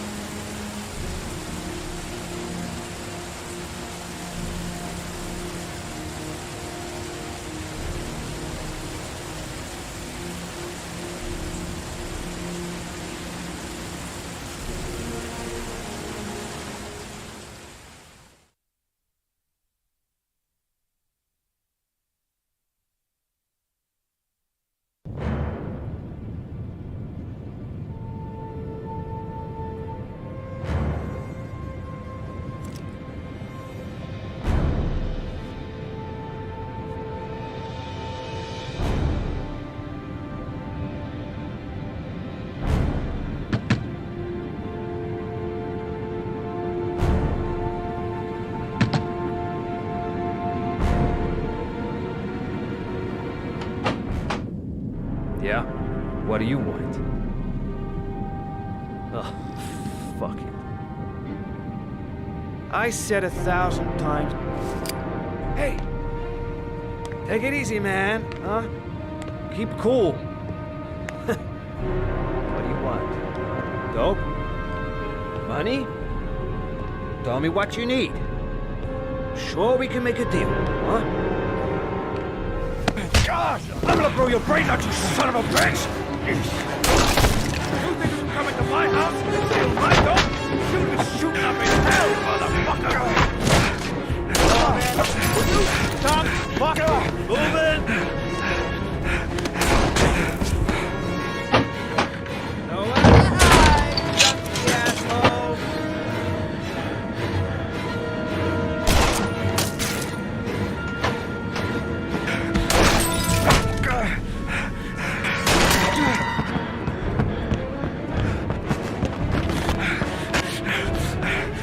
Your body.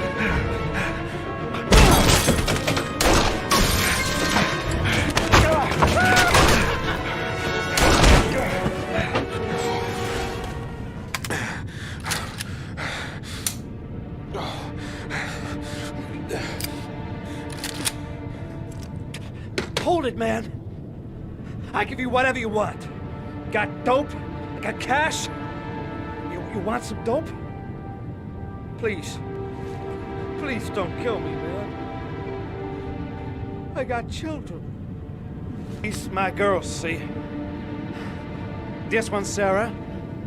And a little one. That's Cindy. Please, man. I want to see them again. Please. Please don't shoot.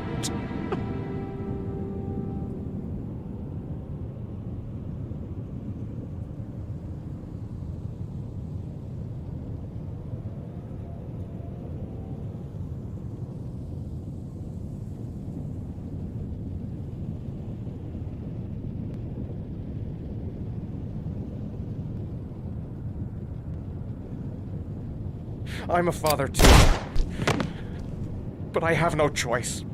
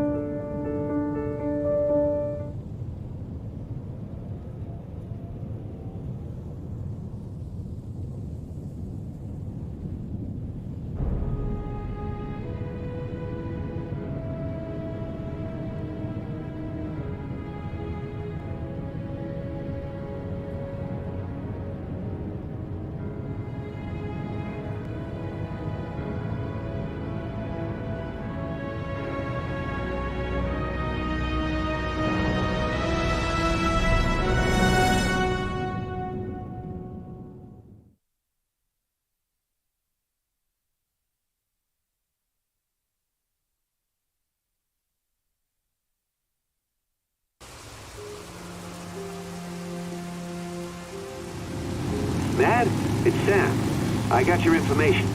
The owner of the apartment in Marble Street is a Dr. Adrian Baker. He's a struck-off surgeon. He used to sell drugs to junkies on the quiet.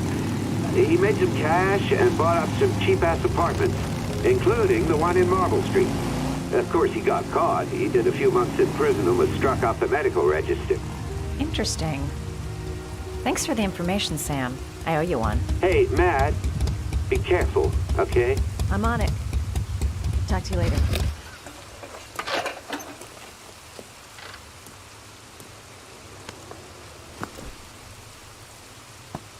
The owner of the apartment where Ethan cut off his finger lives here. It's not much of a lead, but it's all I've got.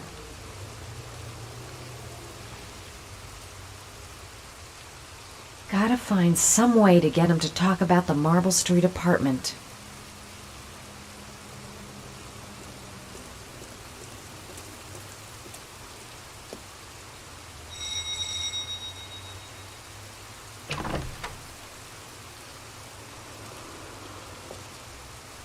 Hi. I was told that you could get Bitropin. Without a prescription? Sorry, you were misinformed. Goodbye. Hold on. I really need your help here. I can pay. Well, why didn't you say so? Please come in.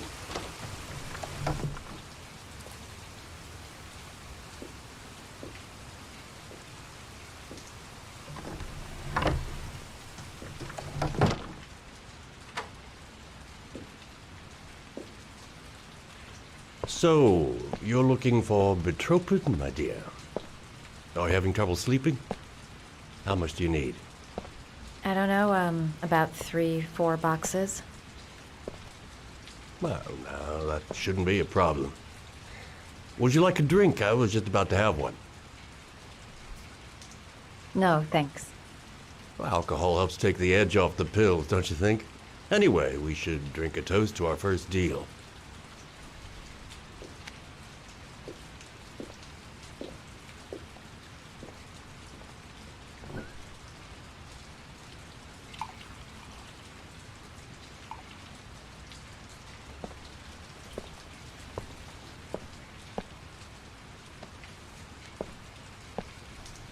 I haven't seen you around here before. Who told you about me?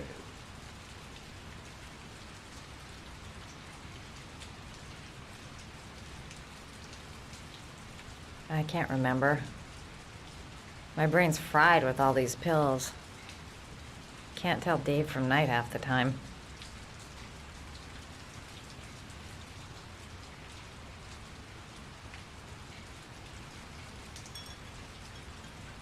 Can you get other types of medicine? Everything has a price, my dear. What about you? Do you have a price? Forget it. I'm not for sale. I heard you had some apartments for rent. I'm looking. Sorry, darling. Those are all booked up. Shame. I was looking for something around Marble Street.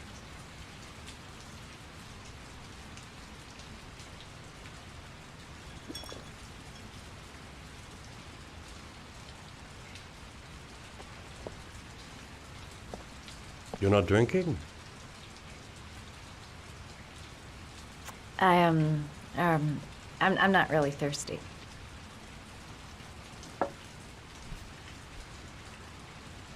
I'll get your prescription. Won't be a moment. Wait here.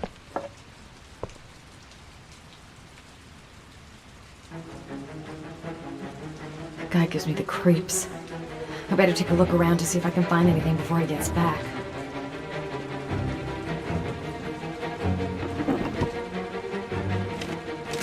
Doc seems to be interested in property, amongst other things.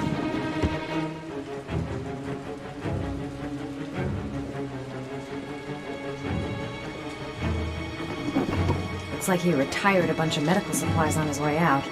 There's enough sleeping pills here to knock out an army.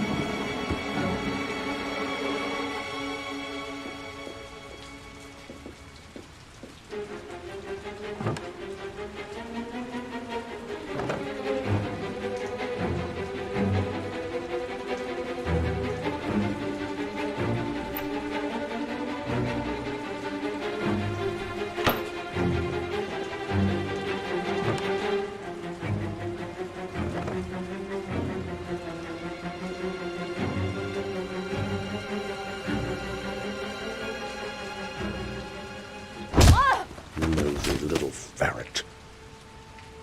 We're gonna have some fun together, my darling. I promise.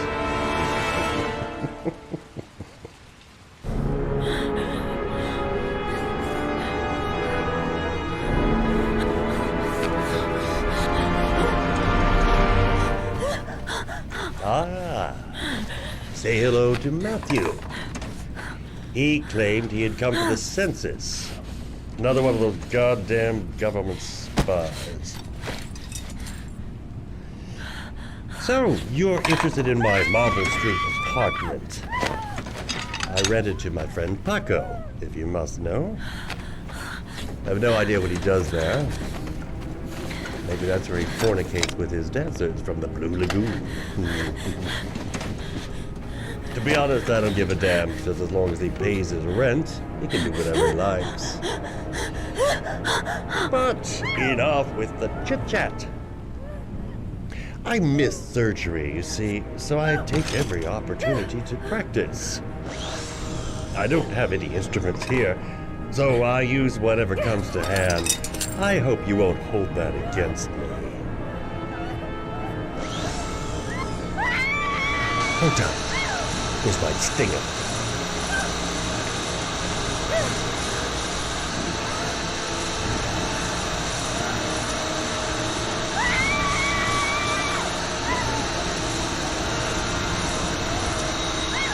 Have you ever noticed, as soon as you start to do a little housework, someone always comes calling? I'll get rid of our visitor and be right back. Don't move. I won't be long.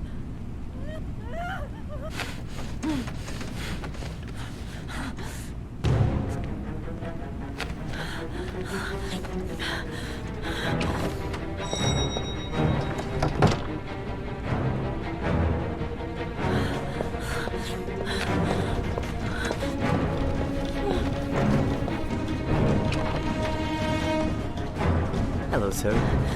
I've come to bring you the word of the Lord in the form of these magnificent Bibles, which I will gladly leave with you in return for a contribution of only $5. No thanks, I'm not Come now, brother. I cannot believe the word of the Lord is of no interest to you. We, his humble flock, should walk in his steps, for St. John has said. Thanks.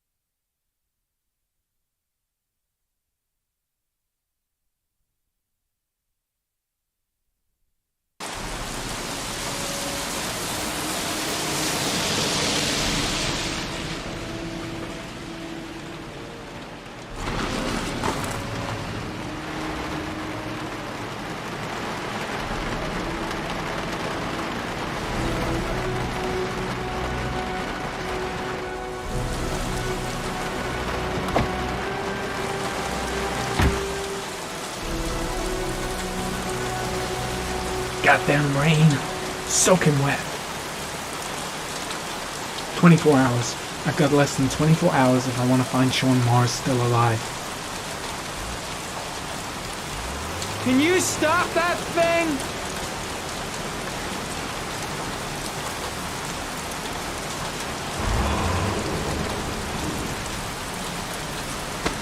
Norman Jaden, FBI. Can we talk for a minute? I'm listening. Can we go inside?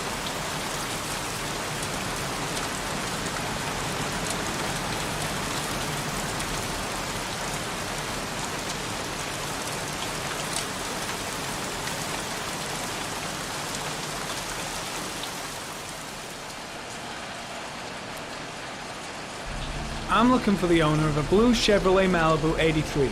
I don't give a damn how the car got here, whether you stole it or not. I just want to know who bought it from you. Sorry, man. Don't ring a bell. I got a real bad memory for names. Perhaps I can help you to remember. If we find out that you sold the car to the man we're looking for, you're looking at some pretty solid time inside, Jackie boy. You trying to scare me with your big talk? I never saw your damn car. Gonna take a walk.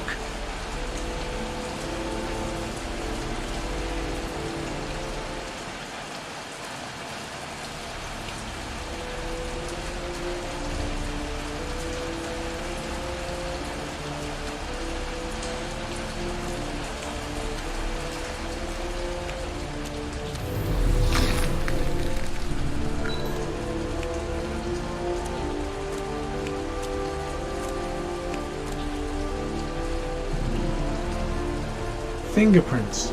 Probably Matt Jack's.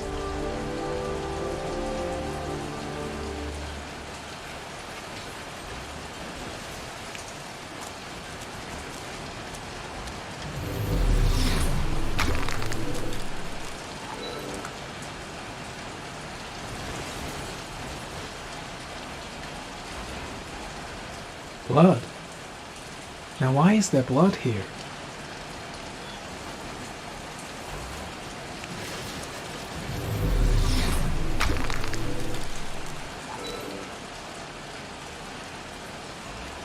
The blood tracks lead to the acid bath.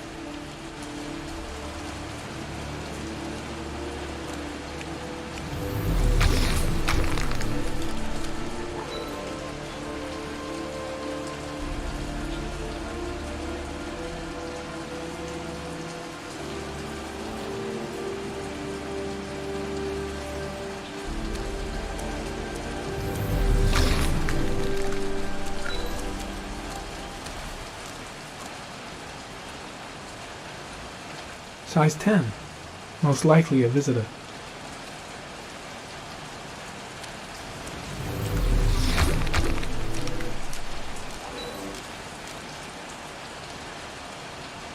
Size 13. Must be Matt Jack's size.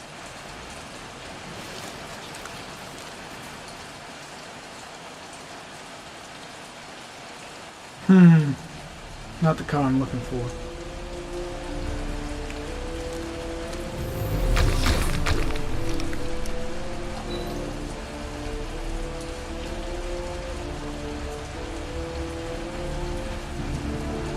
Same brand of tire as the car I'm looking for. Has the killer's car been here?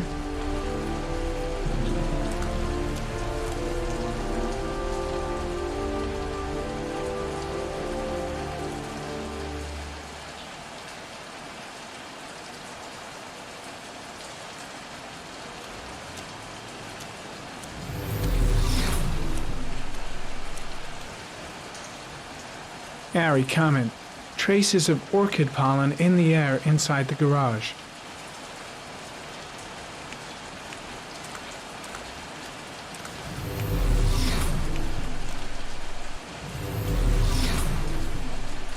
Few traces of blue paint, same tire tracks. No doubt about it. The killer's car was here.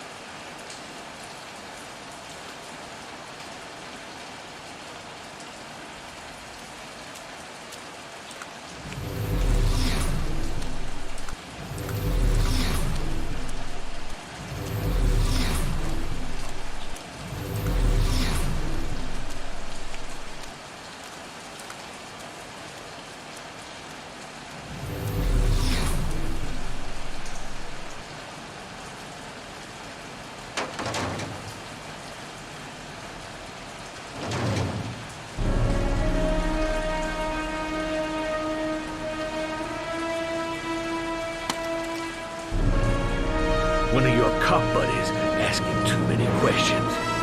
I had to solder up his little mouth. Hands on your head, pig. I ain't got time to be playing around with you. Let's just get you out of sight and finish you off.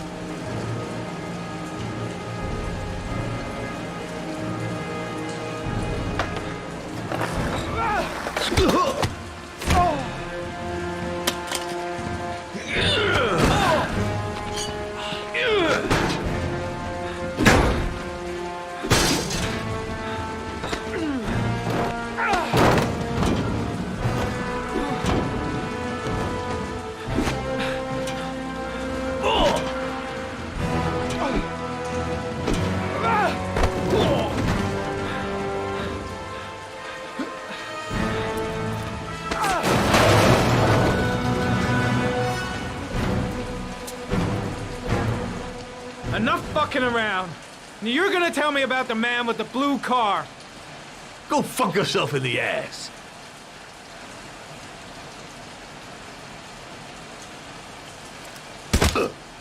Broke my fucking nose, pig! Next, I'm gonna blow a hole in your face. Spill all of it. You don't scare me, Mr. CSI. You ain't got it in you. Do you like fireworks, Jack? 'Cause I bet them gas tanks are gonna blow up real nice. Shit, man, don't mess with the gasoline. Well, just say it was an accident. Or rather, I'll say it was an accident, 'cause you won't really be able to talk, will you, Jack? You crazy motherfucker. You out of your mind, man. No, I don't know nothing about the guy. He wanted me to get rid of his dirty car, get him a new one with false plates. He paid cash, and I ain't the questioning kind. Said I was supposed to drop the word to a guy named Paco down at the Blue Lagoon when the car was done. Now that's all I know. We'll continue this discussion down at the station. You're under arrest. You have the right to remain silent. Anything... Shit, not now. Anything you say can and will be... Hey, you look like you got a problem, man.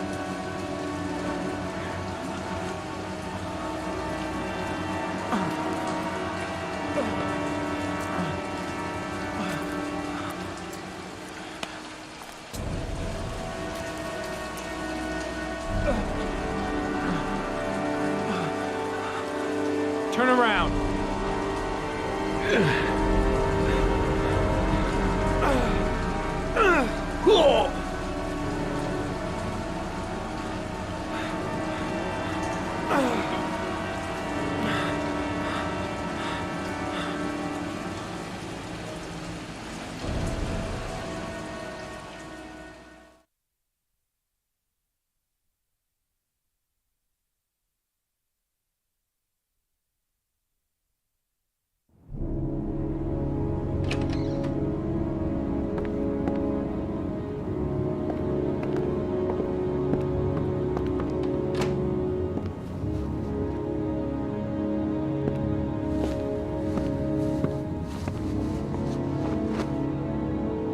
So, you think the Origami Killer killed Manfred? That makes sense. Didn't want him spilling his guts to us. And you suspect Gordy Kramer, right? Oh, him or one of his men. Gordy has the time and the means, not to mention the fucked up attitude to go along with it. He's only a suspect, but he's a pretty guilty looking one. Are these your files on the case? Yeah, I've been working on him for a couple of years. I built up a mountain of paperwork. Magazines about origami? You think the killer could have subscribed to one of those? If he was even remotely interested in origami in the last 30 years, his name may be in there somewhere. Trouble is, there's over 500 names. It gets us squat. I'm starving. Do you have anything to eat? Well, I'm no chef, but I should be able to make some scrambled eggs if you like. Great. I'm soaking wet. I need to warm up a little. Is it okay if I take a shower? I'll be my guest. Go in my bedroom. It's the next door. Oh, I'll cook up the eggs while you're under the shower.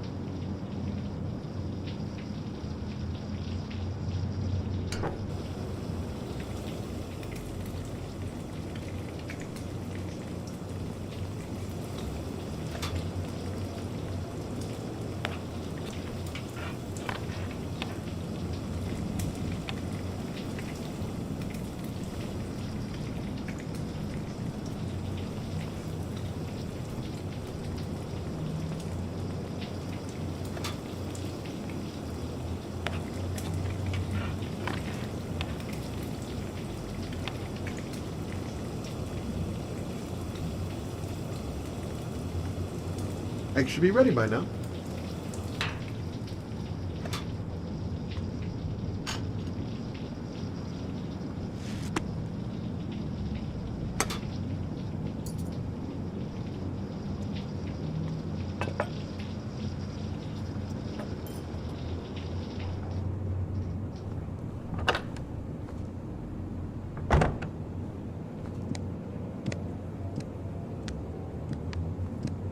I took the liberty of borrowing your bathrobe. Looks better on you. Hey, that almost looks good enough to eat. What's that? The notebook I took from Manfred's place. According to this, about 30 clients bought spare parts for Royal machines in the last 10 years. The killer may be one of them. Oh, you know, checking out the alibi of 30 clients one by one, that's a lot of legwork. Except that if we cross-check them with the list. The list of subscribers to Origami magazines. You still got that, right? Yeah. Lauren, wait.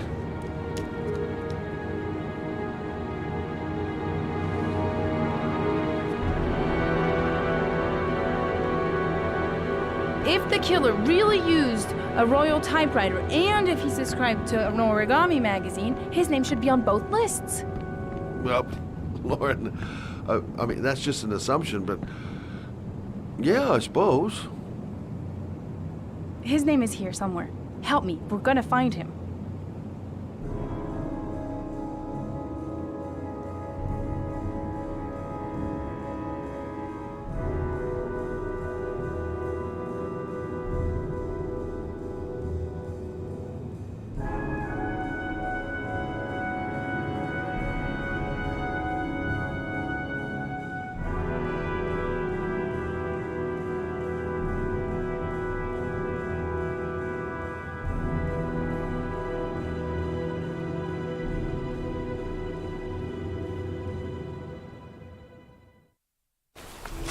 The only guy whose name was on both lists died when he was 10.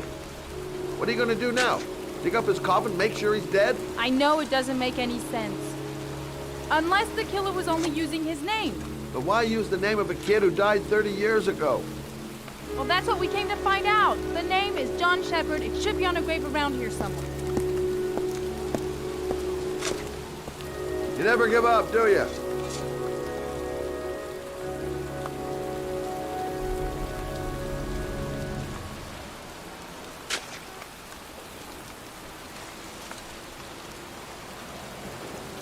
She's convinced she's onto something. And here's me, thinking we're wasting our friggin' time in this friggin' cemetery. Time to look for John Shepard's grave.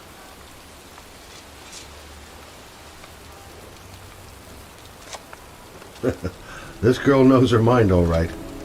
No point in trying to reason with her.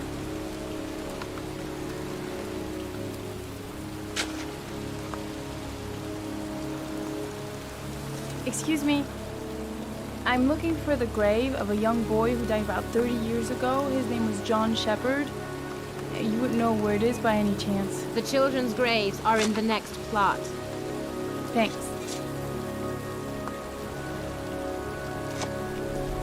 It's cold.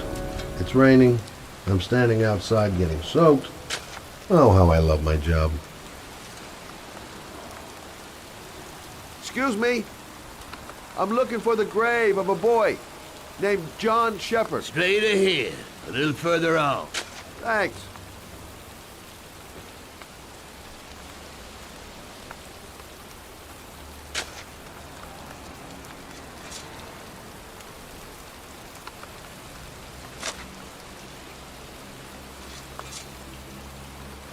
Hey, Lauren, I found it.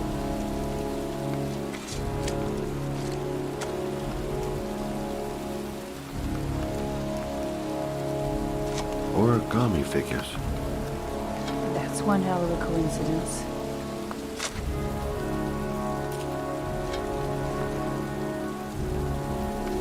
These flowers are fresh. Looks like someone's still tending the grave. Oh, youngin'. That one I knew well. You knew John Shepard? I've worked this graveyard nearly all my life.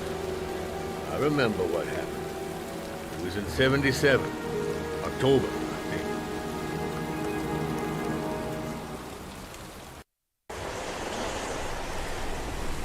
You good-for-nothing hoodlum! Get the hell out of here!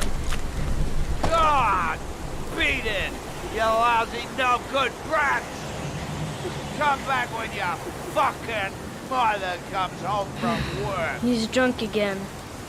What are we gonna do? It's pouring rain. We're gonna get soaked if we spend a day outside. Well, at least you won't get beat. Little rain never hurt nobody. Come on, let's go play.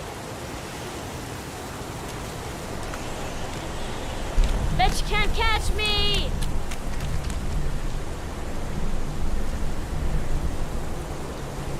Being out in the rain is nothing compared to being in when he's like that. John's right. We can't just stand here all day. Might as well go and play.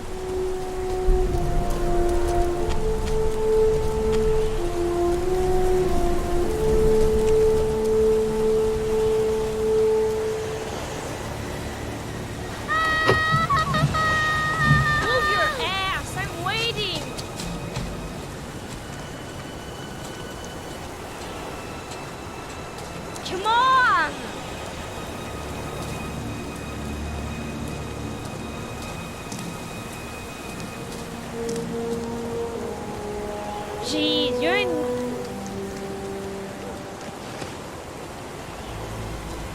Bet you can't do that.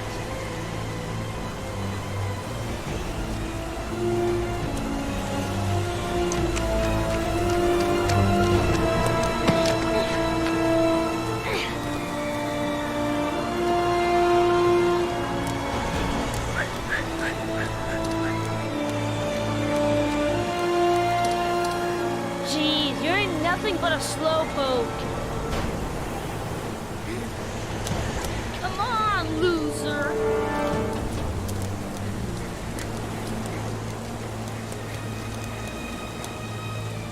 What you doing? You're coming or not?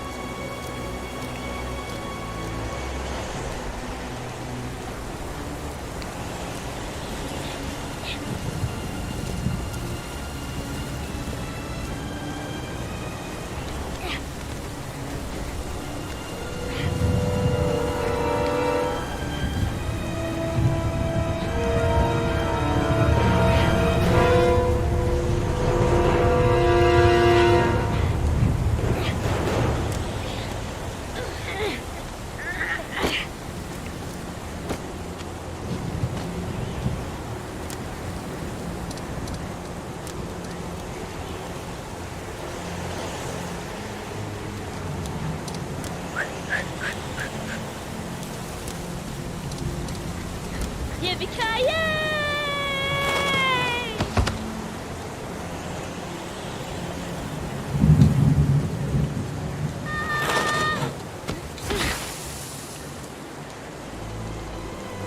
You don't need to do this if it's too hard for you. No chance, I can do it all right. Just watch.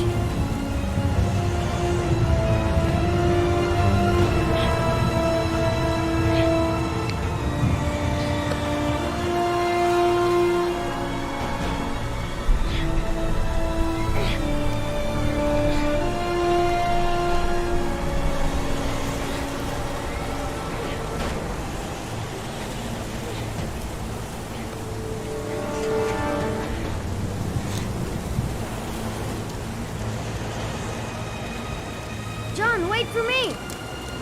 Get a move on!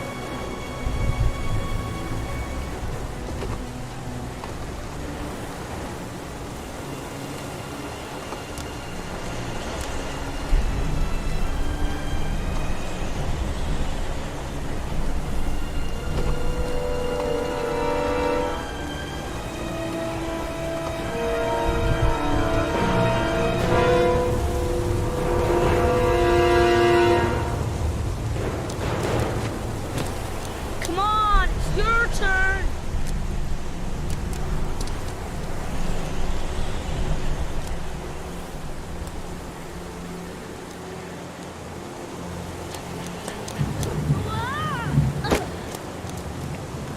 It's time! A jump of death!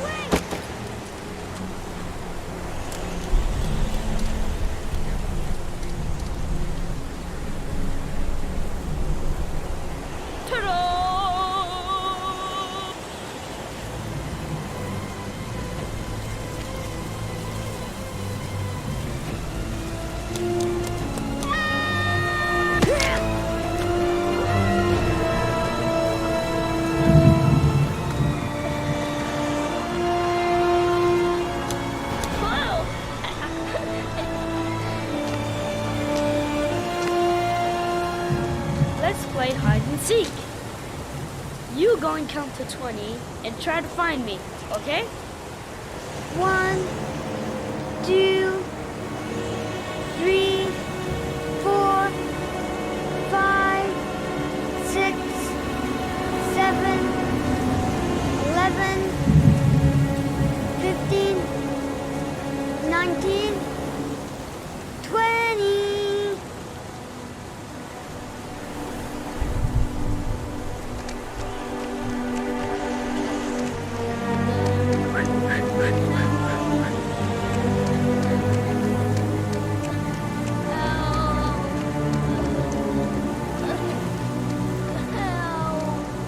John! My foot. My foot is stuck. Grab on! I'll throw it there.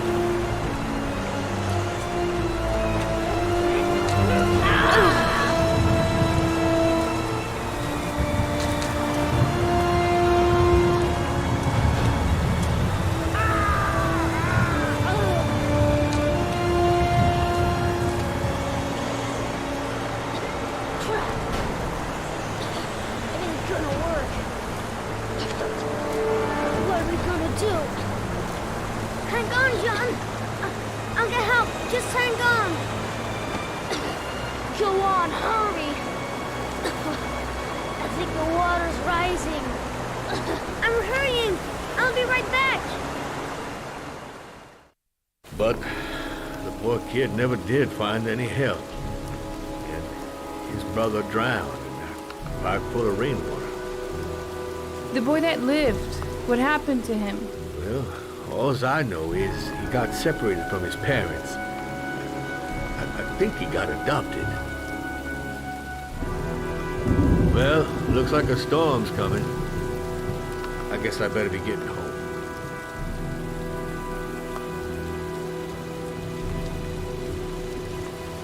Christ, what a horrible story.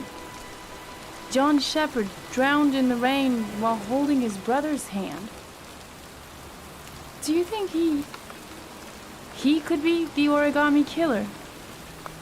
Come on, let's get back in the car.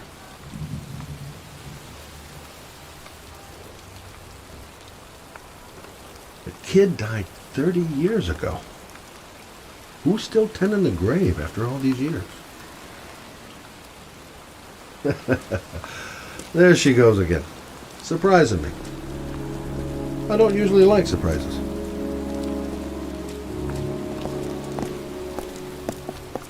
Wait, What's the matter? that man over there. Yeah? It's Charles Kramer. Gordy's father? What's he doing here?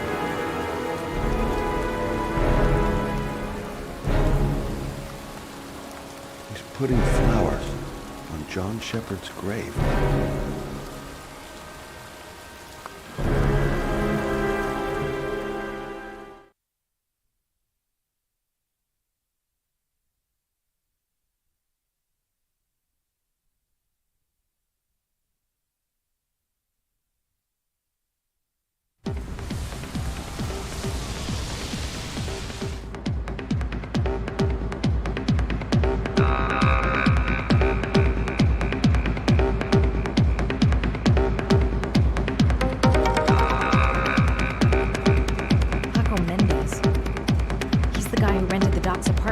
Marble Street.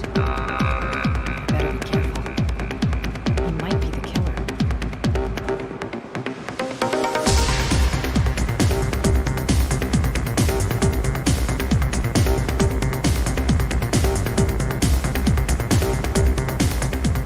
I'm looking for Paco Mendez.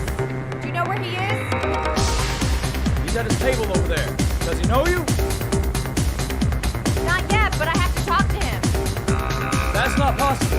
Mr. Mendez has asked not to be disturbed.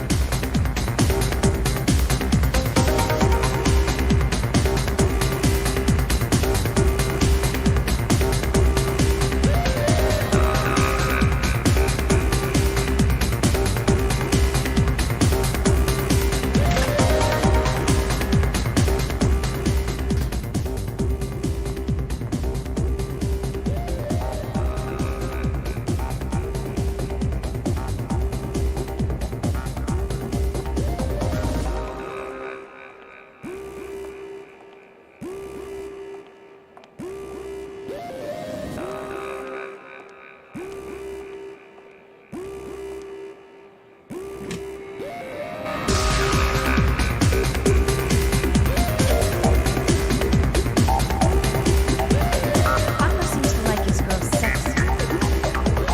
Sexy instead of dumb.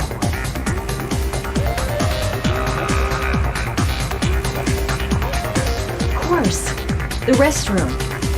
It's private, girls only. It's that big red cube near the entrance.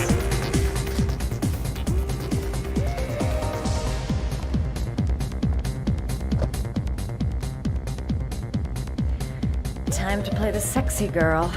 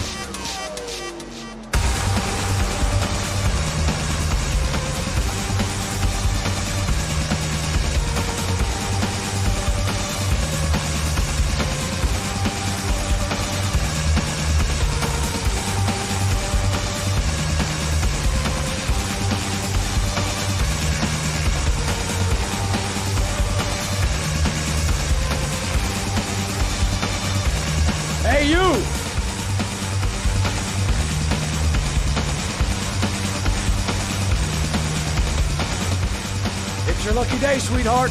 The boss wants to invite you to his table. Hey, thanks for accepting my little invitation. You new around here, honey? I think I would have noticed you before. My name's Paco. Are you? Madison. I'm Madison. Oh, I like the way you move, Madison. You're making me all hot under the collar. Maybe we can continue this conversation somewhere more private. Oh, cool, baby. Yeah, come with me.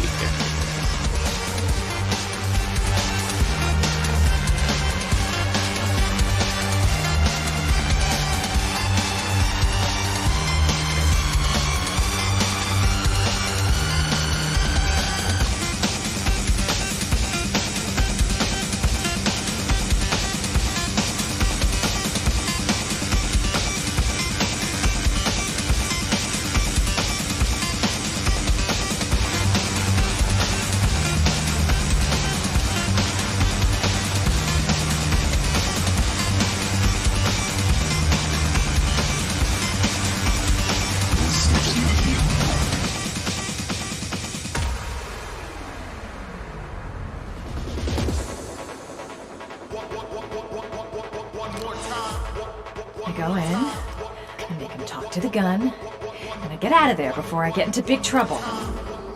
Everything's gonna be alright. Everything is going to be alright. So, welcome to my little kingdom.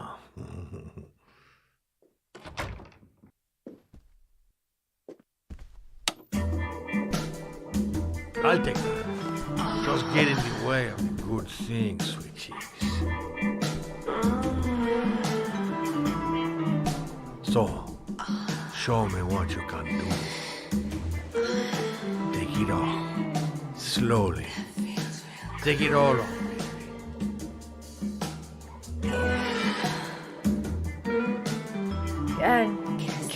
Could we just talk first? No, we don't need any more talking, baby. I all talked out.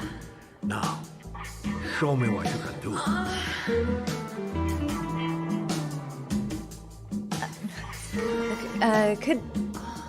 Could I have a drink? Just a little drink to break the ice. We already broke the ice. Let's get wet. Come on. Do your thing, girl. I'm sorry. I think there's been a little misunderstanding. Look, I'll just go. No harm done. I like it like that. Another time. I think it is you who have misunderstood, honey. I'm tired of wasting my time. It's now or never, baby. And I never take never for an answer.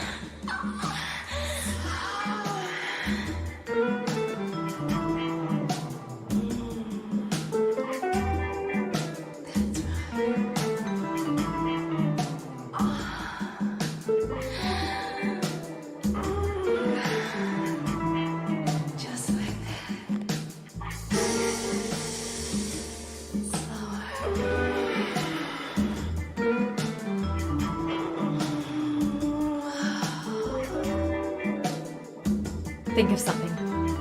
There's got to be some way out of here. The lamp. If only I could find some way to grab it. Oh, I know!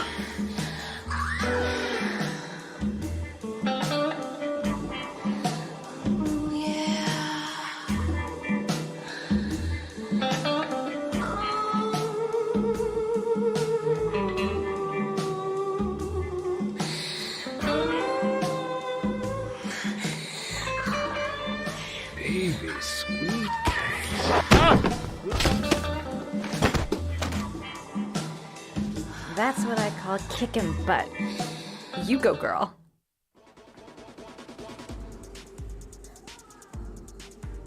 Okay, Act 2. Let's hear Loverboy sing.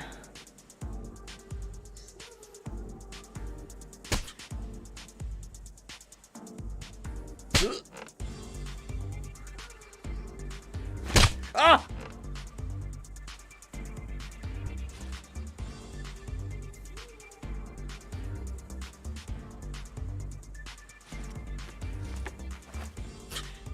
If you call out, I'll kill you. Got it? Shit. What you want? You rent an apartment on Marble Street. I want to know why. An apartment? I don't know what you're talking about. Ugh! You fucking bitch! I'm gonna kill you! You haven't got the balls, lady. But you're gonna know balls when I catch up with you. Boss? Is everything all right?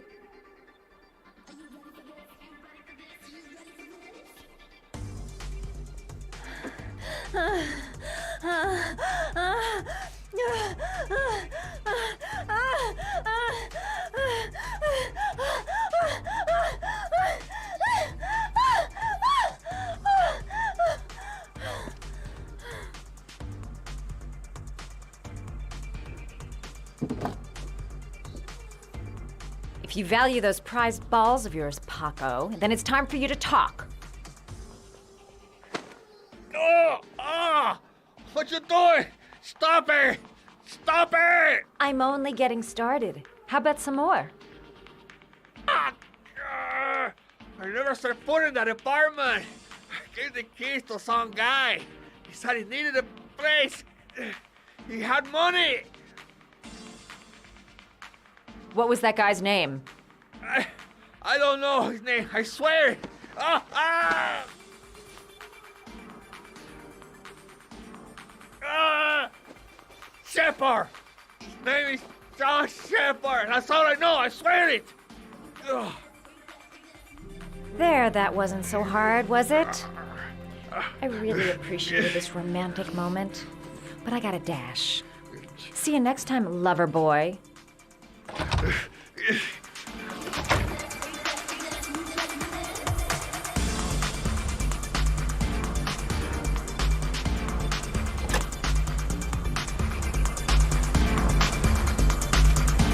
Time to get out of here. I've got a massive headache.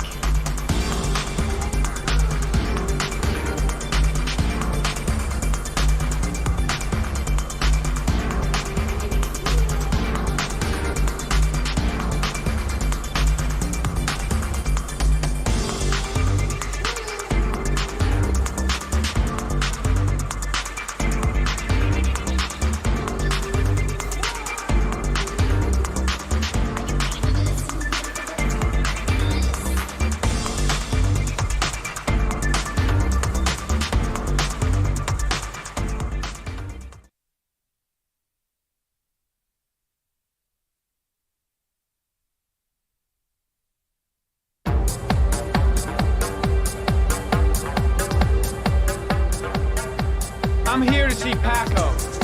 Paco? There ain't no Paco here, fella. Get lost. Are you absolutely certain? He's in his office. Take the stairs over there.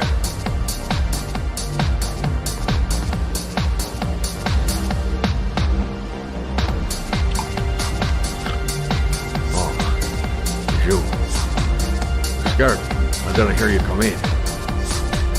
A crazy bitch came around here asking questions about the apartment on Marble Street. I don't know what you're doing down there, and I don't want to know. But whatever that shit is, it's beginning to draw attention. Look, I know you kept me out of prison, but that fucking bitch nearly killed me. Everything you ask, I think my debt to you is paid. Don't fuck around, man. No, wait. I can still help you out. No, don't keep me.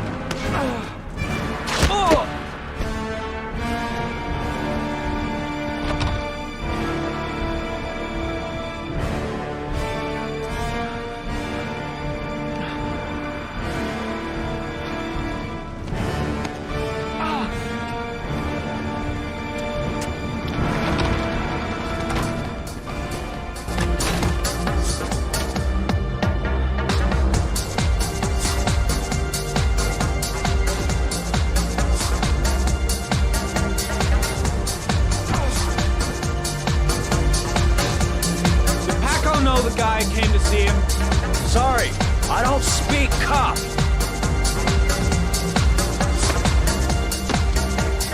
Watch my lips, Paco, because I got no time to translate. Paco know the guy. Yes or no? John. He said his name was John. Friend of Paco's. Always let him straight up.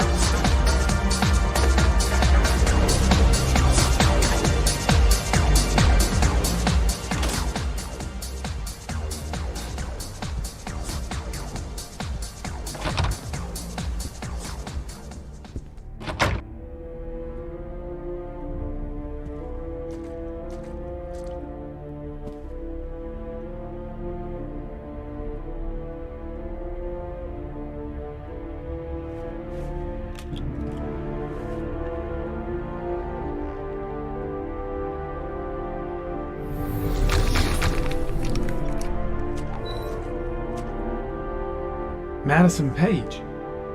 What was a journalist doing here?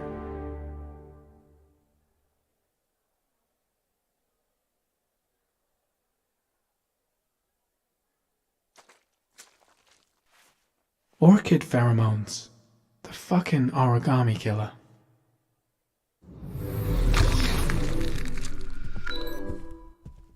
The killer was looking for something.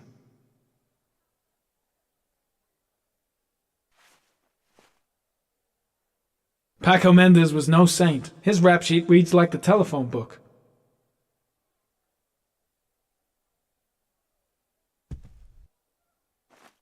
A bullet, right between the eyes. Instant death. Shit, looks like a dead end. Road to nowhere.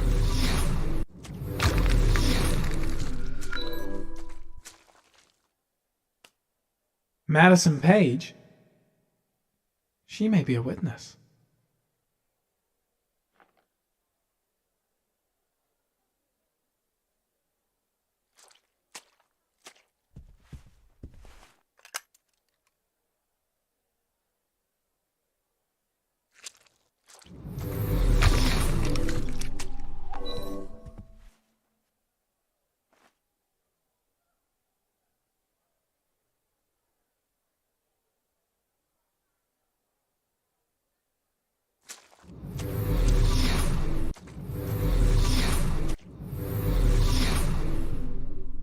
The suspect dead. Someone tries to kill me. On the right track, do you think? His coat pocket. I tore it off during the fight. 2 receipts from the same gas station. Interesting.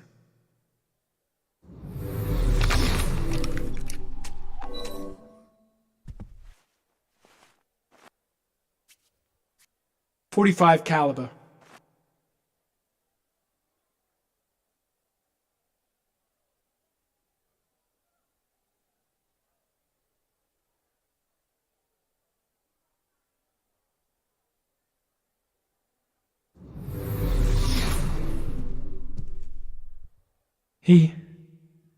He could have killed me. Why didn't he? I seem to spend most of my time getting the shit kicked out of me. Gotta go. Need to think about all this.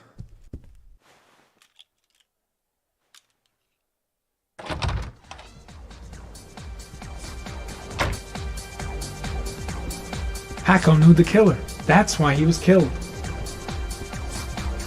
It was too dark. It all happened so fast. Didn't have time to see his face.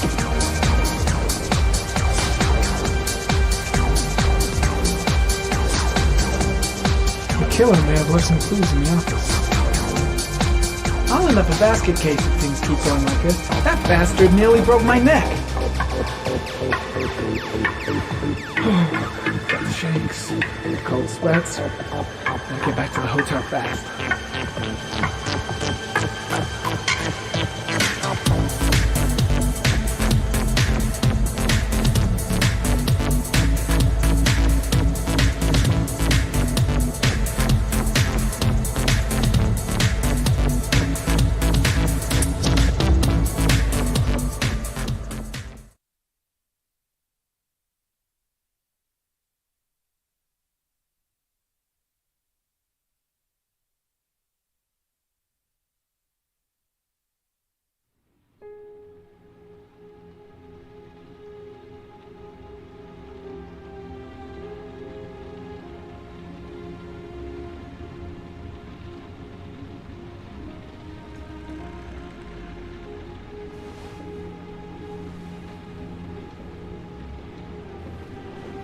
Ethan, are you all right?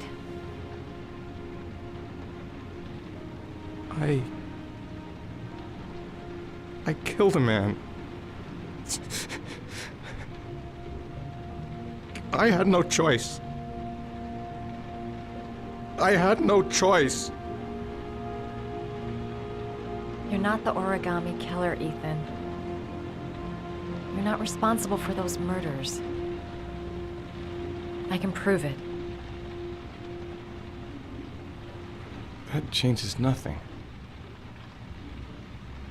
Saving Sean is all that matters now.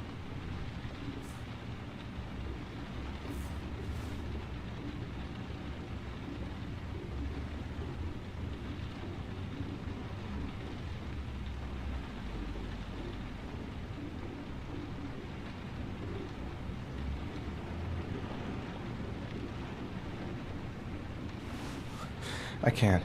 Not now. I'm sorry. I didn't mean to. Anyway, I'm gonna go.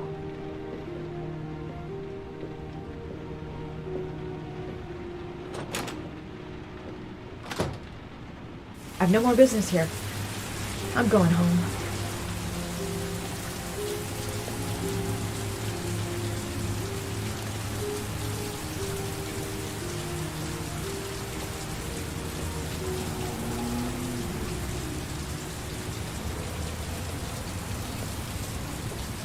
What was I thinking? How could I have ever believed that he felt something for me? He's trying to save his son, he's being chased by the police, and I'm trying to kiss him. What an idiot. I hope he proves his innocence and finds his son alive.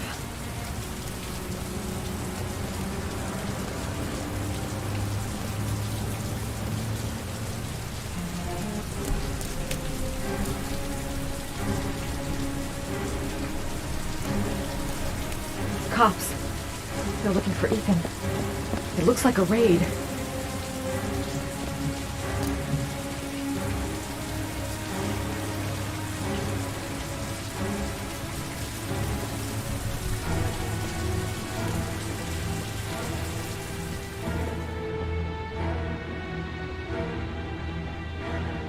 Come on, what was the damn number?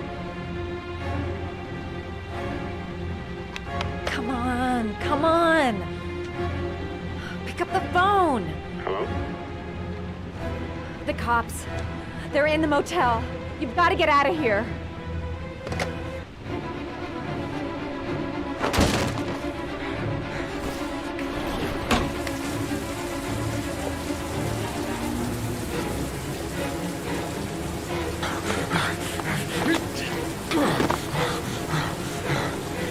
Still on the move! Get him! He's making a run for it! He's on the balcony!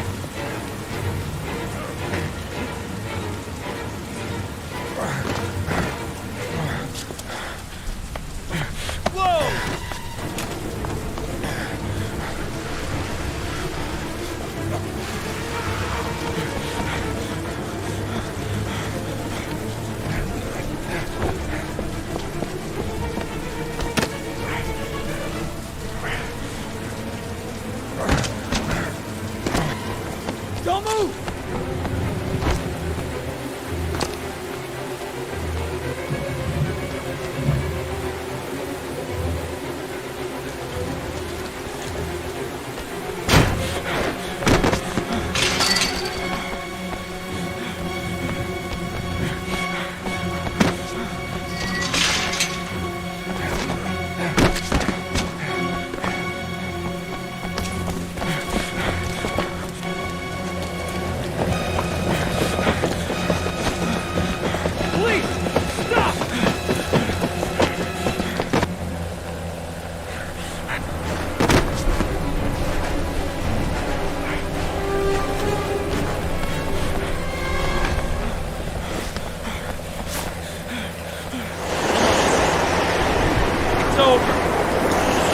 On your knees, hands behind your head. Easy, pal. Nowhere to go. You're surrounded. Holy fuck!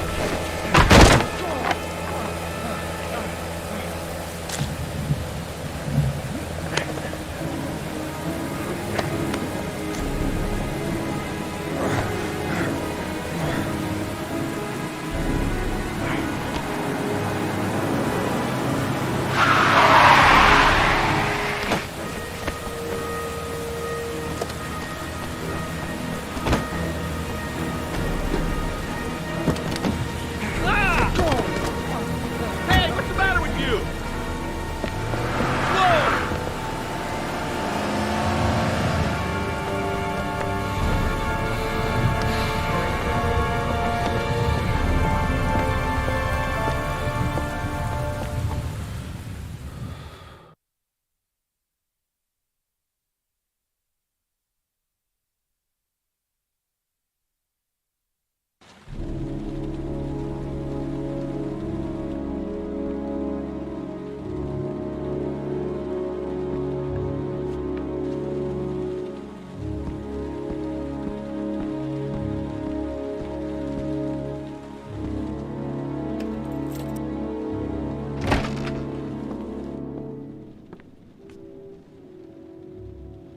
Lauren?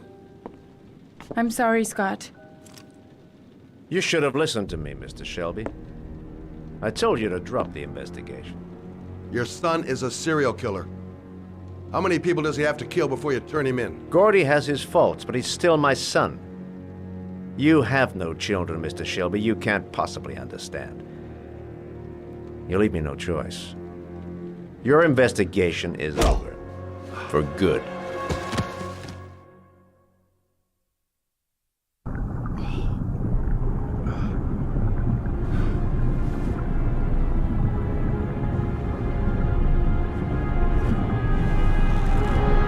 Lauren! Shit!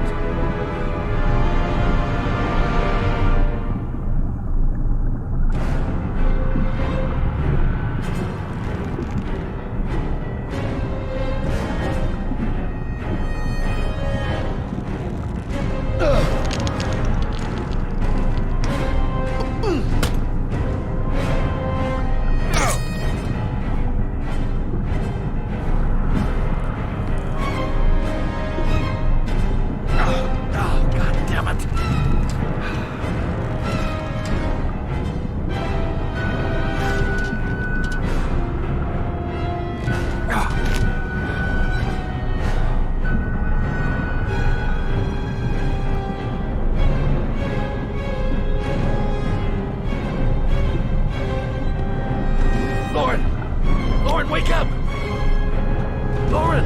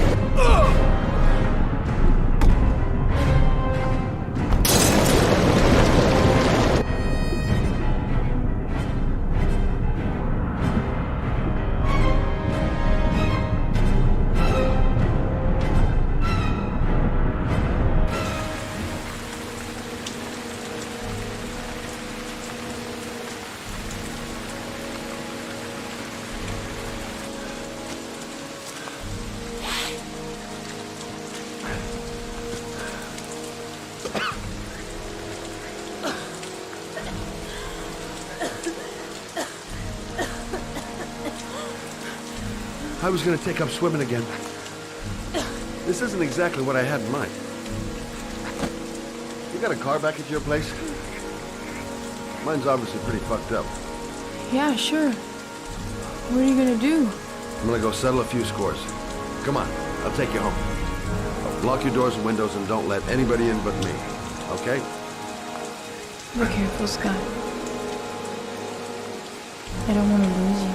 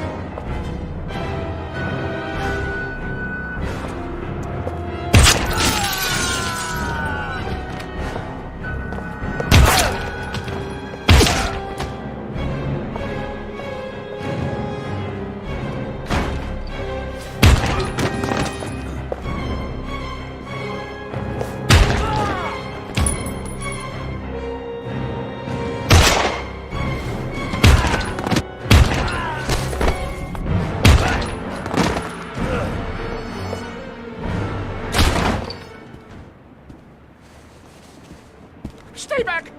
Don't come near me, or I'll shoot! Fucking asshole. Please. Oh!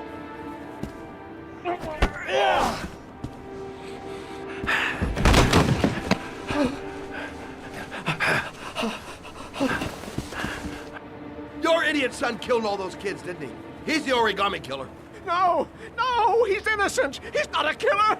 Not a killer!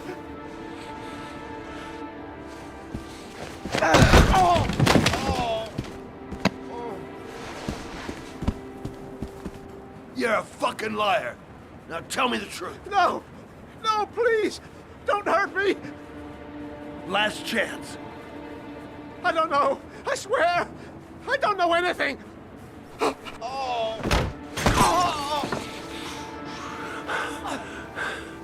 Stop! Stop! I beg you. I'll tell you. I'll tell you everything.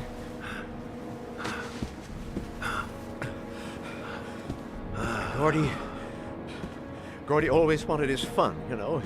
He wanted to be like the Origami Killer. He kidnapped that kid and he held him under the water for a little too long. It was an accident. An unfortunate accident. He just wanted to play. He told me everything. He was crying. He was so sorry for what had happened. Whatever he did, Gordy is my son.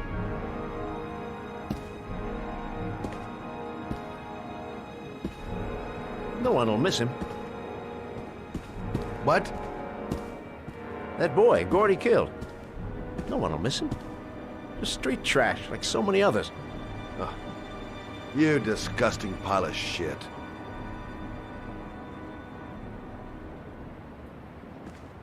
And what about John Shepard? Why did you put flowers on his grave? I own the construction site where he died. I never forgot. I've been putting flowers on his grave for 30 years. John had a twin brother. What happened to him? I don't know. He was adopted, I think. His mother should know. Her name is Anne. Anne Shepard.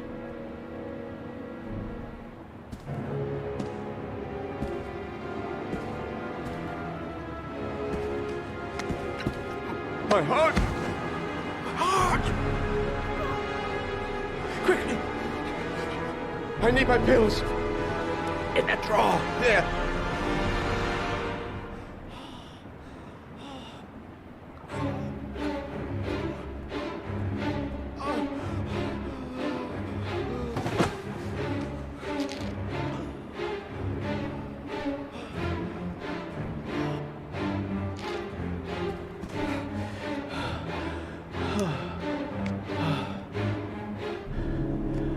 Thank you. You saved my life. I already regret it.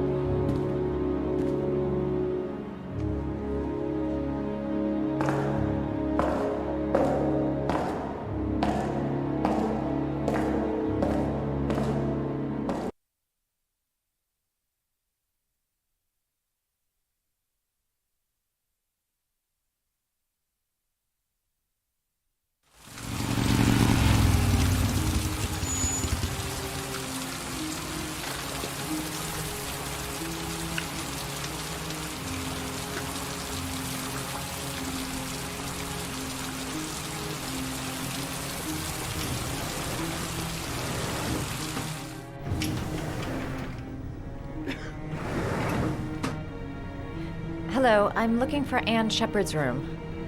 Please sign the visitor's book. Are you a member of the family? Yeah, you could say that.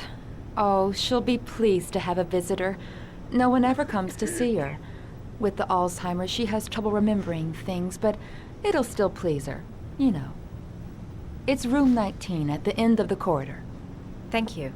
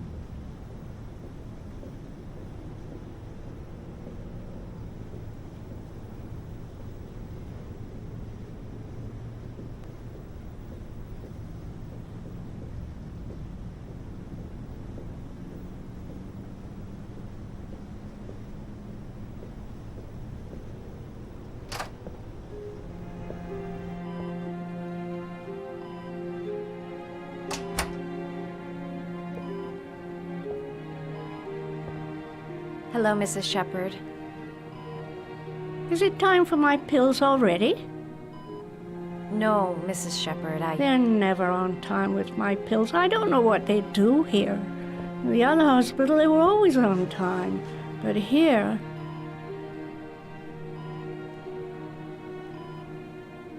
My name is Madison Page. I'm a journalist. I'd like to ask you some questions about your son. I don't like this hospital. The food isn't very good, you know.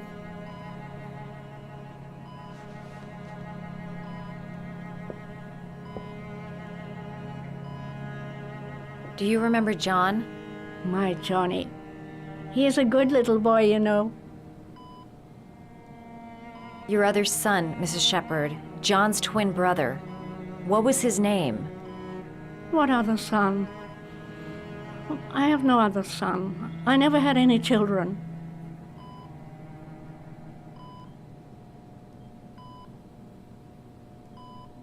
You had a son named John, and John had a twin brother. Do you have my pills? It's time for my pills. I know what happened at Carnaby Square. Do you remember? Carnaby Square. I think I used to live there a long time ago. We didn't have much money at the time, you know. We had to make do with very little.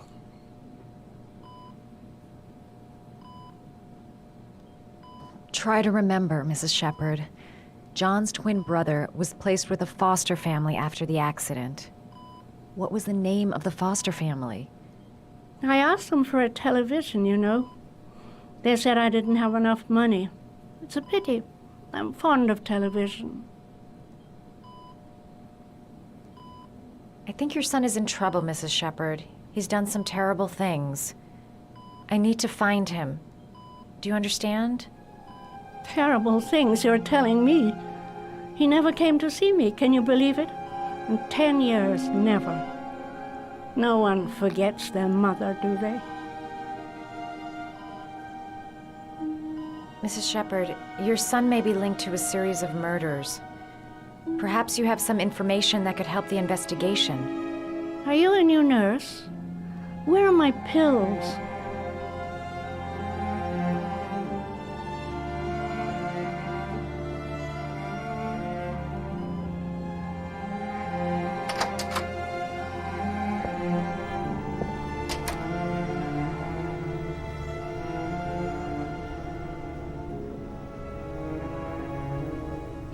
Does Mrs. Shepherd ever talk about her past?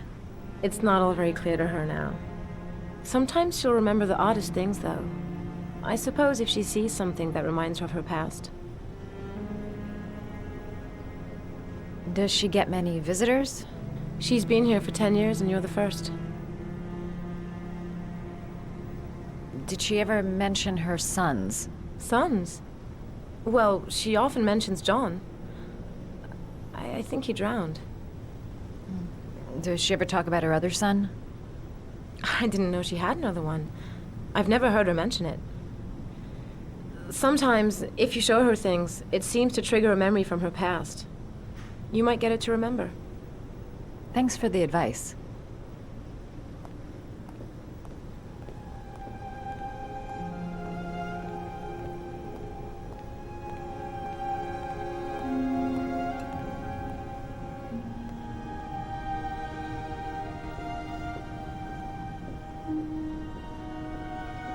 Her kids loved origami.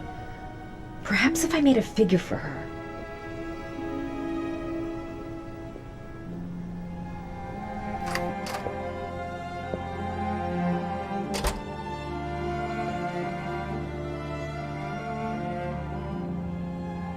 What a lovely orchid. My sons loved orchids. We used to grow them in the back.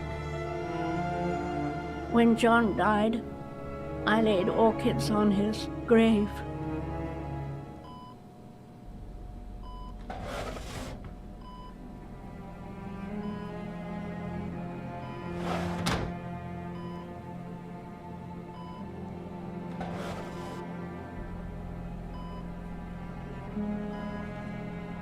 Are these your children, Mrs. Shepherd? John and his brother? Is that them? They're good little boys. Their father never looked after them, always drinking. They didn't have an easy life, you know.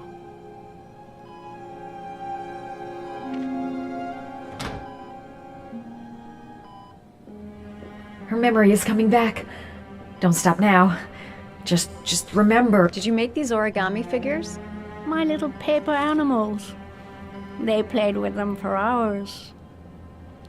I showed my boys how to make them, you know. Yes, your boys, Mrs. Shepherd. John and... what was your other son's name again? My other son? I only had one son, my little Johnny.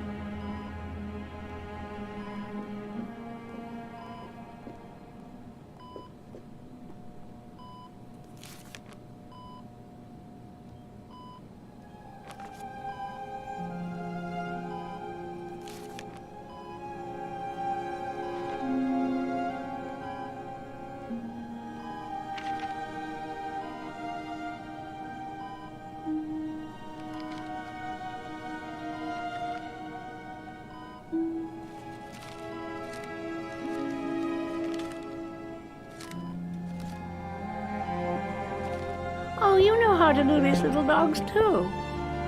My children loved origami. I taught them how to do it. John loved the little dogs. He always wanted to call him Max. Max, Max, Max. All dogs with the same name.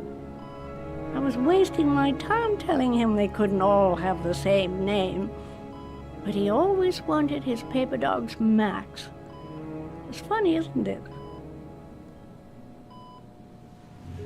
I cried when they told me. I'd already lost one of my children, and now they were taking away another one, you understand. The foster family, Mrs. Shepherd. What was the name of the foster family that adopted John's brother? They were really very nice people. I met them, you know. In the beginning, I used to go and see my little boy.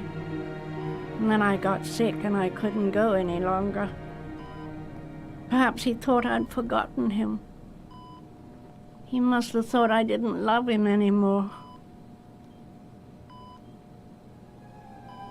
His name, Mrs. Shepherd. What was his name? But I loved him. If you only knew how much I missed him. Please, Anne. His name. What was his name? Come closer.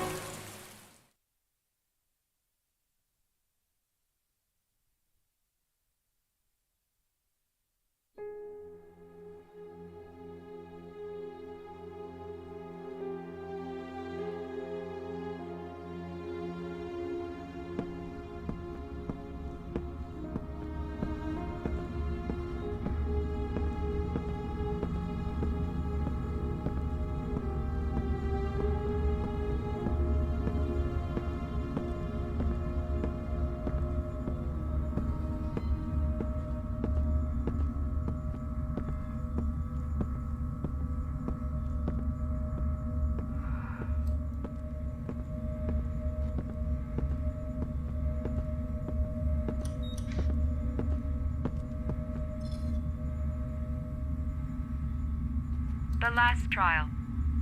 The last question. Are you prepared to give your life to save your sons?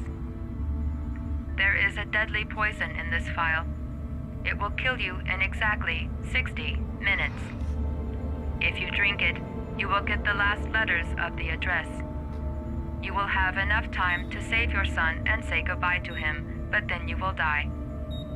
You can drink the vial or decide to leave. The choice is yours. The cameras. He must be watching me. Save Sean and die. Christ. He loses his father, but at least he's alive. Maybe it's the right thing to do.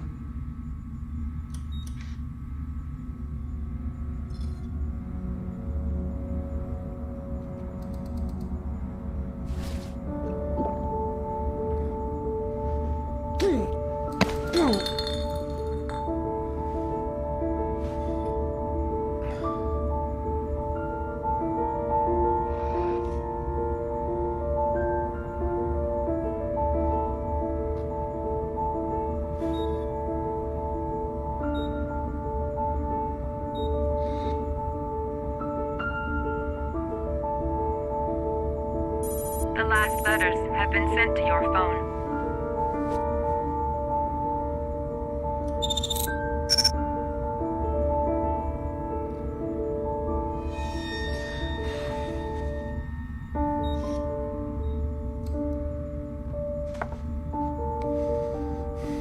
I did what I had to, Sean. Your dad's coming to save you.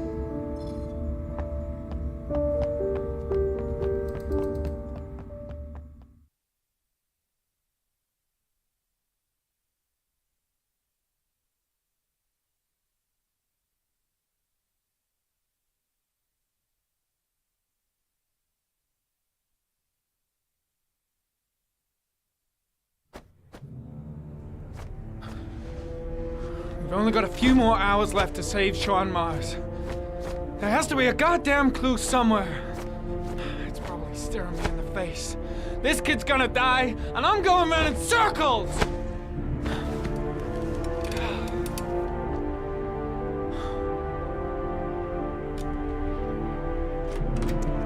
All packed up and ready to go? What are you talking about? The investigation's over. We know who did it. We no longer need your services anymore, Norman. So you can ride your files all the way back to Washington. I'd be lying if I said I was gonna miss you. The investigation isn't over. You have absolutely nothing on Mars. Mars is guilty. Case closed. Anyway, it's no concern of yours now. You're off the case. So pack up and fuck off. Blake, you are an unbalanced, psychopathic asshole! I'll take that as a compliment. Honestly, I don't give a shit what you think. I found the Origami Killer. Everyone's happy. End of story. Have a nice trip back, Norman.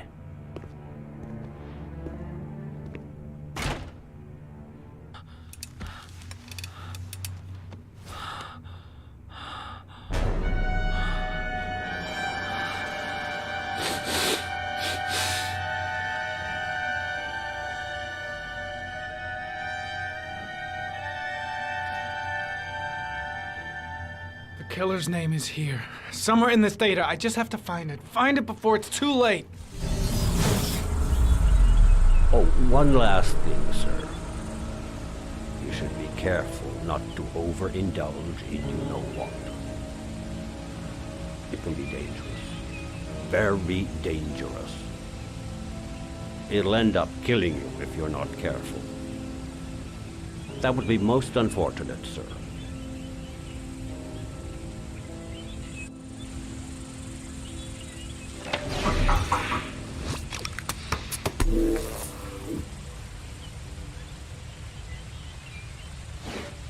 Ari was in record mode when I was fighting with the killer. Perhaps there's something on it.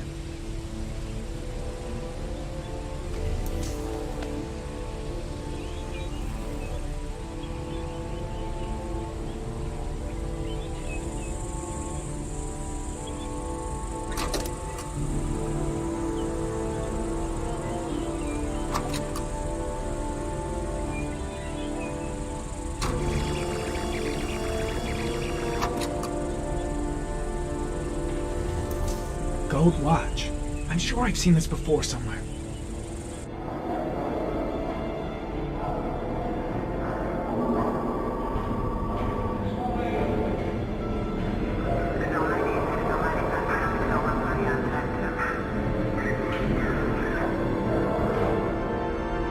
The watch they give for promotions to lieutenant. The killer is a cop.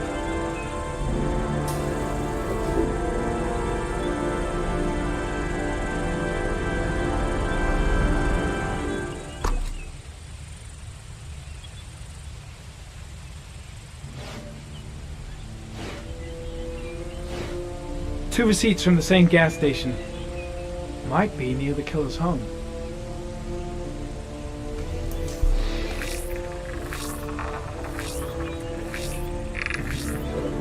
Ugh, that doesn't get us anywhere.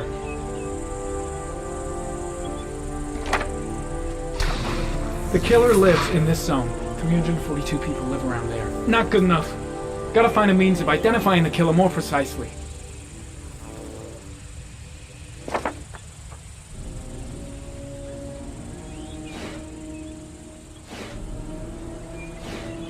Looks like the killer is a cop. Carter Blake! That would explain the dead-end investigation and his desire to frame Ethan Mars.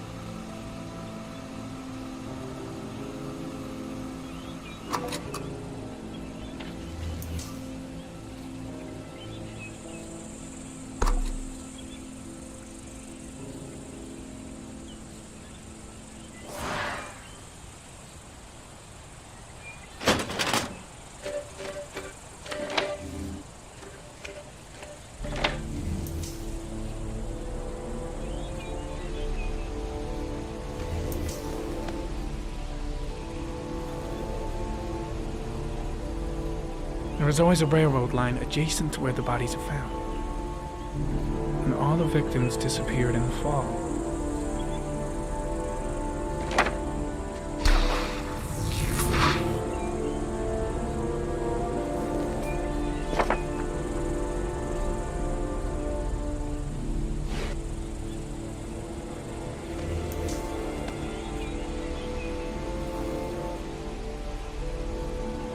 The killer is white, aged between 30 and 45. He is intelligent, calm, and determined. An organized type. He has a car. He's probably employed, but his work allows him free time.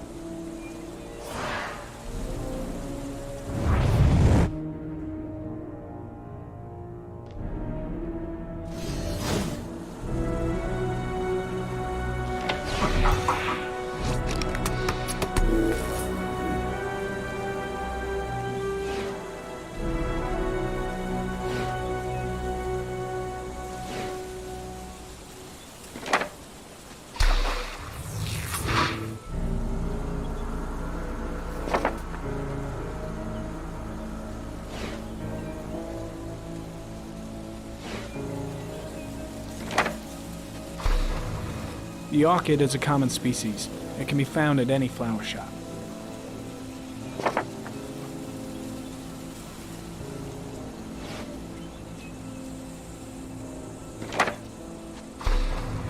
Just one origami store in town.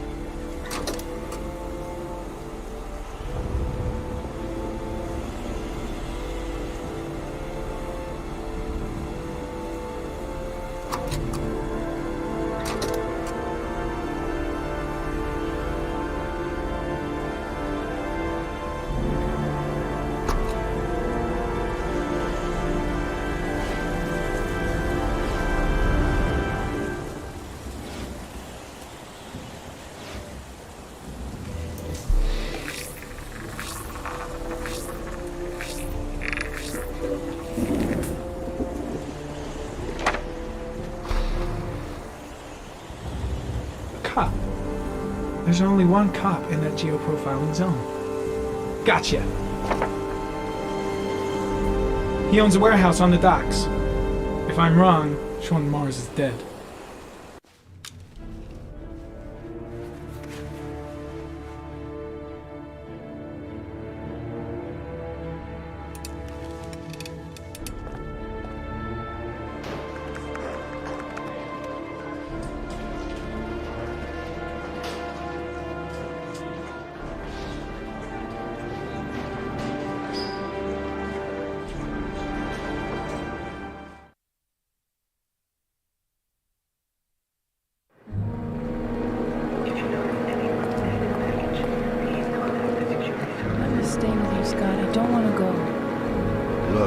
only take a couple of days.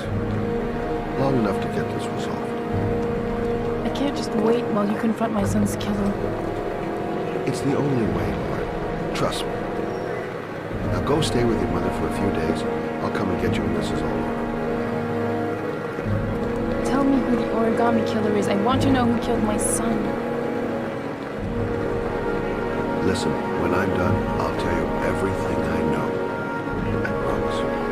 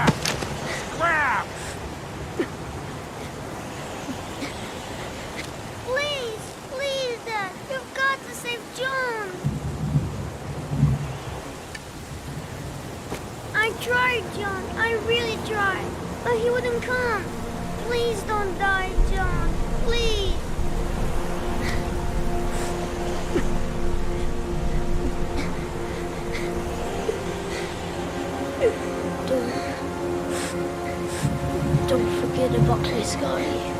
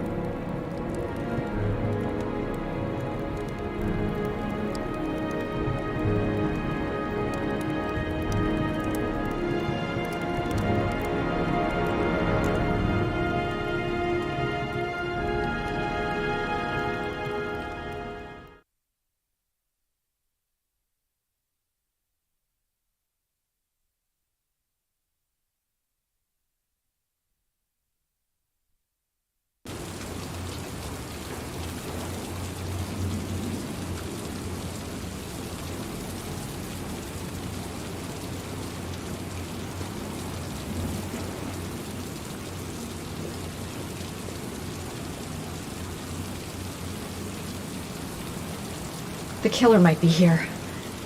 I better be careful. I should have informed the police. But I have no proof. Just the statement of an old woman who's lost her memory.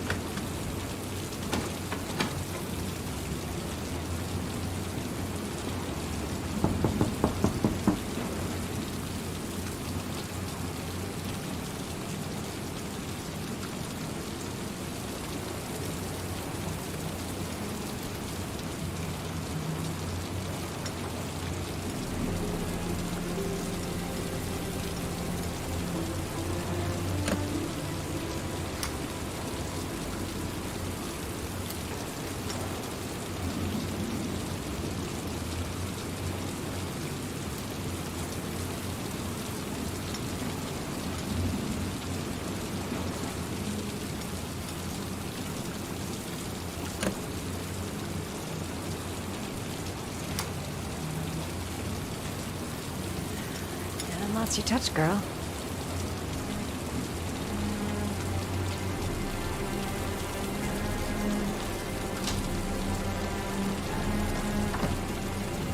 The Origami Killer's apartment.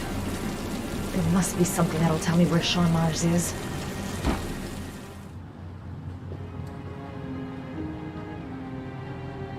I'll go through it room by room, but there's bound to be some kind of clue.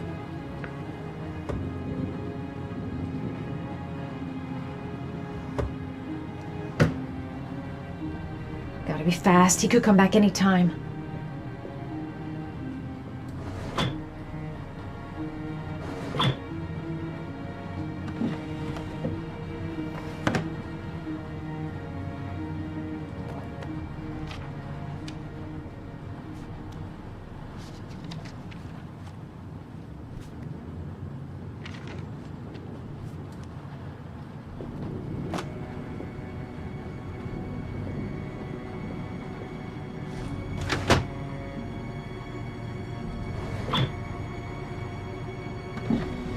He used to be a cop. Probably knew exactly how an investigation would be carried out. That's where the smell of burning comes from. Evidence going up in smoke.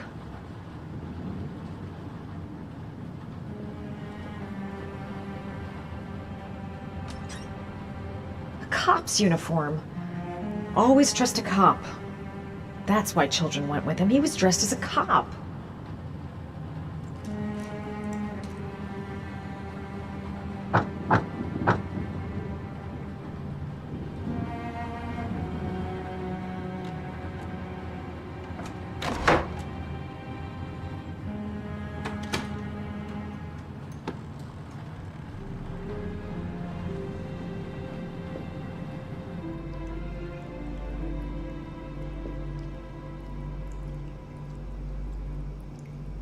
Shelby could come back at any moment. This is where he cultivated the orchids that he left on the chest of his victims.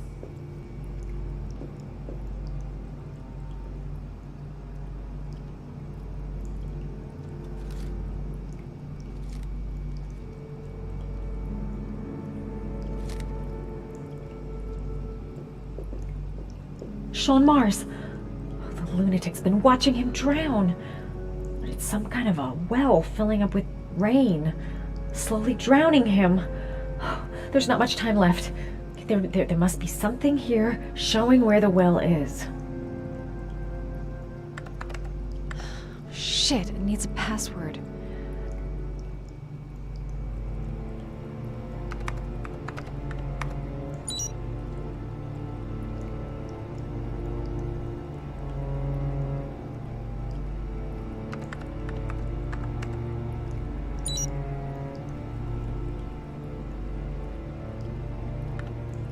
Got it. Max. The name John gave to his paper dogs when he was a child. What the hell is that? An address. It's gotta be where Sean Mars is. Hurry. There's no time to lose.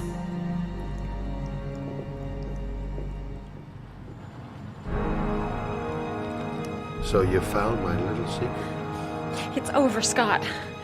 All those children killed just to find a father capable of saving his son? Shut up! You don't understand. There's one child left. There might still be time to save him. Let him go. Do what your father couldn't do.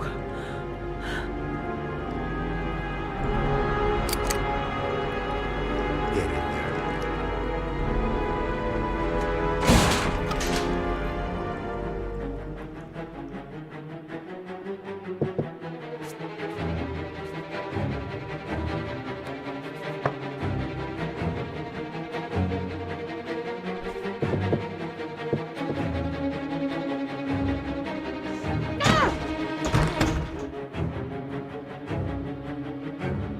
I won't be able to breathe for much longer. A few minutes at most.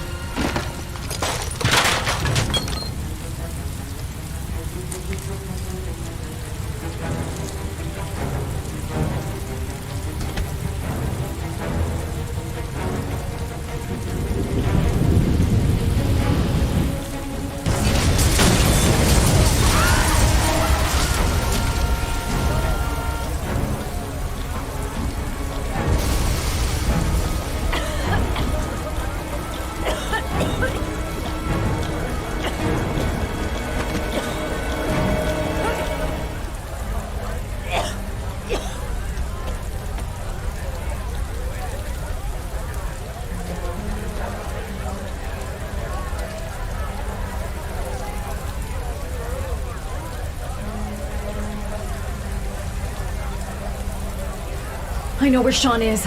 I've got to tell Ethan.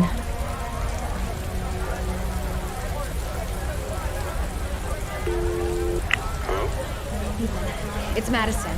I know where Sean is. He's at 852 Theodore Roosevelt Road. He's still alive. You can still save him. I'm on my way. Be careful, Ethan. The killer's still out there. No one's gonna stop me from saving my son.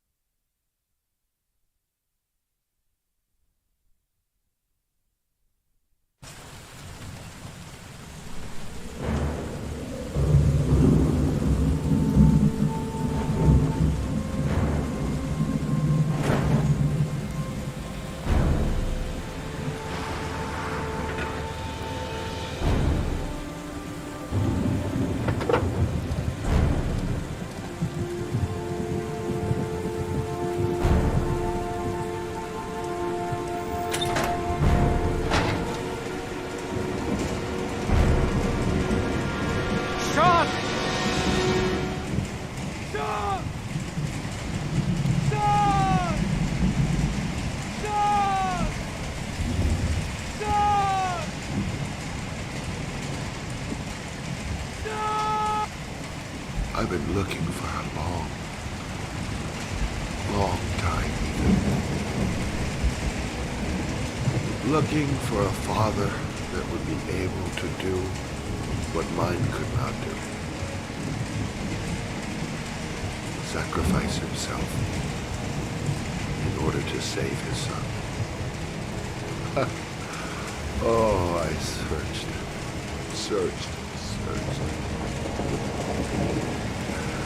And then I remembered you.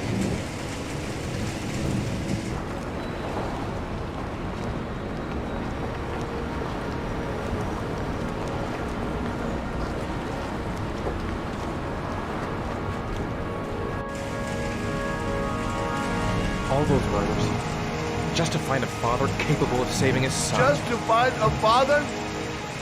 Do you have any idea how it feels to be a worthless nothing in your father's eyes? Believe me, I've suffered just as much as my victims. I finished your damn trials. Now give me back my son! He's there. All you have to do is open that grate.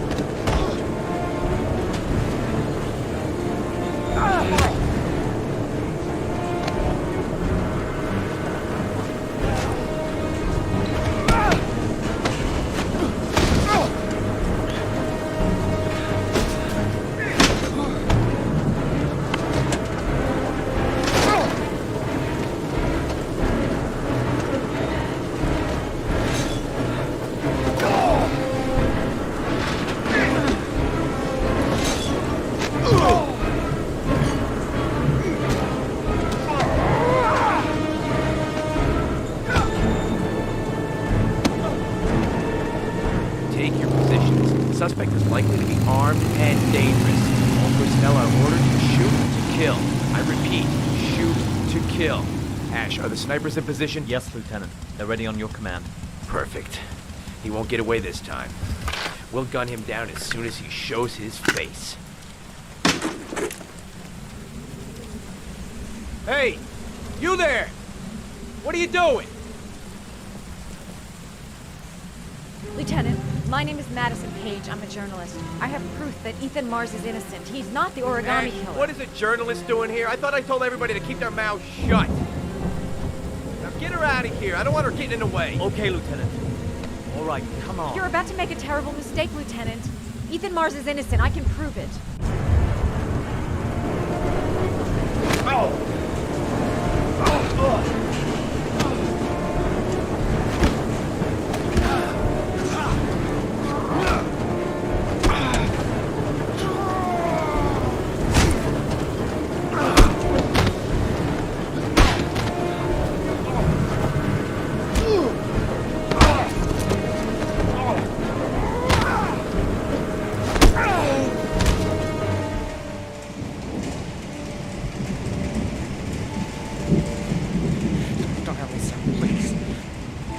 Breathe.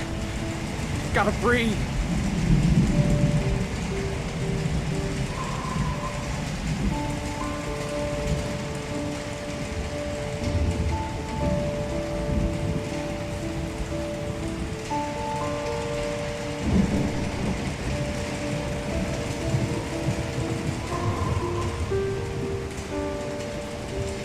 Don't leave me.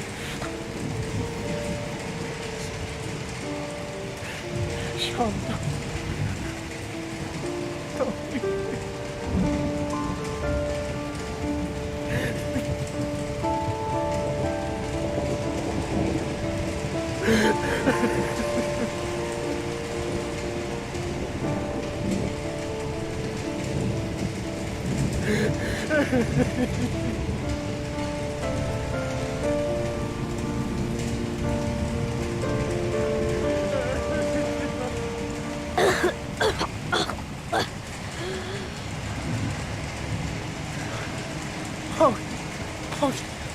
Sean.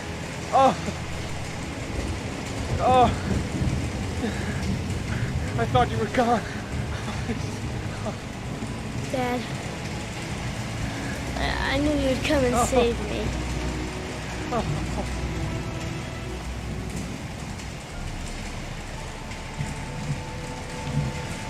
Sean, listen. You are the best thing that's ever happened to me in my life. I want you to know that whatever happens, I love you more than anything in the world. I'm not dead.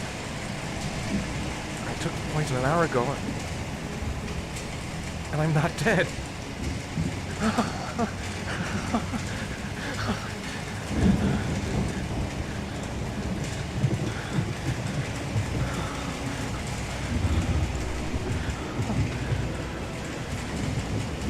Ash, get her out of my face.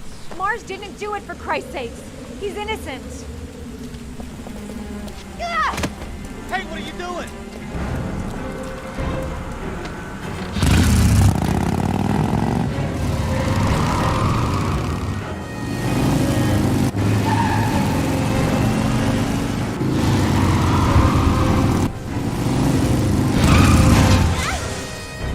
Oh, crap. What do we do? All personnel, hold your fire. I repeat, hold your fire.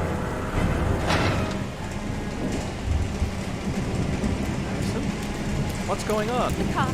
They're out there. They have the building surrounded. They'll shoot you if you go outside. I'll go out alone.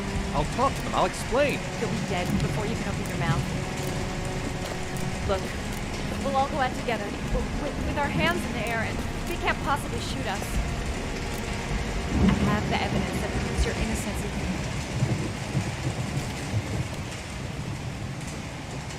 Listen, I'm sorry I didn't trust you. I was only thinking about Sean, and I thought... That's okay. The only thing that matters is that you saved your son.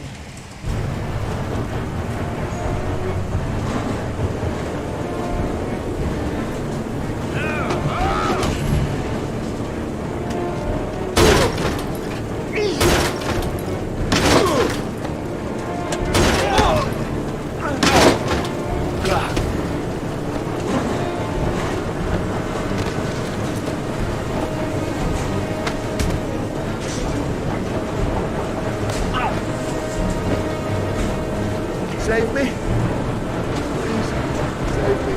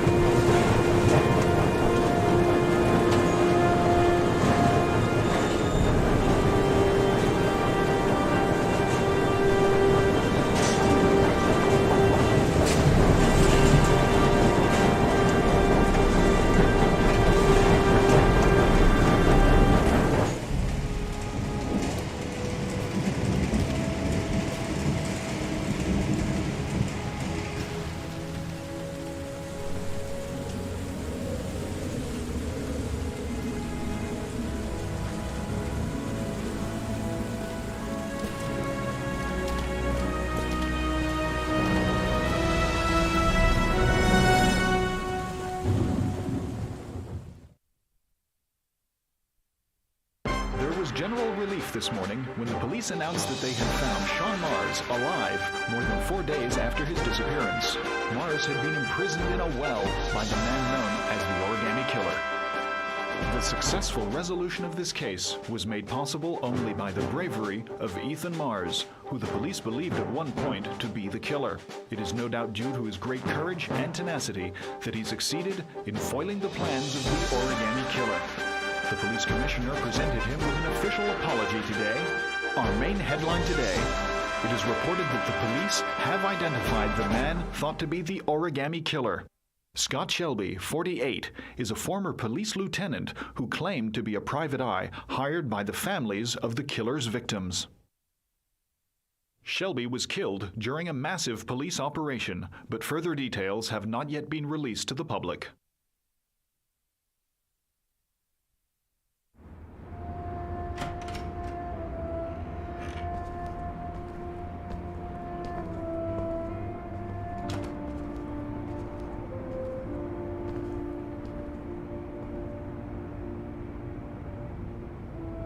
Is this where we're gonna live now? Only if you really, really want to. Or we can keep on looking until we find something you like.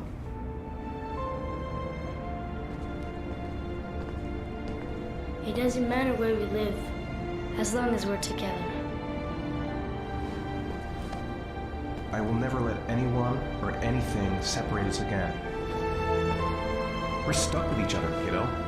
Like glue. Can I trust what my room is? Sure thing, champ.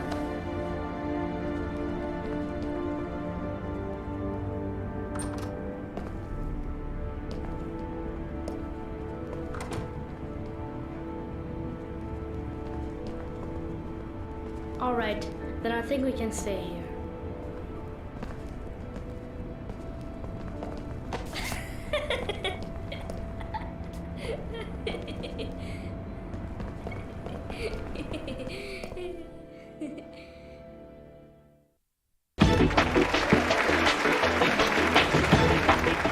Our next guest is rumored to be about to receive a Pulitzer Prize for her remarkable series of investigative articles about the Origami Killer case.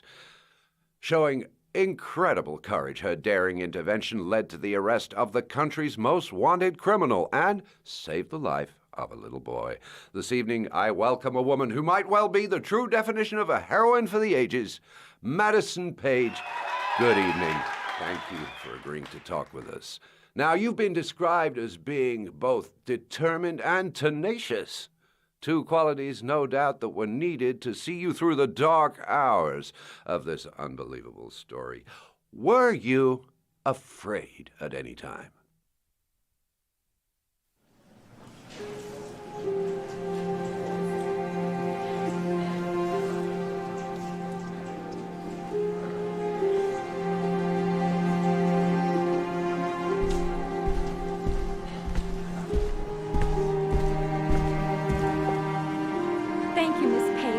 I really admire you for what you've done. Thank you. For John, please. We need more journalists like you, Miss Page. It's a good thing you were there to catch that bastard. Thank you. What's your name? Vincent. Excellent investigation, Miss Page. You are one brave lady. You deserve a better adversary. Somebody more ferocious.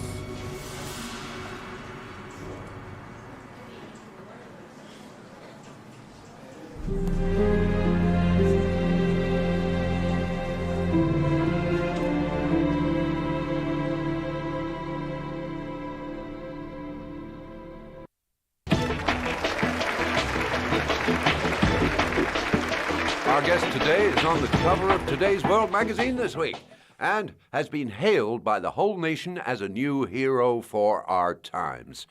Astonishingly, he almost single-handedly ended the sinister series of killings by the man known as the Origami Killer and saved the life of young Sean Mars. His determination, courage, and intelligence have won our admiration. Norman Jayden. Good evening.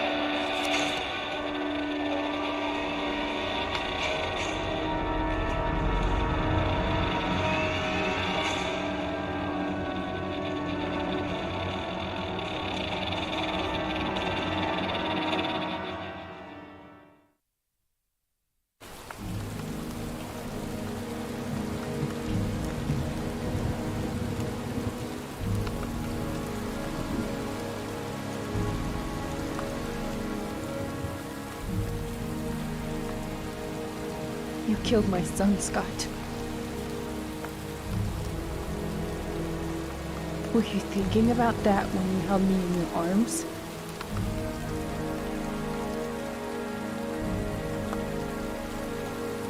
You don't know why you did all this.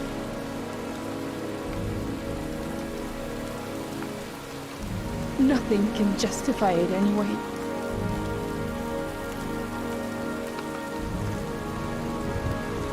I feel nothing but contempt for you. Nothing but contempt.